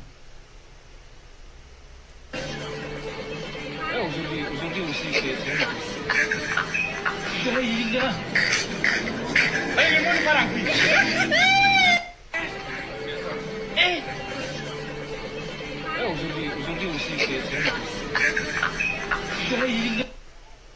fake ass laugh, man. Put down, I did it because I like it. 42-year-old vigilante from Nebraska arrested for killing 30 child touchers. I love it. I'm saying, I'm just itching. I'm itching to do it again. And you think what? You think you're gonna send me to a nut house? Some doctor, they're gonna get me to stop from doing what I want to do? Well, that ain't come back in.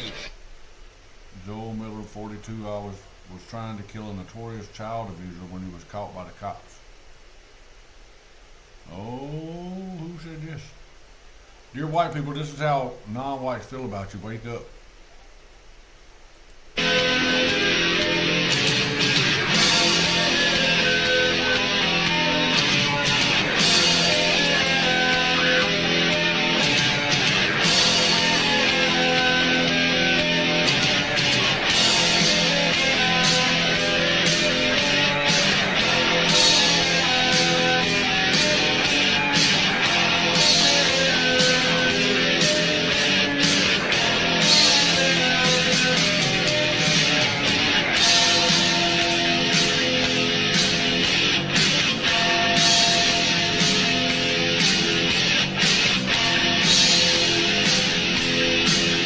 People better wake up, they don't like you.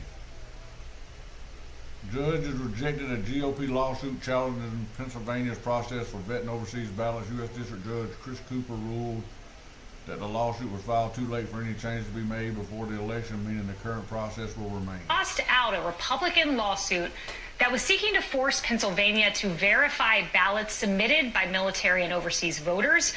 In 2020, there were almost 27,000 overseas ballots cast by the military and Americans living abroad. So it could be significant. I mean, these are tight margins in these races. We're talking thousands of votes, and it could be a difference maker. Now, Republicans, they had argued for tighter rules for overseas verification, and there's no word yet if there will be a new appeal from Republicans. Well, on to this breaking news. Appeal it. Appeal it. Black woman for Kamala Harris organizer has been filmed being racist and saying, in West Virginia in the hills, they covered. They got them all the way there to all the trailer parks, all covered. All of the people up in West Virginia in the hills, they covered. They got them all the way there to Wall Street. He did that.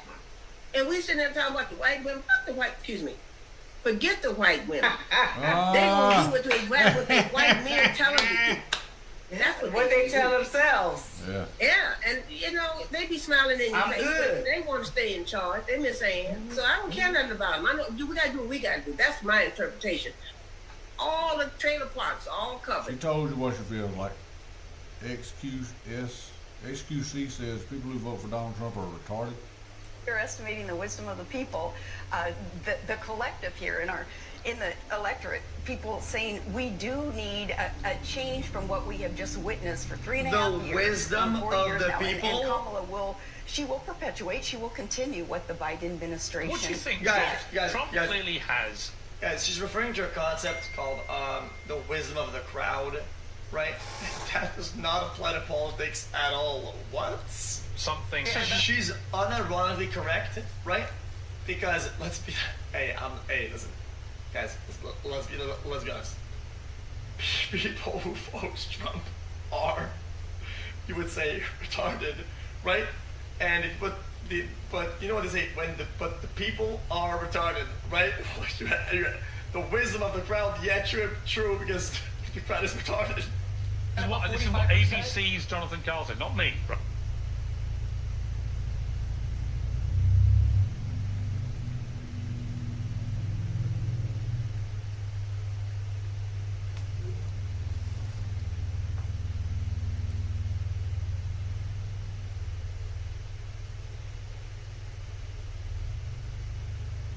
An airliner has vanished over northwest Scotland today.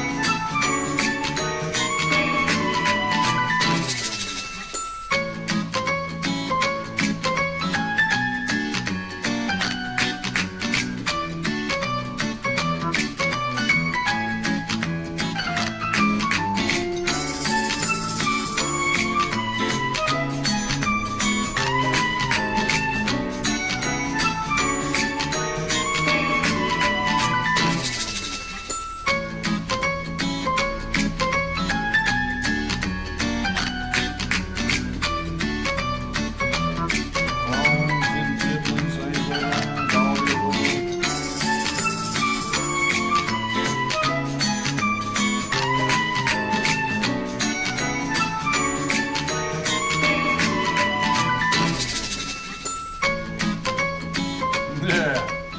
That's Ruth Bader. Ruth Bader Ginsburg. He faces 3 charges of murder, 10 charges of attempted murder, and 1 charge of possession of a knife, all relating to the incident at Hart Street on the 29th of July 2024. The 2 further offences relate to evidence obtained by Merseyside police during searches of Axel Rudikovan's home address as part of a lengthy and complex investigation which has been ongoing since the 29th of July. No wonder they're showing you that picture. The additional charges are the production of a biological toxin, namely ricin, contrary to Section 1 of the Biological Weapons Act 1974, and possession of information, namely a PDF file entitled Military Studies in the Jihad Against the Tyrants, the Al-Qaeda Training Manual, likely to be useful to a person committing or preparing to commit an act of terrorism, contrary to Section 58 of the Terrorism Act 2000. Rudikovanna will appear at Westminster Magistrates Court by video link tomorrow. Yeah, let me see.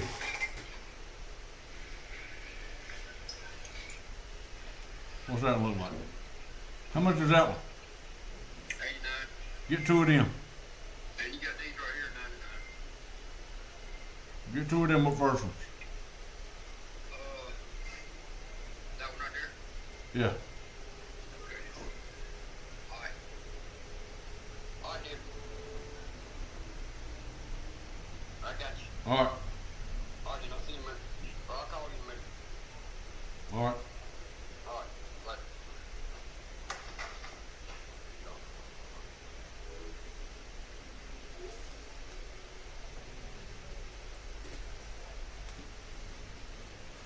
You're way out there in the distance. I guarantee you, if Trump gets elected, we're going to see $1.80 gas. We're going to see cheap food prices. People are going to be able to afford homes. Way out there. The American people don't give a hoot what you're talking about. Did Trump drain the swamp or fill it? He drained it. Well, I think Trump was kissing butt. You know. So you're going to vote for a guy who's kissing butt. Let me tell you why I'm against Donald Trump. Because I'm for the Second Amendment. Let me tell you why I'm against Kamala Harris. Because I'm for the Second Amendment. Here's the deal. See, here's the deal. Here's the deal. To decide the lesser of the 2 evils. So you're admitting you're voting for... This man is admitting he's voting for evil. No, lesser of the 2 evils. I know, but it's still evil. I'm going to vote for Stalin, not Mussolini this time. I think I like Adolf Hitler instead of Mao Zedong. Here's the deal. If I don't vote for Trump... That's the third. Here's the deal.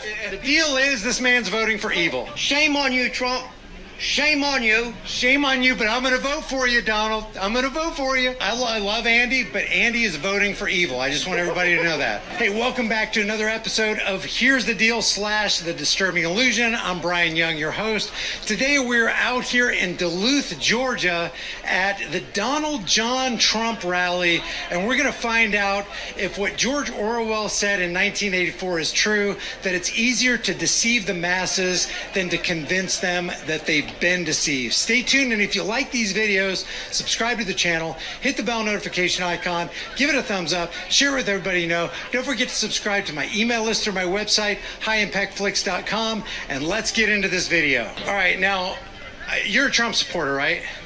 Well, I'm not a Republican or Democrat. I'd vote for Trump, yeah. Come on out of the sun. Okay, and so... you can ask me whatever questions you... Yeah, let me just warn you, I am going to ask you some hard-hitting questions. Oh, and I like it. The harder, the better. And let me also say that I ask Kamala supporters hard questions, but it doesn't take long for them to walk away. Hey, if you like this content, it's just the first portion. My favorite post of the day.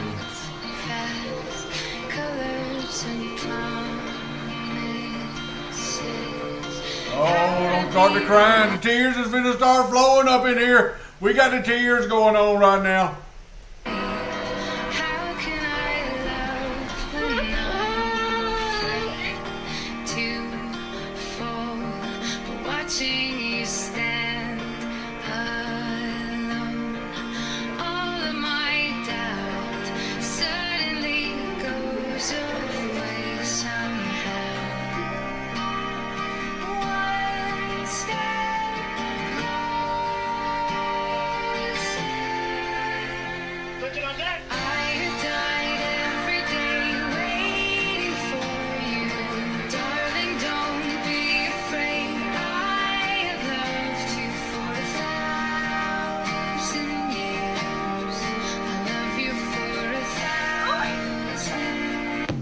Oh my goodness, that's a heartwarming.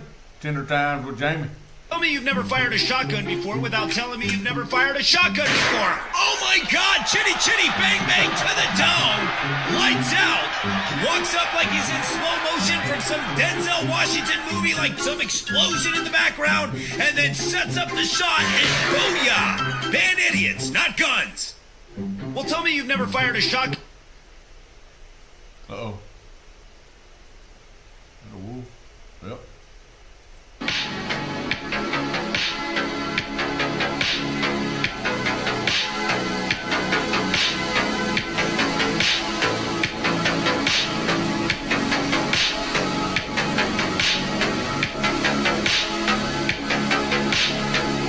Tommy, look at these hot dogs. Individually wrapped.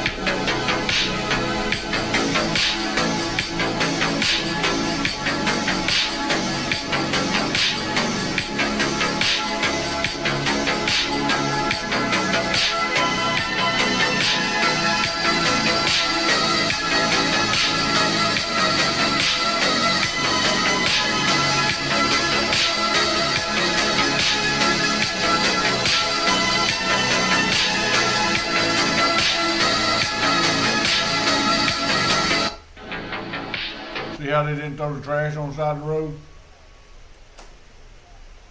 You're not supposed to be here.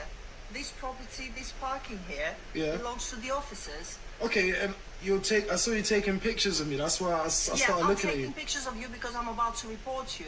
I don't think you belong here, sir. But you don't even know who I am. You haven't asked me anything. You've Have just. you seen how you look like? You basically came with a basketball shirt. Yeah, I've just come from the gym. I'm wearing my basketball jersey and my joggers. Like, what's the issue? Are you working here? Because I don't think you do. Well, listen, hang on. This is private property. No. Yes, Yeah. I know that. Okay. I told you that. No. You're not supposed to be here. But you don't know who I am. Exactly. I'm guessing. The way you look like, Yeah. it doesn't look like you belong here. Please. That's what do they call that? That's profiling. That's illegal. What? Because I'm not dressed like you. Can you move your car? I'm not moving anything. I'm in the right. I'm in the right to be here. You don't even know who I am. Who you are then? Because you don't look like you belong here. Let me ask you a question, right? Seriously, please be quick. Listen. Because I really need to call the police now. Police, You need listen. To remove your car. To get in this car park, there's a security at the front. Yes. Do you think if I didn't deserve to be here, do you think I'd be able to go past security? Obviously, I don't really care. What do you? Please, can you take your car and move? I didn't jump over the fence to be here. I came through properly. This is Listen. a private property for the officers, and this kind of appearance All right. doesn't belong here. Can I ask you a question? Please, Can I ask you a move question? Your car? Well, I've never seen you before, but I'm guessing you. I'm actually working here. Okay, which floor? Which floor is your I'm office? working on the third floor. Third floor, right? Yeah. First of all, yeah, I work on the 5th floor. Okay. Yeah. So. Yeah. Where do you work exactly? What do you do? Do you know the company on the 5th floor? All right. Yeah. Are you aware of the dress code here? I think what I'm saying is going over your head. I run the company on the 5th floor. No, I'm sorry. Like literally, you need to move that car. I don't think. straight Are you away listening to me? because Or? I'm gonna call the security. Right. It's not the police. You said you're on the 3rd floor, right? Yes. That's Harvey's company. I know Harvey quite well, actually. We went to, we went to university together. So what? So you work for him, right? Yeah. What's your name? What's my name? Yeah, what's your name? What's your name? I mean, I'm asking you, aren't I? What's your name? You should know who I am. I really don't. And the fact that the fact that I know your boss by first name should make you question. Sir, please. All right. I'm being very kind here. This kind of appearance you're not being kind at all. doesn't belong here. You know very well the dress code, and this is not for. Right. Please move your car. Well, listen. Be nice, and let's have a nice day. Listen, well, me and Harvey got a basketball game together later tonight, and I'll be sure to have a chat about you. I'll be sure to have a conversation with him about you. Oh, you can do whatever you want. Are you threatening me? I'm not threatening anything. I'm just letting you know, so that when you speak to your boss, whenever, Yeah. you know, nothing's gonna come as a surprise to That's you. a threat, actually. You think so? Report that as well. You can report whatever you want, funny love. to you? You can. What I'm trying to. What I see looks funny to Right. me. What I'm trying to explain to you, you know, understanding is that whoever you're gonna make that report to Right. works for me. Works for you, right? Yes. Oh, Yeah. you know what? An apology right now might help you out. Oh, an apology. It might help you out. I think you need to apologize, first of all, for coming here like this. Do you even know how you look like? Do you even know how... I do have a mirror. It's me, like... Karen.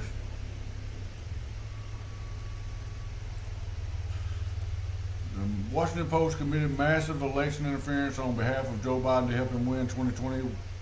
WP produced a fake story through its fact-checking department that became nationally accepted and served as a base for exonerating Biden of corruption in Ukraine.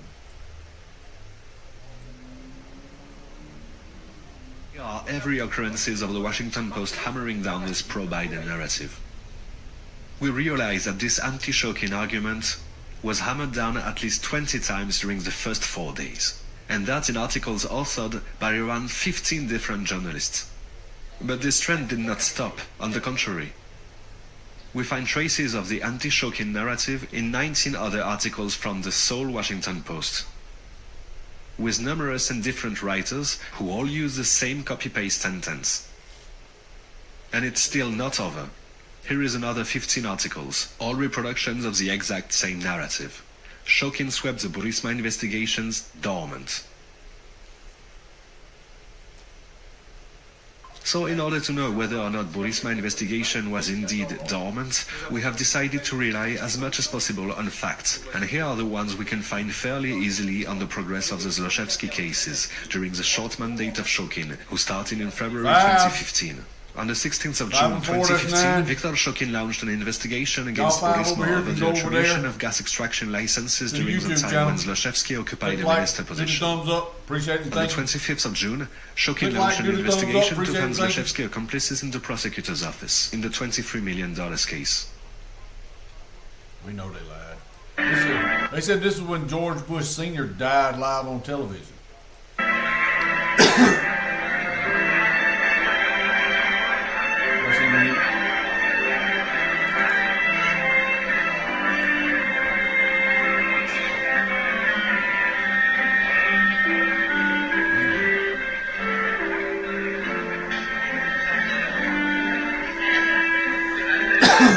Can y'all give me a glass of water?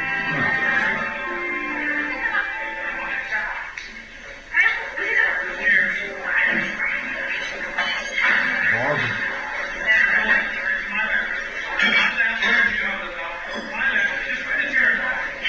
Is there a doctor in the house? Remember like that Harris thing when all them doctors were on the stage and somebody was having a problem in the crowd and they were going, we need a doctor.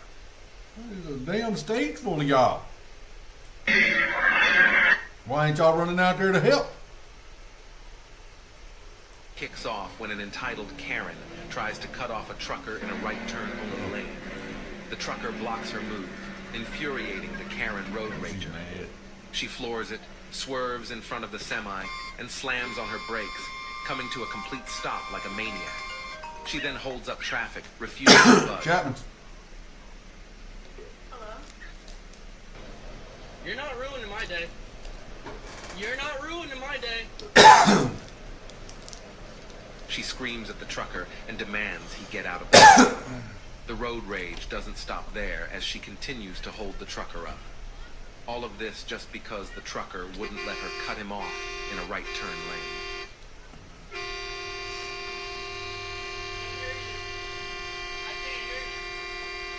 We can't hear you. The trucker struggles to stay calm, but as you'll see, it becomes increasingly difficult. Anyone pulling a stunt like this should have their license revoked on the spot.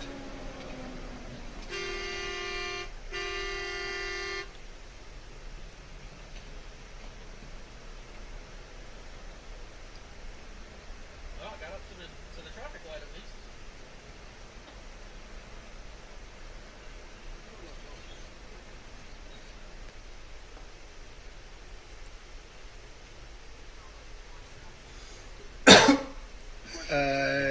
John Roberts, go ahead, John.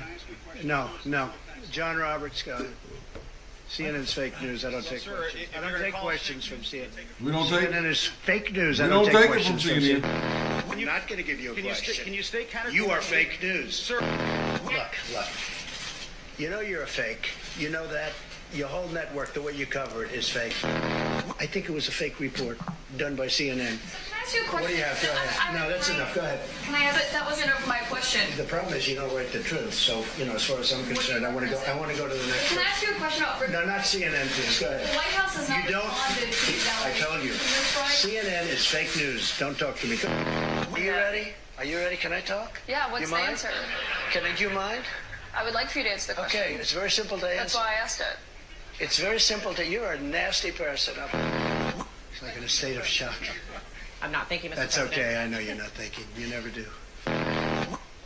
It's a whole hoax. And you know who's playing into the hoax? People like you and the fake news media that we have in this country. And I say in many cases, the corrupt media, because you're corrupt. Much of the media in this country is not just fake, it's corrupt. That's what I like about Trump. Nevada County, California ballot printer ink overspray error prevents 77,000 ballots from being counted. Take a wild guess which company supplies the ballots. Runbeck, election service. Oh, same one that supplies.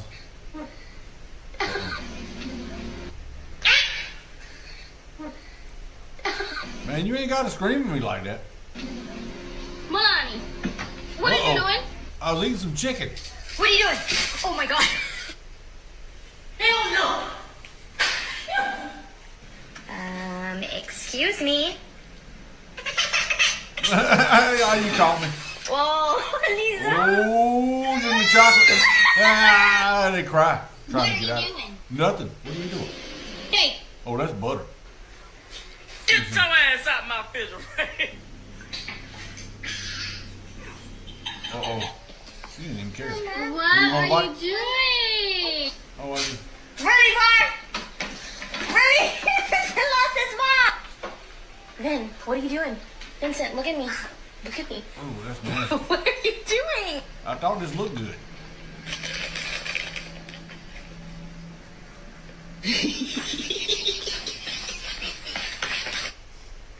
For Ramadan.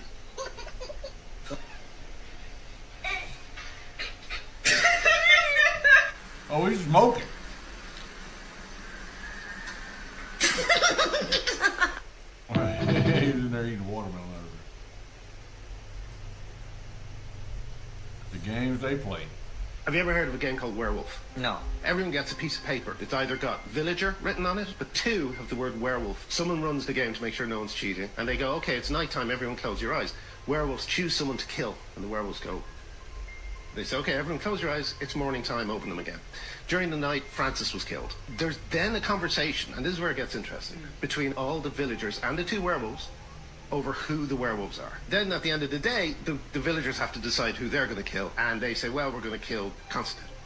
It's revealed by the person running the game, I'm afraid Constantine was a villager. And the game continues. The villagers win the game if they kill both werewolves. The werewolves win the game if they kill all but two villagers. And the werewolves usually win. The game was invented by a student of sociology in Russia who wanted to prove his thesis that an uninformed majority will always lose a battle of information against an informed minority. So that just shows when you have hidden information, you can completely manipulate a large group of people. Who asked Lil Uzi Vert to pay for his college tuition. Can you pay for my college tuition? How much is your college tuition? 90 grand, I go to Temple, bro. 90 grand?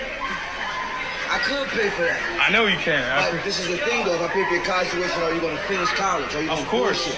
Nah, 100%. I don't bullshit. This is Raheel Ahmad, and in 2019, he met Lil Uzi while shopping at the mall. He then took the shot of a lifetime and asked him to pay his $90,000 college tuition, which Uzi accepted as long as he finished school and graduated. Raheel promised him he would finish, and then they both exchanged Instagrams. After Lil Uzi paid for his tuition, Raheel made a video posted to his Instagram, thanking him from the bottom of his heart, stating that money in his family was an issue due to only being raised by a single mother with 5 other siblings. But our 1-minute interaction changed my life for the better.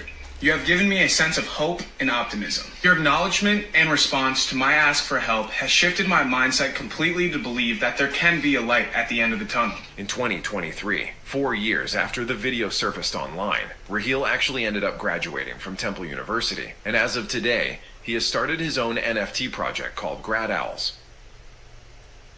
Oh, ain't that sweet. To the M, here are 3 things you gotta know before coming here. Number 1, you gotta check in with me. No ands, ifs, or buts. Say, twin, yo ass, check in before coming to the Big M. So you just walking around Murder-Appolis without getting a permission slip from the big car park.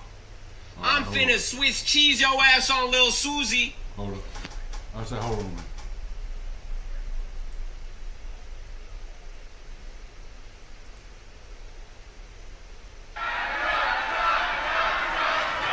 Ladies and gentlemen, please welcome the next president of the United States, President Donald J. Trump. And I'm proud to be an American, where at least I know I'm free. And I won't forget the men who died, who gave that right to me. And I gladly stand up next to you and defend her still today. 'Cause there ain't no doubt I love this land. God bless the USA.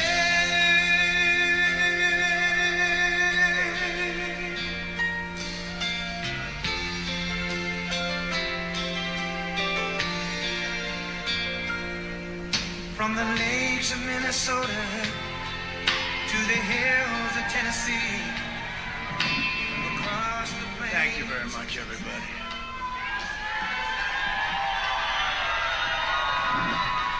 Thank you.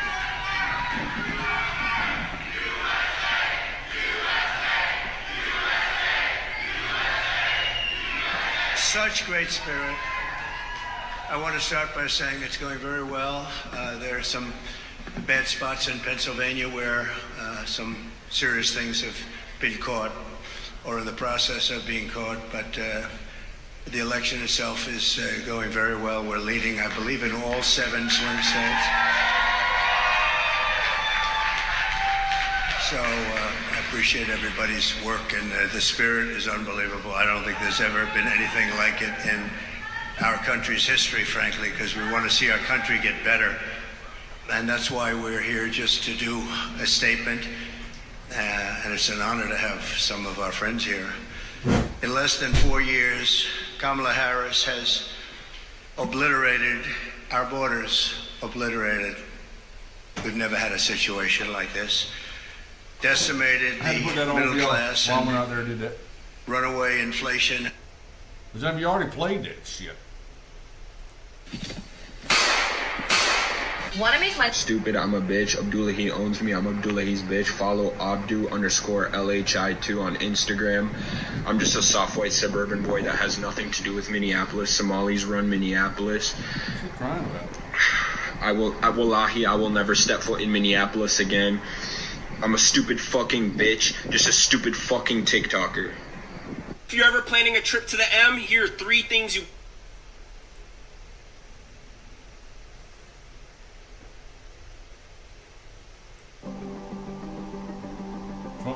You've likely read reports from the mainstream media about the Nazi rally President Trump had a Nazi rally up here in New York City.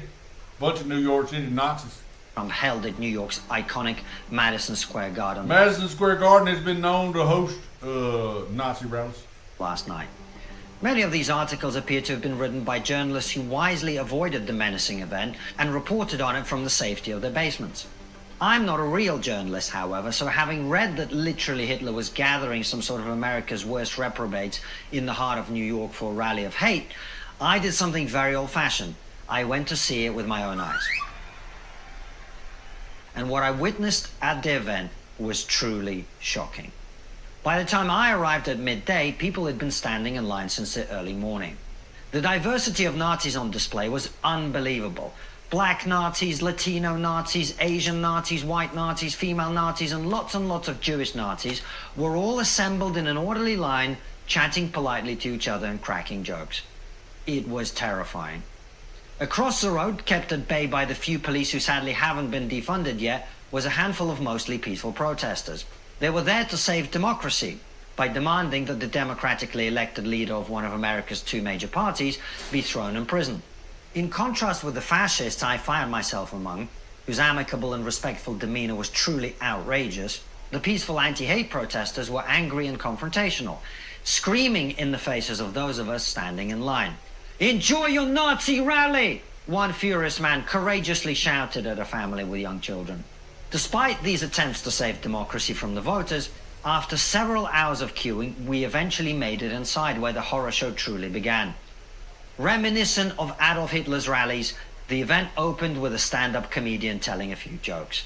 Straight out of the Nazi playbook, that was. The hateful comic made fun of everyone. Celebrities, Israelis, Palestinians, even Puerto Ricans. It made me want to reach for a comfort animal, but the closest person to me was a woman in a hijab, and I didn't want to commit a hate crime by hugging her without consent. By the time I came to my senses, a radio personality called Sid Rosenberg was on stage. Rosenberg, I thought to myself, typical Nazi name. He had apparently just returned from Israel, which he claimed both he and President Trump support. I couldn't help noticing that every time he mentioned Israel, the Nazi scum, who had by this point filled the stadium to the rafters, cheered and clapped. "This is just like one of Hitler's rallies," I said to a man next to me who was wearing some sort of skull cap. He laughed as if I'd said something funny and resumed cheering, holding up his bigoted Jews for Trump sign. A succession of other prominent speakers followed, all of whom made terrible, offensive comments like, "We love America. America's the greatest country in the world." And ask yourself, are you better off today than you were 4 years ago? This obviously made me extremely uncomfortable. Everyone knows America is better off now than it was under Trump because, thanks to DEI, the country finally has a black female vice president. But horrifyingly, the people around me seemed to think that being unable to afford groceries mattered more. I could barely contain my disgust. This was all getting very scary, so I went to hide in a toilet cubicle for several minutes to regain my strength. As expected, the venue didn't have any gender-fluid restrooms, so I had to sit in the men's room listening to Nazi after Nazi wash their hands and make hateful small talk. "Isn't this fun?" I heard one of them say. "Not if you're a person of color," I wanted to screech from the safety of my stall. By the time I eventually returned to my seat, a black man was on stage talking about the need to overcome America's complicated history of racism and sexism to move forward together. "What about transphobia?" I screamed at the top of my lungs. But instead of stopping and checking their privileges, the Nazis kept on rallying. After venting about illegals for what seemed like hours, they eventually wheeled out illegal-in-chief Elon Musk. How stupid are these people? I couldn't help thinking. Can they not see that a student who drops out of college to start a business and a gang member who crosses the southern border to murder Americans are basically the same? But Nazis are gonna Nazi, so they went crazy for Musk, the man who ended democracy by allowing people to express their opinions online without censorship. By the time Trump came on stage, it was nearly 8 p.m. and I was too angry to concentrate on what he was saying. It was deeply hateful, of course, and he was incredibly orange. I stumbled out of the venue in a daze. It was dark, and as we all know, democracy dies in darkness. As you know, I've been concerned about both the economic and political direction of travel of Western countries in recent years. That being the case, I'm keen to protect my family in case things continue to get worse. That's why I'm making sure to keep a portion of my savings in gold. Gold? The reason the price of everything continues to go up is that governments keep printing money. When they do... Hey! How many loads they gonna do over today? Man,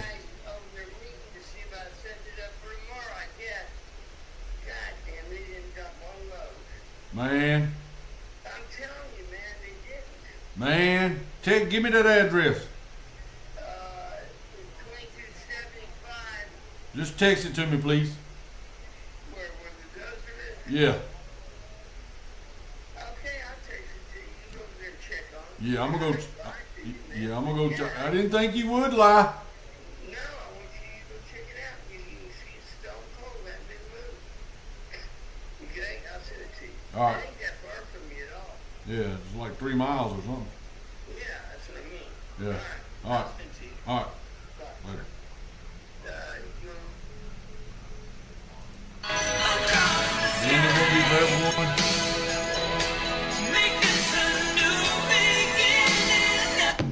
What are they building? scalpels.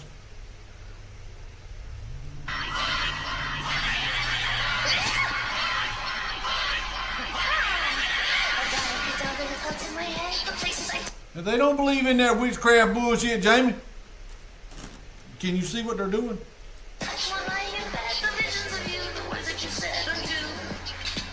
My heartbeat buried in the ground, and to its strings I bind your bound, so when you sleep you'll hear my sound.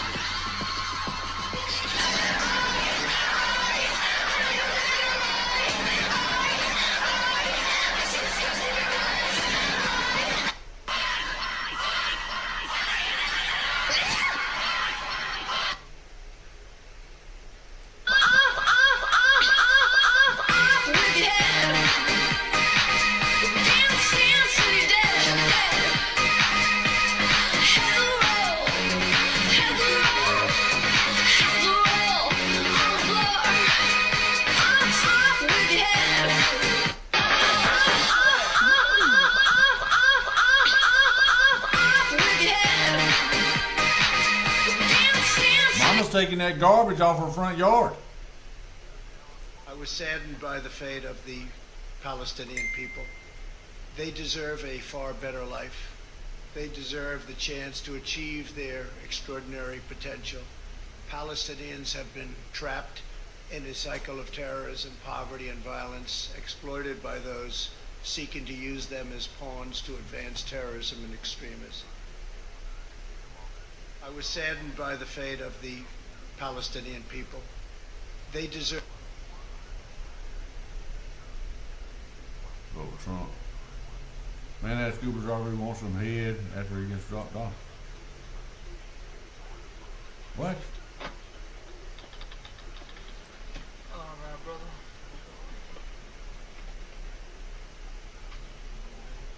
Huh? On what? What you mean? No, I'm good. Want some head? It's a family show, man. What the hell are you doing?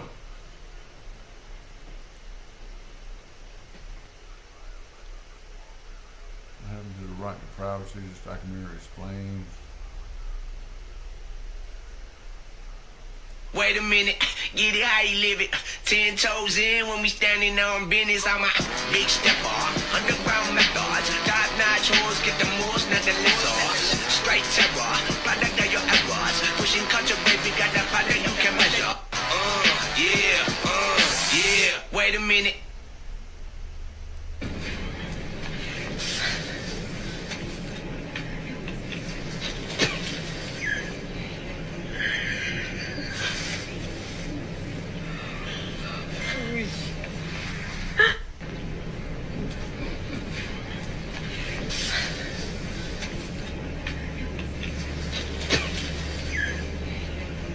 Mama's gonna whoop her ass.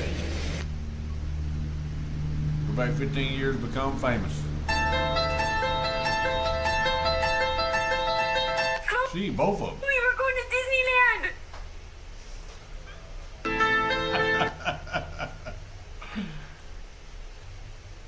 Uh-oh, going to be transgender for Halloween. That's not nice. Your face, show me your profile, your side profile, show me your body, top to bottom, do a 360. Those are the requirements for you to come for me. Those are the requirements for you to come for me, okay? I'm not, you think I'm joking, it's the actual truth. Don't play with me, okay? Show me your top. Social media has just burnt people, man. To the greatest military intelligence operation in the history of the world, thank you all for every blood, sweat, and tears you've all shed for our freedoms, but most importantly, saving the innocent, beautiful lives of the children.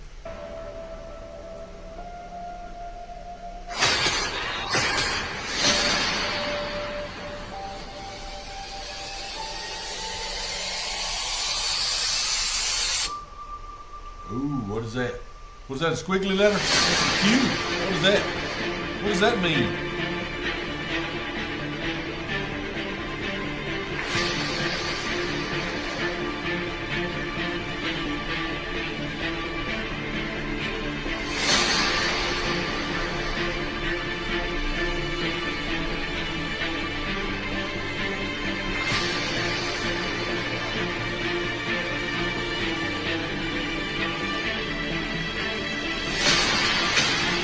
next to him. Now that's that guy Keith Raniere. He was branding them old girls. He like cattle. Like cattle. Weinstein, Epstein, and Ghislaine Maxwell. All have been arrested. Oh, that's the prince. That's Chandler right there. Rachel Chandler. Yeah, she got some explaining to do.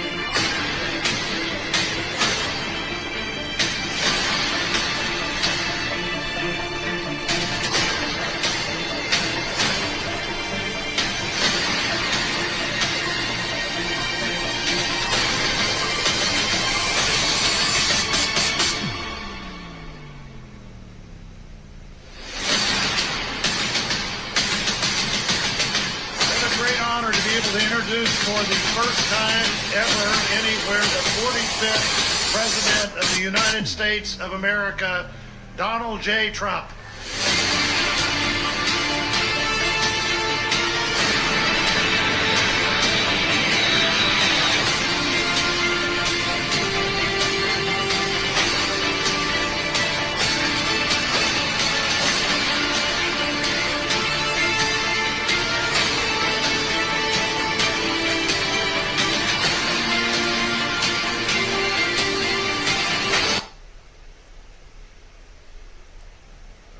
Might be why some people are getting sort of crazy. Of the United States, this is how the votes would break down.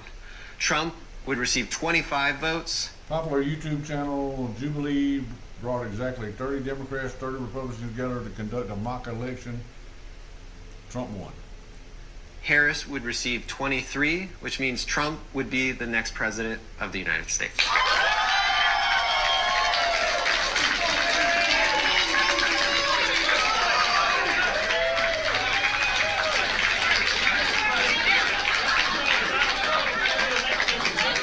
If you are a viewer, we would encourage you to vote if you are an American citizen. If you are unhappy with the results of the election in this room, the only way to change it is to participate. Knowing today's result with Trump winning, I still wouldn't vote because the people have spoken, and if Trump wins, then he wins, and hopefully he'll lead the country in a great direction. And I do think that no matter who wins, there's going to be a lot of upset people and a lot of happy people. This mock elections result has shown to me at least a few things. One of the biggest things is that the left seems to be a little undecided in a lot of ways, and I think the right has come together a little more and represents the general public more and is able to agree on topics more. What I would say to folks who aren't prepared to vote for Harris is that we get to live in the Hotties for Harris. Color panties he got on. And with all that's going on to everyday New York. Stop asking silly questions like about if Trump is a fascist or Hitler. It gives you headlines and clicks, but it's not what Americans are dealing with. We're asking. He's getting back at the Democratic Party for them. They subpoenaed him and all that stuff. Questions that is someone. Now he did give Diddy a key to the city. That's insulting to me. That is insulting, and I'm not going to engage in that. Everyone needs to turn down the rhetoric, because after Election Day, we still have to be the United States and not the divided states. And so if people can't understand their real issues facing New Yorkers, and I just find it just humiliating that what everyday mom and pops are doing and going through across this country, that here we are having this conversation about this silly item. So I refuse to participate in that. I'm going to fight for New Yorkers like I've done for years, and whomever can understand that, they're not in the streets. When I'm at these town halls, talking to people, hey, you got back yet? They're not asking me these silly questions. We are in this bubble, and I know you guys really believe these stories you're writing. Well, let me know when you get back so we can figure out something exciting on that and give you headlines. But this is not what New Yorkers and Americans are dealing with, folks. They are scared of their future. Someone needs to stand up and say enough of this. Tone down the rhetoric, let people hear the facts, let them vote, and let's decide what the next 4 years are going to be for our city. And that's my position. I cannot make it any clearer. Your ass probably needs to be in jail.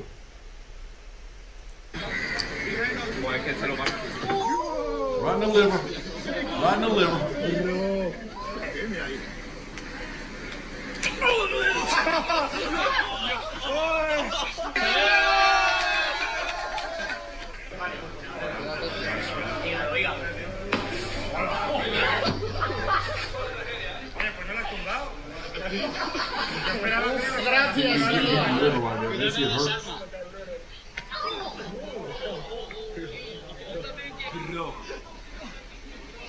Bro, te va a lesionar.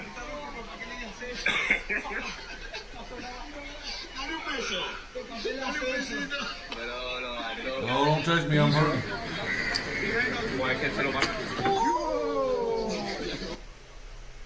You don't think that shit hurts? Get hit in the liver and see. Now what the hell?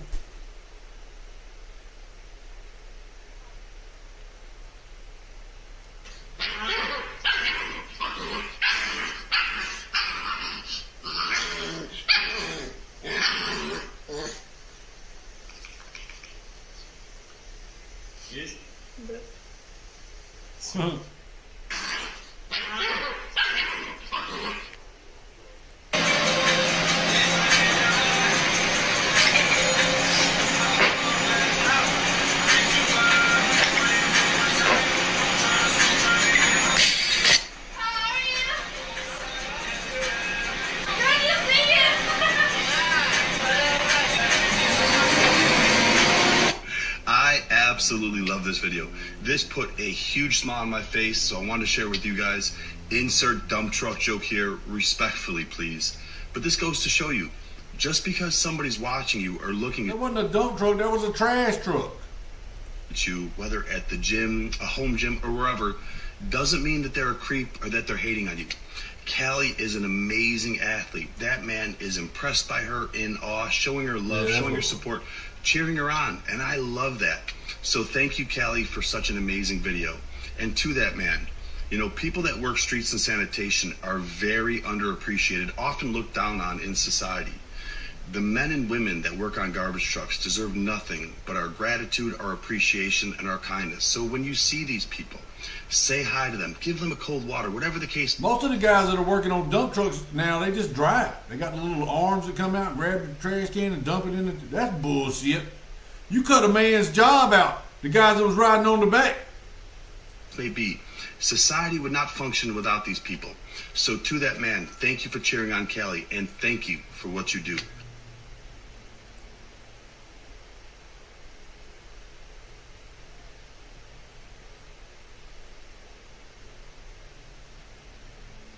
As Toomey forged the signature of a man who was incapacitated at a There ain't no fraud going on. nursing home where she worked. Fox 10 News reporter Ariel Mallory is in the Breaking News Center. All right, Ariel, you spoke with the DA about this. What is he saying? Well, Anise and Cameron, Keith Blackwood says Michelle Toomey was filling out an application for an Now, she ought to go to jail and lose her right to vote forever. Never again, you can't vote again. absentee ballot. And if you're caught voting the next time, you're getting an electric chair. For someone who was Well, that's ruled a little- ineligible to that's vote, a little now rough, we are Jamie. just a week away You gotta put your foot down with these people. from the general election, and he says anyone caught breaking election laws will be prosecuted. Someone can just fill out paperwork for somebody else who can't even consent to that and then try to vote for them. That's not free and fair. Mobile County is seeing its first case of alleged election fraud, according to the district attorney's office. Michelle Toomey was indicted by a grand jury this month, charged with voter harvesting, identity theft, and forgery. According to the indictment, on September 26th, Toomey tried to obtain an absentee ballot by filling out a ballot application form. It turns out the form wasn't for her, but for an incapacitated man at a nursing home, according to District Attorney Keith Blackwood. Toomey filled out the vote application form and then used the victim's hand with a pen in it to draw an X on the signature line, and then submitted that to probate court in an effort to receive a ballot, an absentee ballot, for this incapacitated victim. Blackwood says the victim was ruled ineligible to vote because of his incapacity. He also says Toomey works at the nursing home where this happened. Now, while the nursing home isn't being named, Blackwood says rules were sent to the employees to make sure something like this didn't happen. In an effort to make sure that no one was disenfranchised of a legitimate vote, which was a good thing. However, it was very clear in that communication what the law was, what would be a violation of the law, and that is what Ms. Toomey is alleged to have done. I did ask if any other cases of election fraud have happened at this nursing home or... They don't know. Kill them with light. Conspiracy theorist, and you'll be. Alex Jones reveals he was exposing the deep state long before it became popular. This is back when he was still probably shunned, and you'll be laughed at for thinking that there could be any manipulation and control. Forget the fact. Don't ever ask any questions. Never look under the water. The World Council of Churches. Let me stop you right there. Every one of those groups is real. I've seen them on C-SPAN. I've read the Council on Foreign Relations bi-monthly book they put out. You can buy it at Barnes & Noble or any major bookstore, and it's called.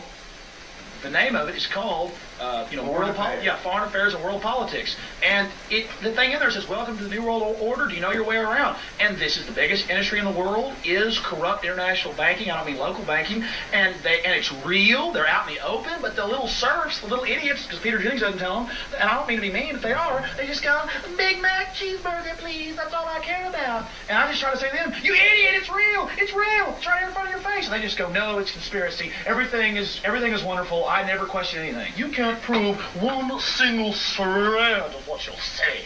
How dare you? You are a serious travesty. In fact, I am very afraid of you militant-type people. What's up, man? What's your thoughts about Jew sucking baby feet? How about fucking you? Oh, yeah, Jew? Excuse me? I said, oh, yeah, you cross-eyed Jew? Whether I'm a Jew or not. You are Jewish. You are Jewish. You are disgustingly Jewish. You're so Jewish and disgusting looking. You're so Jewish. You're hideous. So Jewish. What's your thoughts about your Jew sucking baby feet? So I actually Oh, yeah? take care of people. Okay. What are you doing?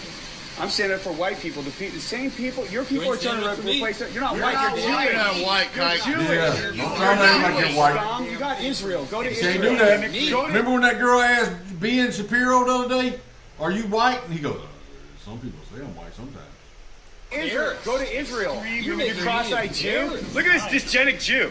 Look at how disgusting. dysgenic he is. Look at his cross eyes. Actually, look at his ears. You should disgusting pedophile protecting Jew scum. What's your plan here? Shut up, Jew. We're going to expel all you Jews back to Israel. Go home. Hook on that. 110th time. Here's your Jew buddy. No. Hey, is this your boyfriend from Grindr? What's your plan? 2 gay Jews here have arrived. Why don't you leave our country, Jew?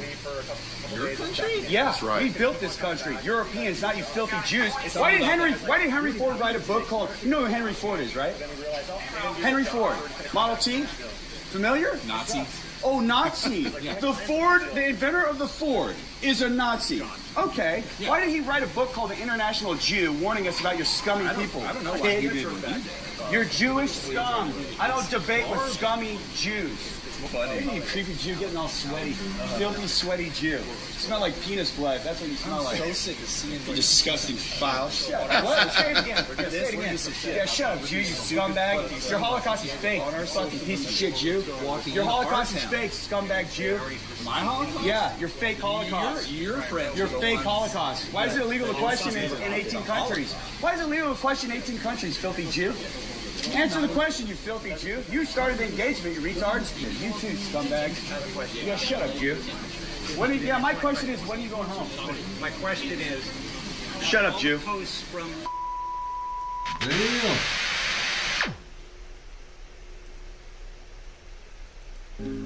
I passed into a world of darkness. I mean, it was so dark that there's no words in the human language to describe crossing the veil. I really felt abandoned, all alone. There was a guy, I don't know if I did this video yesterday with y'all, he's a sniper. I think he was a Secret Service guy, but he said all the people he ever seen died with their eyes open. Like they were scared, like they could see something in the realm behind them. He said he could be looking at them. And it's like they was looking through you and they could see what's back there. Because we can't see what's going on right here. First time I'd ever experienced that kind of darkness. There was no light. And then all of a sudden I saw something that come right out of the top of that darkness. And it was like a tape that was just twirling around like this as it come down. Just like this tape, it comes right in front of my eyes and turns just like that 3 times. And every time it turned, I'm reading it. It's a verse of scripture, Hebrews chapter 9, verse 27. It is appointed unto all men once to die, after this the judgment. It is Hey, what is that?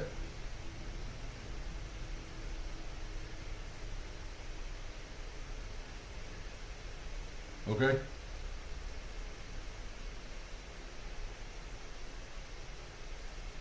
Uh-huh.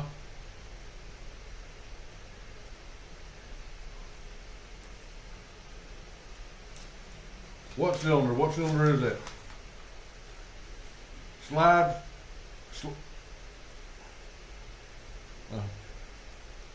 All right, slide cylinder needs to be replaced, but we got her moving. Okay. What you got on that? What you got on that?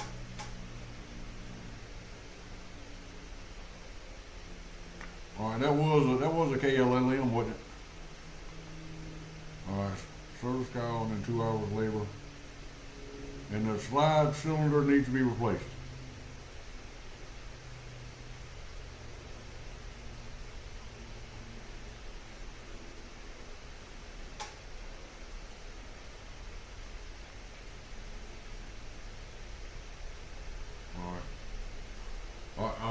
All right. Thank you, sir. All right. Do what? Appointed unto all men once to die after judgment. 3 times that thing turned. And 3 times I read it. When I realized then this was God's way of supernaturally revealing to me that I had met my appointed time to die. So I prayed a very short and pointed prayer. I asked God to extend my life. I was familiar with the fact that he had a precedent in his word for extended life, because he extended Hezekiah's life for 15 years. And I knew that, so I asked him to extend my physical life. And then that's when I had the first ever supernatural encounter. Out of that vast darkness come the most beautiful voice I've ever heard in my life. There's no music created that would any way mimic the beauty of that sounding of that voice. As the voice spoke to me, the voice said to me, stop. No more pain. Peace, rest, security, all that you've ever wanted, just don't breathe. I'm breathing by willpower at that point. Every breath, it took all the strength I could get in, and when I got in the area, it took all the strength I had to get it out. I'm breathing by willpower. And he's telling me, stop, don't breathe. And my spirit was saying to me, listen, God's speaking. God's speaking. He said, don't breathe. And then I got to try to shut it down, what I'm doing. And then the realization hit me as though I screamed as loud as I could in my spirit.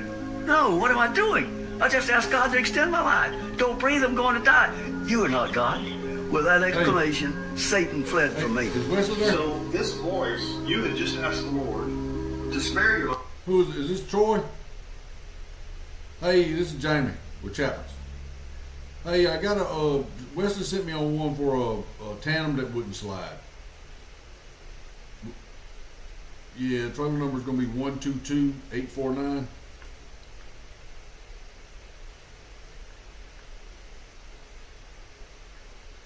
Okay.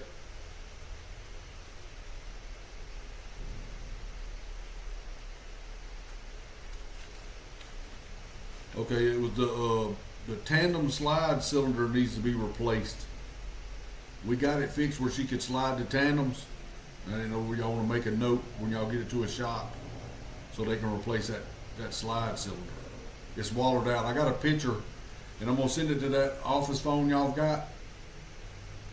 I'm going to send a picture of it, but we got her where she could slide her tandems, and she's moving.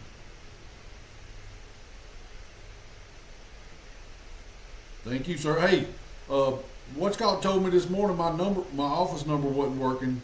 He called me on my cell phone. Yes, sir. Just make sure you got my cell number, because until we get the whatever's going on with the damn phone lines.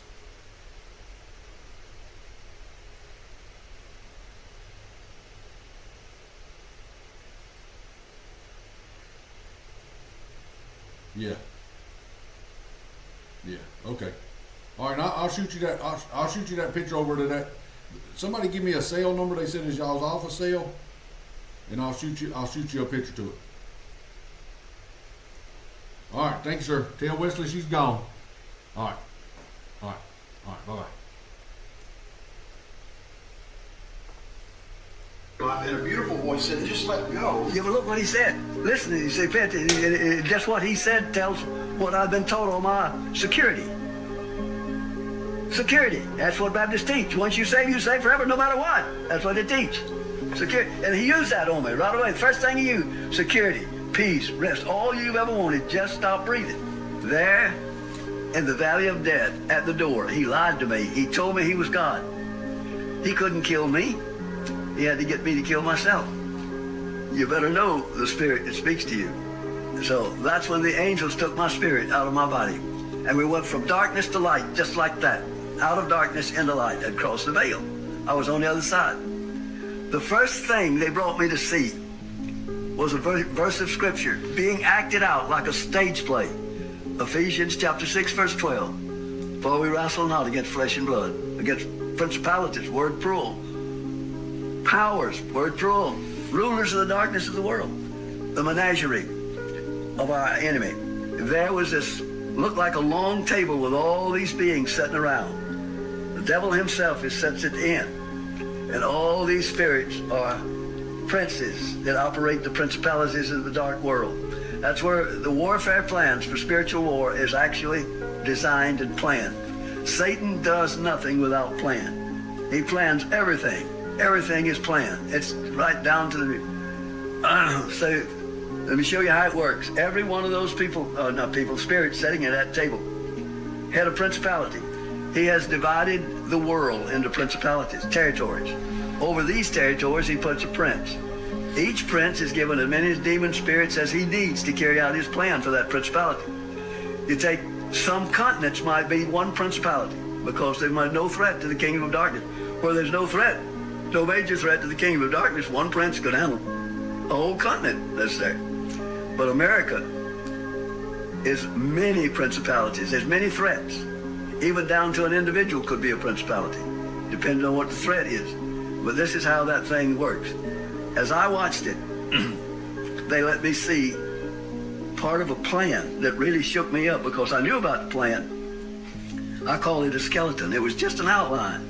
And it was the same identical outline that John was able to see, and he wrote about it in Revelation. And it was given unto him to make war with the saints and to overcome them. And power was given him over all kindreds, tongues, and nations. And all that dwell upon the earth shall worship him, whose names are not written in the book of the life of the Lamb, slain from the foundation of the world.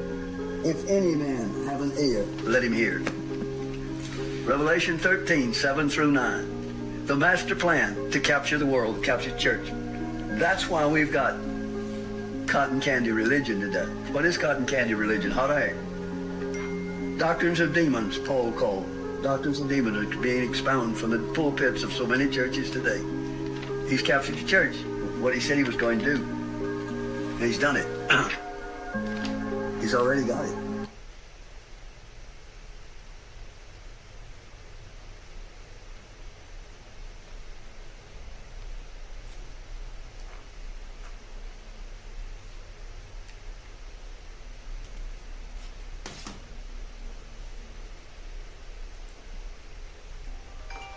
I lost consciousness.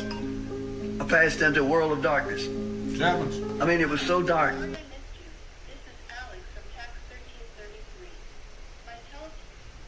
In the morning, here we are again. How y'all doing? Had a setback, and I drank last night. I actually feel better because I drank last night, so that's why I'm not shaking as bad. But this is my morning routine. I'm going to take this shot. I'll just do it real quick.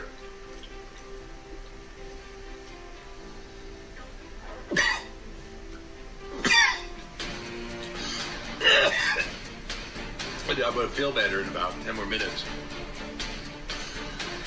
I'm sorry, y'all. I'm trying.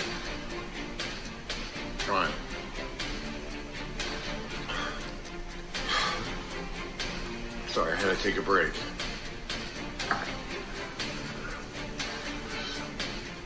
Why would you want to get to where you're in that kind of condition? Sorry, I had to take a break. I don't know. I don't know why I do this. Do you know? Can we find out why we're drinking? Why we're drinking in the morning? What just happened? Why am I doing this? I started 20 years ago. I'm still doing it. Now look at me. I've lost everything and I'm still doing it. I don't know why. But you ain't hit bottom Do you know yet, why? You'll stop when you hit bottom. Judge broke his guitar. Last gift from his dad who passed away. He would have had an ass whooping coming to him.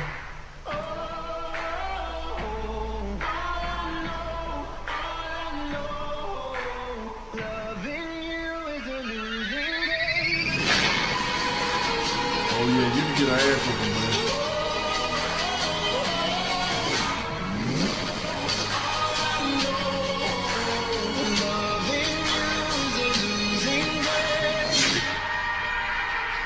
And he had skinny jeans on too. I think that boy's ass.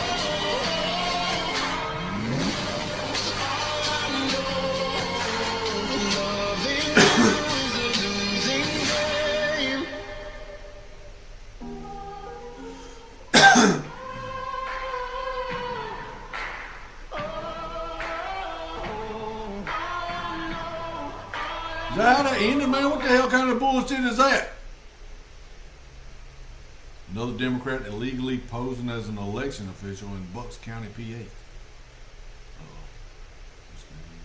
Voter, what's that?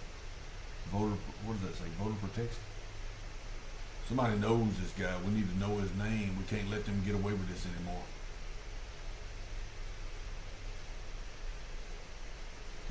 This guy looks like he was promised free fentanyl to suppress vote. He does look a little rough. I got some issues gotta deal with. UPS worker. That's a mailman, right? My end. So when the ride, I didn't want it to go, but it is what it is. They ain't got don't they got uniforms they gotta wear? So I got a load officer here. I'm gonna have a chat with you for a little Stealing bit. the high-priced items, shaking boxes up, stealing envelopes that says "Grandma loves you," because there's cash in there. Grandma's sending you cash. And I mean, I'll tell you from my experience. Grandma sent me $20. Just do what's right. The best thing will always happen to you. Okay? Jennifer Williams says, please vote if Trump loses and gets convicted of crime for trying to illegally overturn an election. He will always be known as the most corrupt president in history. And it won't even be close. Trump ain't going to jail. Well, I think Who is Jennifer Williams? Do I know you, Jennifer? If not, welcome. Cool. All right, thanks. You're Adam? That's Adam right there. He looks like a thief. Look at, he's got his shady hat on right there. That's a beanie, Jamie. Some people call it a toboggan. Yes, sir. Officer Smith. Officer Smith, when they come in there with guns and badges on, you know you're in trouble. It's fine. You got your ID with you? You know what you've been doing wrong, boy. I do. I do got my ID. Damn UPS workers. Can't trust none of them. Like to eat frozen, burnt pizza. Try to give out frozen shrimp all the time. Knocked out 3 of my teeth chewing on them damn frozen shrimp. Robbie?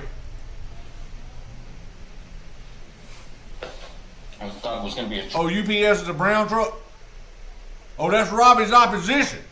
Okay. Commercial driver's license. Robbie's a mail, what do they call him, a mail carrier? My partner's out here. He's from... They're all shady. Okay. So... You know why I'm here? Talking with Steve. I don't answer questions. Not without my lawyer present. Yeah, Steve. Talking with Steve. Just kind of telling me, kind of trying to help me fill in gaps and things like that. About some missing packages and things like that. So, and he said that he had already... Timberlands look a little rough. Told him that you were involved in... He'll wear them out to the club, though. You ain't got to worry about nobody scuffing them up. They're already scuffed up. Taking some items out of the facility here. Is that correct? Yeah, I understand. FedEx is white, orange, and purple. So walk me through what's gone on over the last 30 days. Sounds like my penis. The last 30 days with just property. Yeah. Okay, so Where's Admiral at? Admiral she'll get mad if I say penis. about obviously a month ago, we kind of like I came from obviously after my shift, and me, Reggie, and Andre, what's called. We went out. Reggie and Andre, he done throw 2 other people under the bus. I have some video, and I'm like, oh, okay. He figured he's going to jail. They might as well have some company. He gave it to me. I put it in my backpack and he left. I didn't know it was stealing, stolen. I didn't say anything.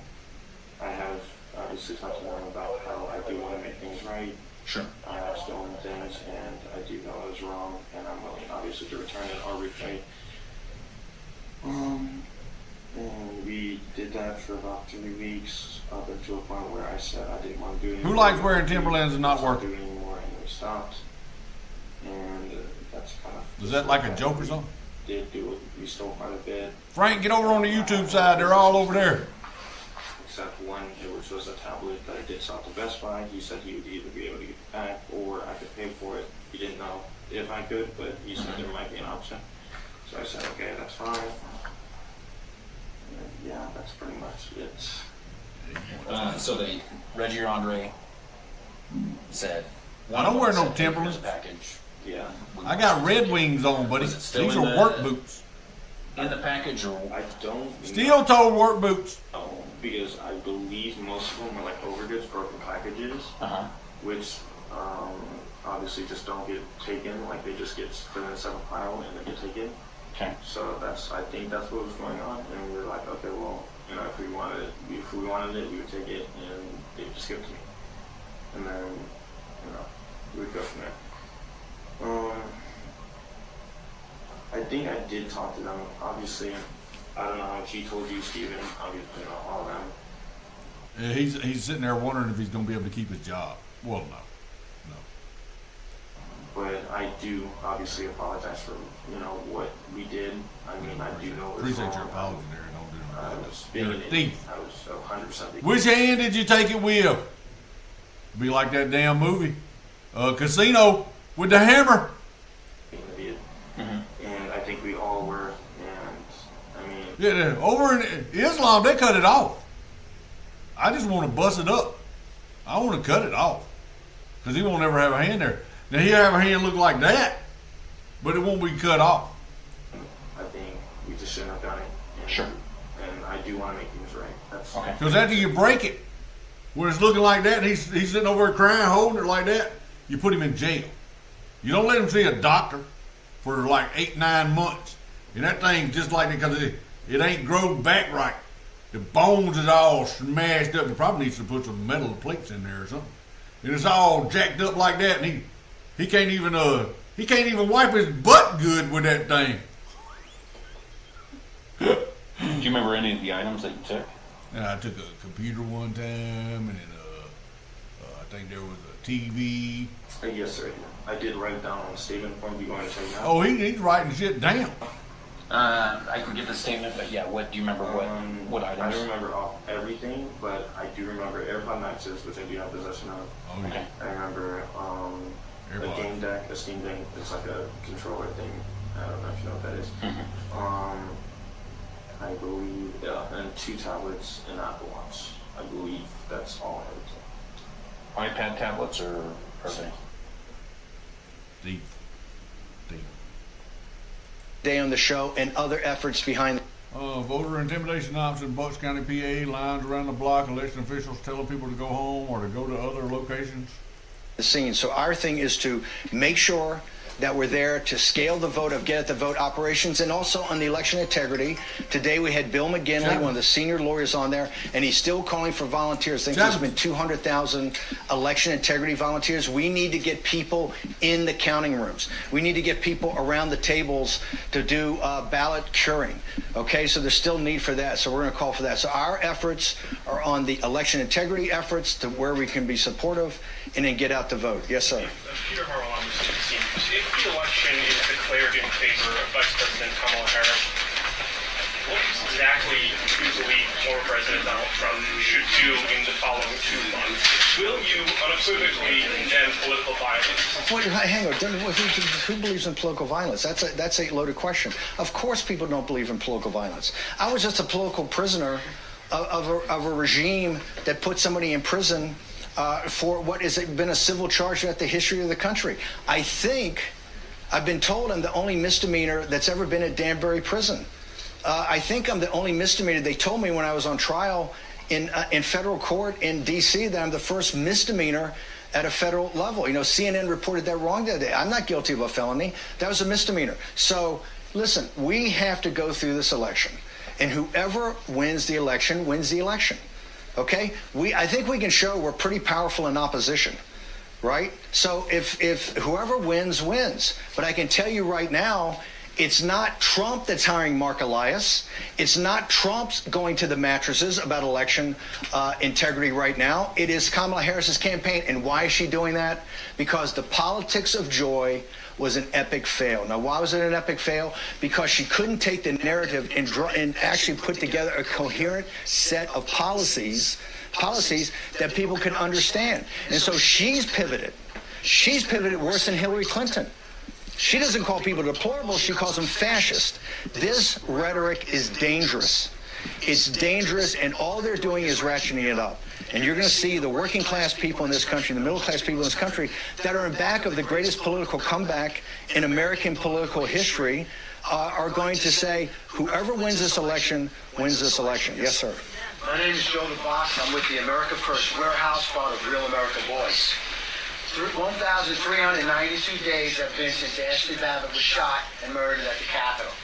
820 days, Mickey Wickoff, Nicole Rapid sit outside the gulag next to the... Can we get a question?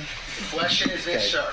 Yes, what sir. can we tell them? Because now, 315 in jail, 314 today. What can we tell them to expect? Here's what I think. If you look downrange for a second of President Trump's second term, that commences on January 20th. Look at what's going to happen. Number one, the debt ceiling. We hit the debt ceiling almost immediately. Number two, you have the expiration of President Trump's tax cuts. Number three, the government runs out of money December 20th. It looks like it's not going to be an omnibus. President Trump has to deal with a massive fiscal crisis, okay, economic and fiscal crisis. In addition, you need to start to do what Kamala Harris failed to do. That's the reason that African-American men and Hispanic men are not voting for her and staying away, is that you have to begin the mass deportations of illegal alien criminals. That is in the first couple of weeks of his second term. There are many things that have to happen and many investigations that should take place under the proper structure, apparatuses, and to be adjudicated. And that's going to take time. So I think it's not helpful to tell people this is all going to be done immediately. You have the House, you have the Judiciary Committee, you have the Inspector General's report that hasn't been released in the Attorney General's office. They also, I think, ought to have another J6 committee just like they had before, but this time, the Democrats should have a ranking member and they should have minority counsel. So all documents go to the minority counsel, all witnesses go to the minority counsel, people are cross-examined, and we do it in the right way.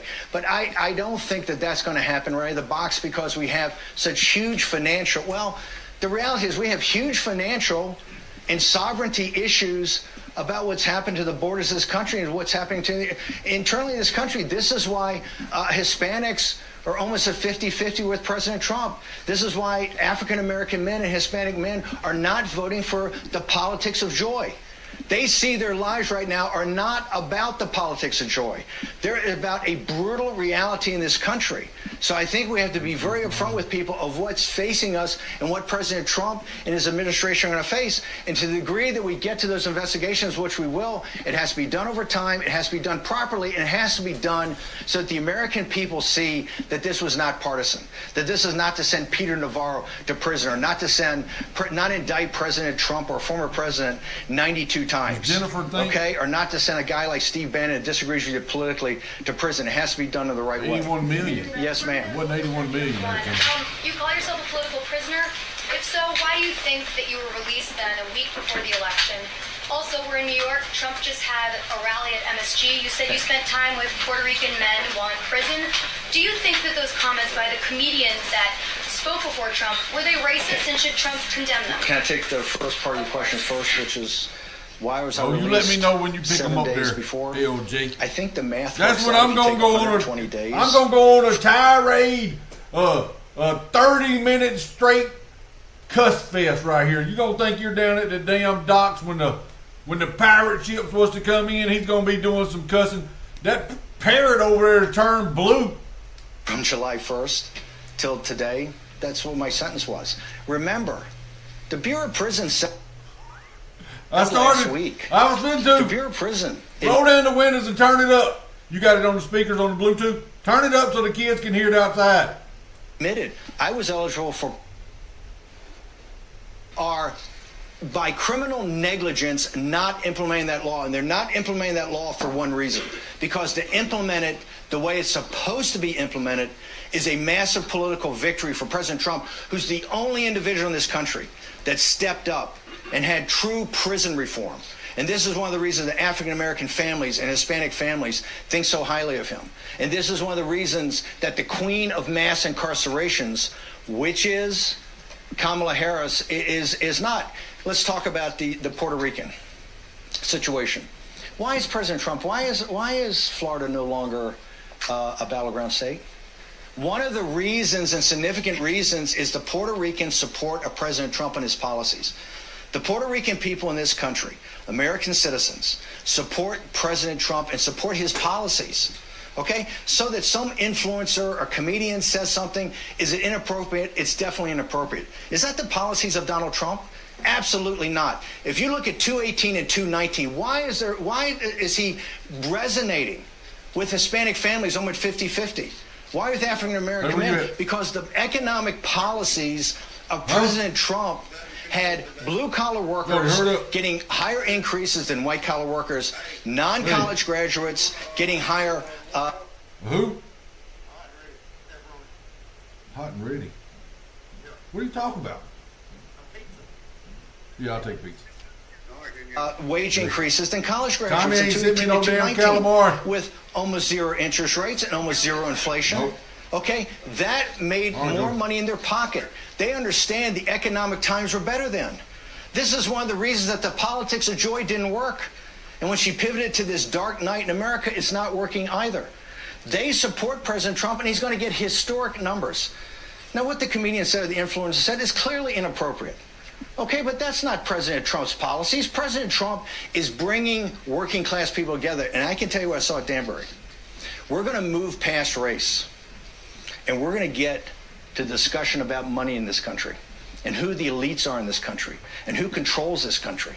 Okay? We know who controls it. That is when you're going to see a broad base, even broad base today, populist movement. But thank you. Yes, yes. I heard what you said about... sorry, Jen Peltz from the Associated Press. Hey, I heard Jen what you said about focusing on get out the vote and election integrity, but has former President Trump asked you to campaign with him, and are you going to do that? Like I said, my focus is on victory next Tuesday at the biggest number possible, because folks don't think it ends on Tuesday. You don't hire Mark Elias to go to the mattresses if you think it's going to end on Tuesday. This is going to take a while to sort through. Okay, and you can see by the election administration problems in Pennsylvania, you see what they're talking about in Maricopa County already, about how long it's going to take to count the votes, right? This is going to go on. So it's most important for President Trump and his followers to make sure that we put up the maximum number possible. And one of the things I don't like, even hearing is people talking about roles in the administration, or people talking about, oh, let's go try to win the popular vote, or people talking about, oh, we're overconfident. There's a lot of confidence. We should run now like we're 20 points behind and run hard. And that's all my focus is. The way that we can scale that on the war room is what I do. Like I said, President Trump's going to do the rallies. His rallies are spectacular. To me, it's walking precincts. It's working phone banks. It's going door to door. It's sending text messages. Yes, ma'am. Shannon Jacobs, Washington Post. What, if anything, has former President Trump asked of you to do behind the scenes in the next week and following that? Are you I don't want to talk about that, but President Trump, look,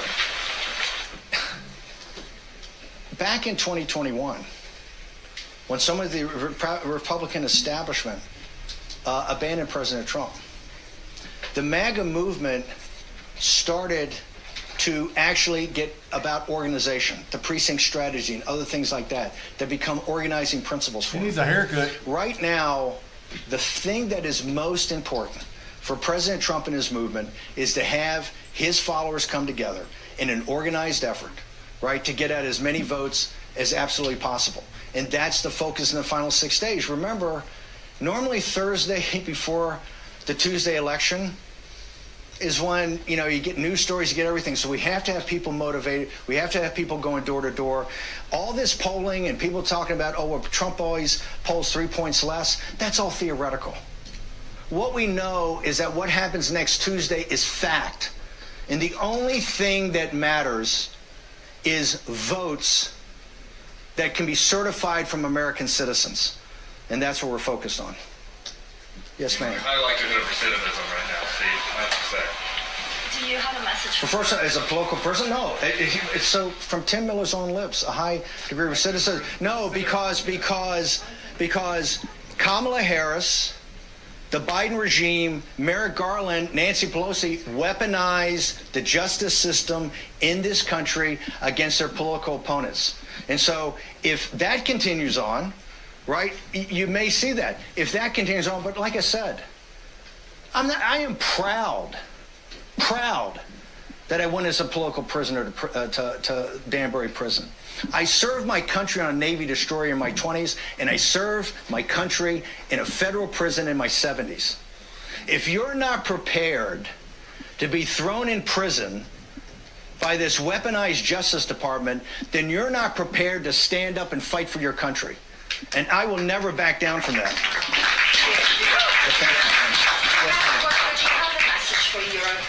Do you have a message for Europe? Wall Street Journal. A message for Europe is that President Trump's been a great friend of NATO to make sure the NATO alliance is actually funded by countries in Europe. I would say that the populist nationalist movement over there that's on the march is on the rise should look at what's happening in the United States of America, particularly against the elites in this country, and how with very little money, every day we're building. Like I said, we're going to move past race here. You're going to see historic numbers, I think, of African American and Hispanic men that do not vote for a Democratic candidate. So we can move past these things that have held us back in the past and get to the sunlit uplands of talking about power and control and money. I have a follow-up Yes, to ma'am. that. Mediaset, Italian television, largest broadcaster in Europe. Follow-up is, why is then Europe looking at these elections as if they were their own, and why are they so afraid of a Donald Trump win? I'm not sure Europeans are so afraid, but that European elites are so afraid. There's a big difference. Number one, the European elites, the elites and the wealthy in Europe have not paid their fair share, right? Listen, our defense budget is almost $1 trillion a year. A lot of that goes into NATO and supporting allies throughout the world. That we need our allies to pitch in, particularly the wealthy allies in Europe. Europe does not carry its weight on its defense. And if the Europeans are so concerned about Putin and KGB and the Russians, they're going to have to step up to the plate and be even a bigger part. And President Trump and Stoltenberg said this, there wouldn't be a NATO today if it was not for President Trump and what President Trump did in assisting NATO to actually start to pay more of its fair share. The European elites, of course they hate Trump. because they understand President Trump is a populist nationalist. They understand about what he's talking about is trade. They understand what he's talking about tariffs. They understand he puts American citizens first, and he puts American citizens' economic benefit first. So if I was an elite in Europe, yeah, I would be quite concerned about Donald Trump because, number one, it's going to inspire populist movements throughout Europe to actually get off the dime and start winning elections and winning them big. Yes, sir. Scott with CBS. Can you clarify what you're telling my colleague? Would you encourage Mr. Trump to say on election night before the states are all projected? When I say the states are all projected, well, it doesn't make this about the states projected. President Trump, to me, Not declare a victory. hang on, should go before the American people. Go before the American people, and I thought he should do it last year in 2020 at 11 o'clock at night, not at 2:30 in the morning, and explain to American people where the voting is. Right, where the voting is and what's to come, what is still outstanding. The American people, quite frankly, were quite confused in 2020. They don't need to be confused today. And I think you're going to see some big numbers from President Trump. We've already know that, though, that Pennsylvania and Maricopa County and others are saying it could take a while, but he needs to explain to the American people early on exactly where we are in the voting. Like analysis? So it seems like you're suggesting that Americans should be ready for this to potentially take a few days to know who the winner is. I don't say that. I believe that Jocelyn Benson in Michigan has said it's going to take a couple of days for Michigan. I believe that people in Maricopa County just said the other day it could take them 4, 5, or 6 days to figure things out. Not just legitimate, because 4 years ago on election night, you wanted Donald Trump to declare victory. So what well, you're hang on. Well, we have made significant changes, and mail-in ballots are not what they were. He told us, Mark Elias told us, that on election night you were going to call it what is the red mirage. But just wait 2 weeks when all votes are counted. He didn't say all legitimate votes. He didn't say all certifiable votes. He didn't say all votes from American citizens. He said all votes. Wait till all the votes are counted. And you can only count certifiable chain of custody votes from American citizens. Okay, so we don't want to have a replay of 2020. Changes have been made. I don't think enough changes have been made, but it's election officials in Pennsylvania, it's election officials in Maricopa County, it's election officials in Michigan that are saying right now, and I think some of those election officials are Democrats, some are Republicans, that they don't think that this is going to be, that they don't think they're going to be able to give definitive numbers for a couple of days. But it doesn't mean President Trump can't go out there and explain to people exactly where this is, and I strongly advocate that he does. Yes, sir. More questions for this show. Yes, sir. Mark Halpern with Do It. Hey, Mark Halpern, how you doing? Appraise the strengths of the Harris campaign. And if you would just take through the battleground states and say 31st we should have our phones. I think the Harris campaign, and I believe this comes from the anti-democratic forces inside the Democratic Party, in shifting out when President Biden was taken off in 10 days off the ballot. It seemed to me at the time that they should have some sort of mini primary so that people like Governor Pritzker and Whitmer and Newsom and Shapiro, whoever else, wanted to jump in here and actually make the case in some sort of period of time up until the convention, could actually go and make a case of what they stand for. She started with this incoherent politics of joy. And she understands that you can't, she wasn't getting traction on this. And that's why she pivoted. She needed to take 1 or 2 at most topics like President Trump's Make America Great Again, or President Trump's Secure the Border, or President Trump's Bring Jobs Back from China. Take 1 or 2 things that resonate with this country and working class people and drive it every day. You haven't seen that. That's why now she's talking about people being fascists and people being this.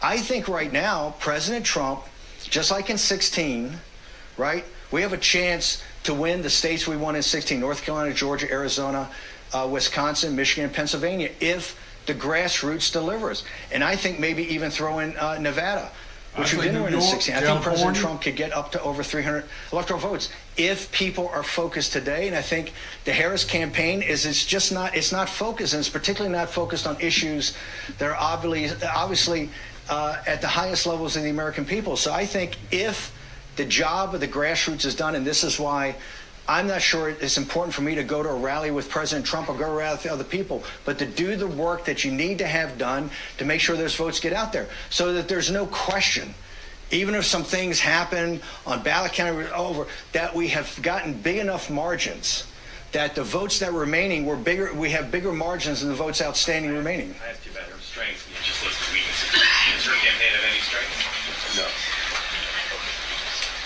I think, you know, for people that align with progressive values, right, I think Vice President Harris has spoken to those values. I don't think she did it in a way that could broaden out to a general election, but clearly she's Vice President of the United States. She's been a U.S. Senator, right? She clearly has strengths. She's proven that in the past.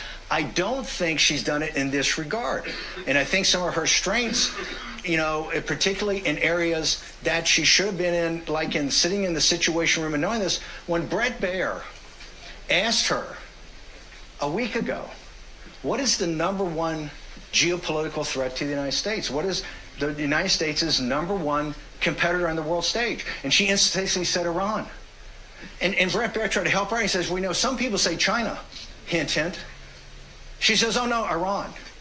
If you say that Iran is the number one, a regional power is the number one threat to the United States of America, given what the Chinese Communist Party, which is a mortal enemy, not the Chinese people and not the nation of China, but the Chinese Communist Party, a mortal enemy of the United States. If you sit there and want to be commander-in-chief and you say the number one threat when you have a chance to back off and say it's Iran, you're not ready to be commander-in-chief. And clearly you haven't learned anything or anything important in your 4 years as vice president sitting in a Situation Room. Anybody? Yes, ma'am. Great conservative TV station in Europe. Yes. I got a question regarding the European issues. The conservatives in Europe view Donald Trump's potential presidency as a whole.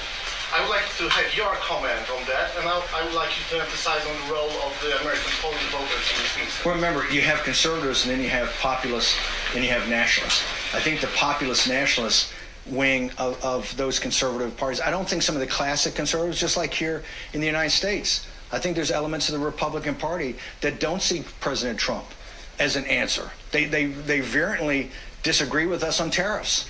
They vehemently disagree with us on things like the U.S. Steel takeover by Nippon Steel, things that a guy like Fetterman would back, right? So I think some of the classic conservatives don't see President Trump as somebody that represents a policy portfolio that would interest them. But I do think that the populists in those countries do, and I do think the populist nationalists specifically do. Okay, so that time for about one more question. Okay, thank you. I'm so glad you're out. So speaking of the money of politics, New York City spends about What Freelance Writer Human Events. Okay. Okay, so speaking about the money of politics, New York City spends about $5 billion on illegal aliens. Do you think that was part of the reason why Madison Square Garden, which holds 19,500 seats, had over 200,000 people clamoring to get in, and New Yorkers decked out in MAGA gear?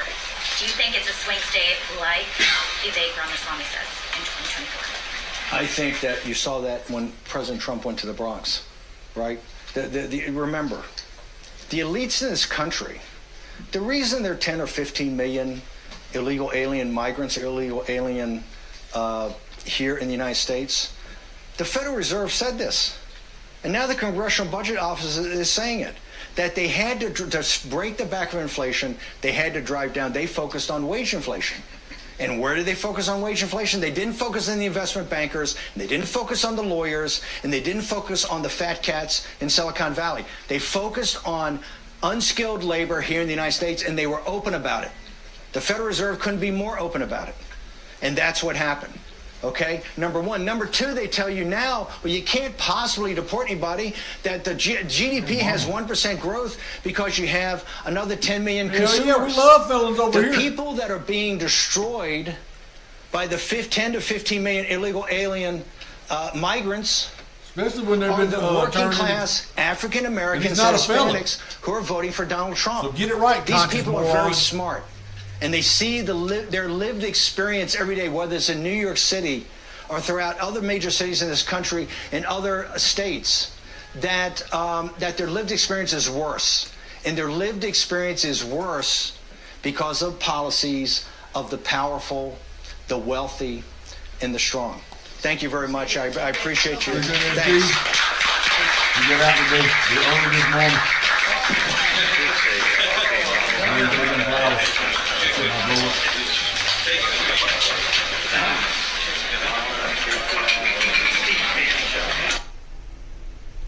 Who was sued by the teachers union simply because I wanted to know what my kindergartner would be learning in school. I asked to see the curriculum and my school told me I had to submit a public records request. The curriculum wasn't posted online and it wasn't available in a school district. They don't want to put it on there because they know all the garbage they're teaching your kids.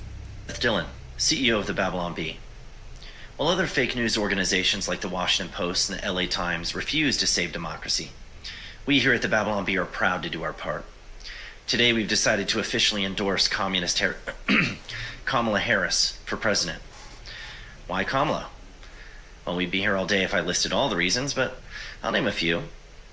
To begin with, she shot straight to the top because of her intellect. Smart lady. She is smart. She's the first person in history to win a primary without receiving a single vote. That's impressive. That is impressive. She's a person of color. Indian, I think. Indian color. She's a phenomenon. She gave Drew Barrymore a hug, an act that symbolized her willingness to wrap her arms around the country and give us all a hug whenever Republicans make us feel sad. She was such a popular vice president that over 12 million people hiked hundreds of miles to cross our southern border to vote for her without ID in this election. She has a melodic and soothing voice, especially when she laughs. I can listen to her laugh for hours. Most importantly, though, she is not Donald Trump. Wow. How can you put into words the greatness that is Kamala Harris? She reminds us to look forward to what can be, unburdened by what has been. And she understands, perhaps better than anyone else, the significance of the passage of time. She knows, as all wise leaders do, that there is great significance to the passage of time. Each minute that passes takes us from the present into the future. We're only here, right now, in this moment, because other moments, like the one that just went by, have passed. What could be more significant than that? We are grateful that when America is on the brink of losing its democracy, the person standing strong against the looming threat of fascism is a woman as accomplished, intelligent, joyful, and non-white as Kamala Harris. And so we join Eminem, Megan Thee Stallion, the Insane Clown Posse, and many other great thought leaders by proudly endorsing Kamala Harris for president.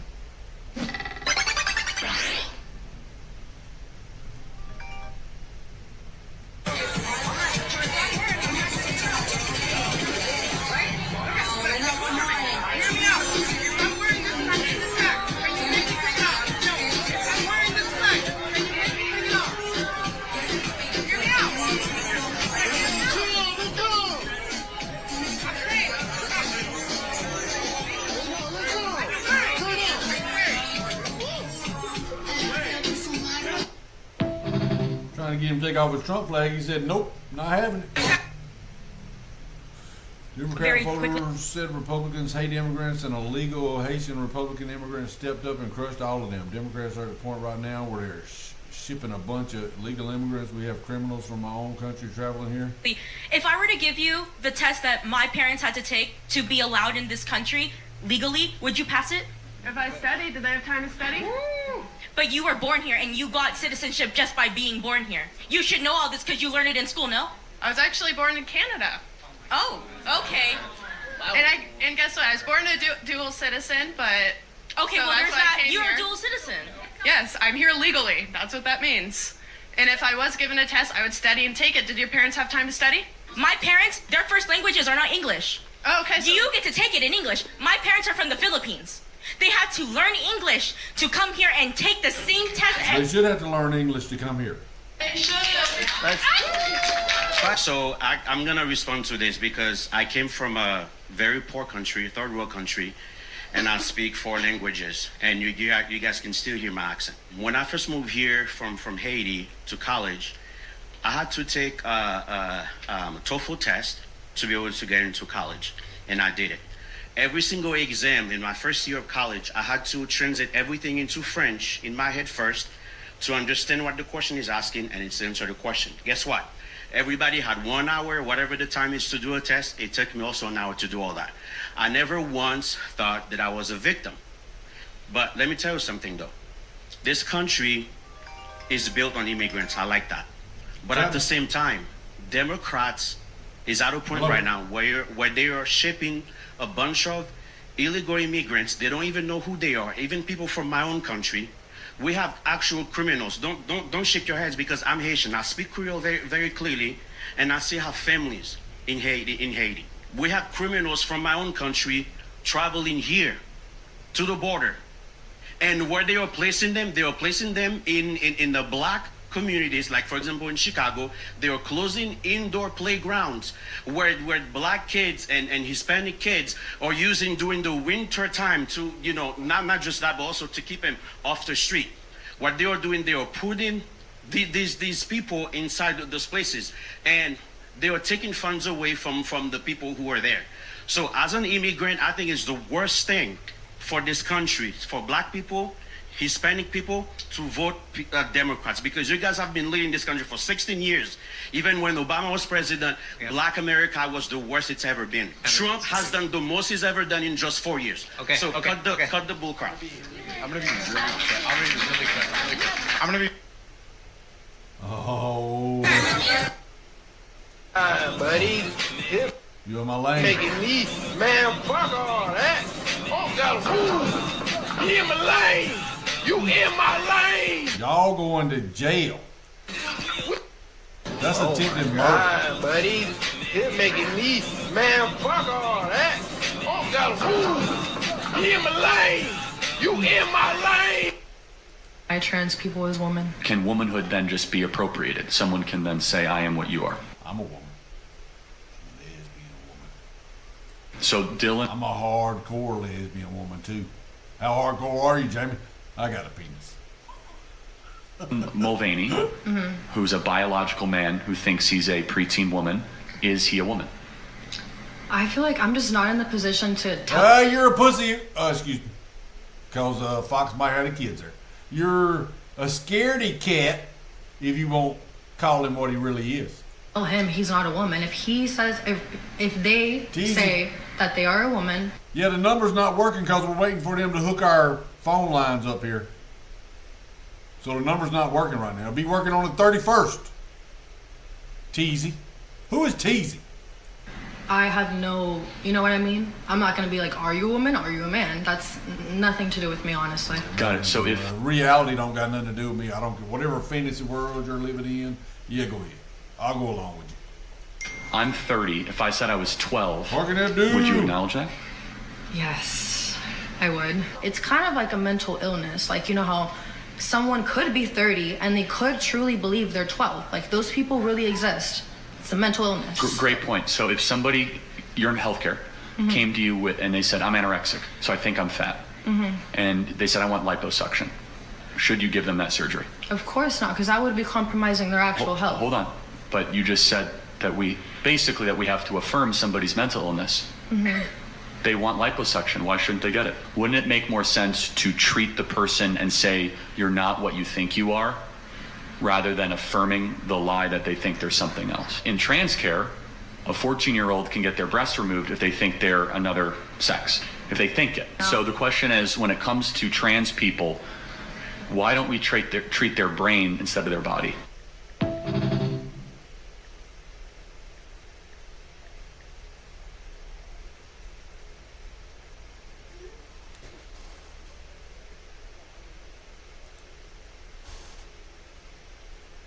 Egg in your refrigerators 45 to 60 days old. The USDA doesn't care if you have basically up to 100-day-old eggs for sale, but they do mandate the farms. So the farms, from the day the egg is laid, they have 30 days to give it to a distributor.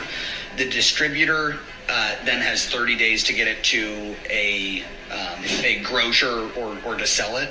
And every day it's in the refrigerator, it's not getting rotten, but it is losing its nutrient density. It's degrading. It's basically it's going through a degradation process. So that's why, like, I think people would be shocked to find out that they're eating 2-month-old eggs. In the U.S., the average egg in your refrigerators 45 to 60 days old. The USDA doesn't care if you have basically up to 100-day-old eggs for sale, but they do mandate the farms. So the farms, from the day the egg is laid, they have 30 days to give it to a distributor. The distributor then has 30 days to get it to a grocer or to sell it. And every day it's in the refrigerator, it's not getting rotten, but it's degrading. It's basically it's going through a degradation process. So that's why, like, I think people would be shocked to find out that they're eating 2-month-old eggs. In the U.S., the average egg in your refrigerators 45 to 60 days old. The USDA doesn't care if you have basically up to 100-day-old eggs for sale, but they do mandate the farms. So the farms, from the day the egg is laid, they have 30 days to give it to a distributor. The distributor then has 30 days to get it to a grocer or to sell it. And every day it's in the refrigerator, it's not getting rotten, but it is losing its nutrient density. It's degrading. It's basically it's going through a it's going bad degradation process. So that's why, like, you don't have to refrigerate eggs, but once you refrigerate them, you got to keep them refrigerated.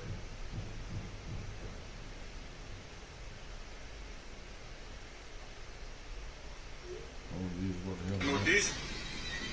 What was it?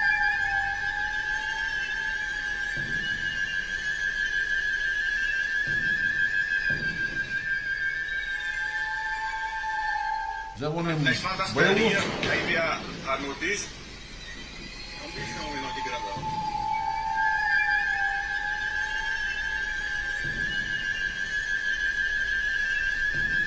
That's one of them werewolf men that they've been breeding down there in the tunnels.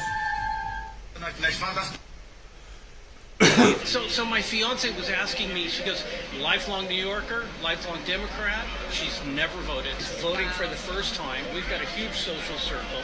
She's brought over maybe 100 people.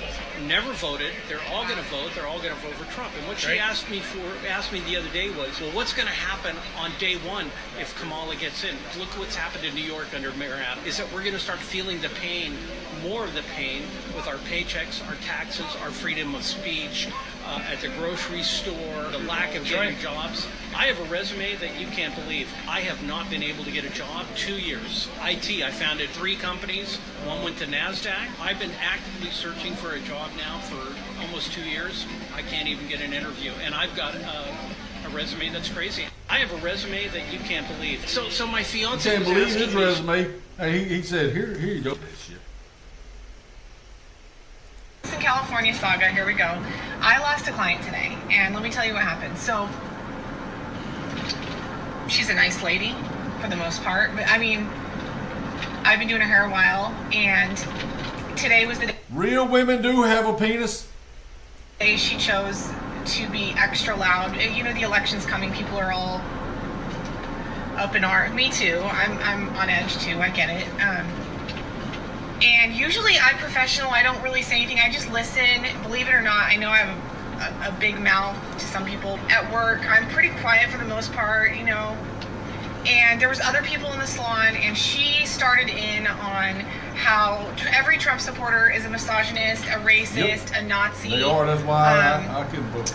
How yesterday's rally was a Nazi rally, and I'd had enough because other people were listening. What if you're offending other? She's got bird shit on her window right there. I don't know if she knows that or not. What if my client is offending other people's customers? What if, you know? So I finally spoke. Next time you're in a gas station, you might want to get one of them little squeegees and come around and hit your window right there. Spoke up, right? And I kind of started, as I started speaking, I was gentle, I was polite, and I just basically corrected her. And my question for these people is: are they not aware of what the Holocaust was? Who Hitler was? I know what I was told in school. What actually happened? Because to compare the two is extremely offensive to survivors' families. And why shouldn't we start speaking up? Why? Because I make money? Because you pay me? You don't have to come to me. Like, God's going to take care of me either way. So, She didn't book her next appointment, she didn't tip me, and she was silent after I told her that she was wrong. You don't get to call a whole group of people, like, I will say that anybody that votes for the Democratic Party is pro-abort, because that's true. That's absolutely 100% true. You can say you're not. People that are serious about human life don't vote for Democrats, okay? Nobody really is a Nazi. I'm sure there's white supremacists in the Trump movement. Of course there is. Shit, yeah. It's full of them. But actually, you know, last year when they interviewed one of the white supremacists, he was a Biden supporter. So it goes both ways. All right, so there, why, fellas, we're as gonna wrap this up conservatives, for are today. we always silent? We appreciate y'all being over here, but it looks like it's petering out. You can't say Peter, Jamie. I just did. We're gonna wrap this up. Appreciate y'all being over here. Thanks for hanging out for today. We will see you when we're gonna see them, Jamie. We started early today. How long we been on here? 6 hours. Let's see how many subs we got. Let's see if we picked up a sub. Didn't even pick up a sub. Sad. We will see y'all. We and Jamie. Later.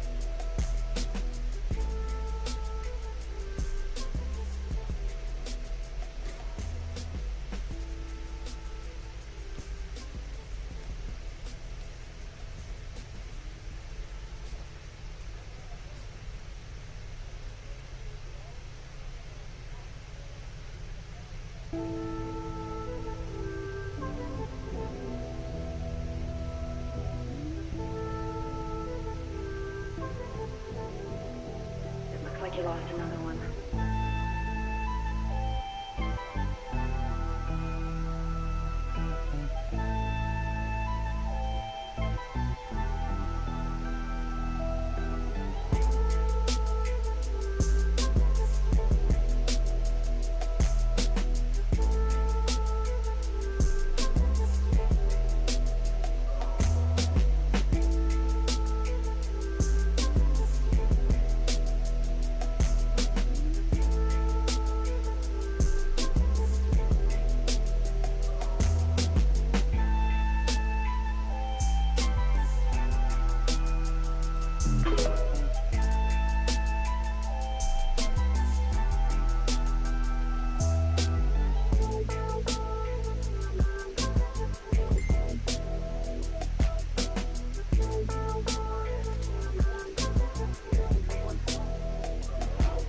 MD Oil Change may drive new and used tires and Groove Tires. Chapman's Garage, exit 12 off 285, right up here past the Petro. Info.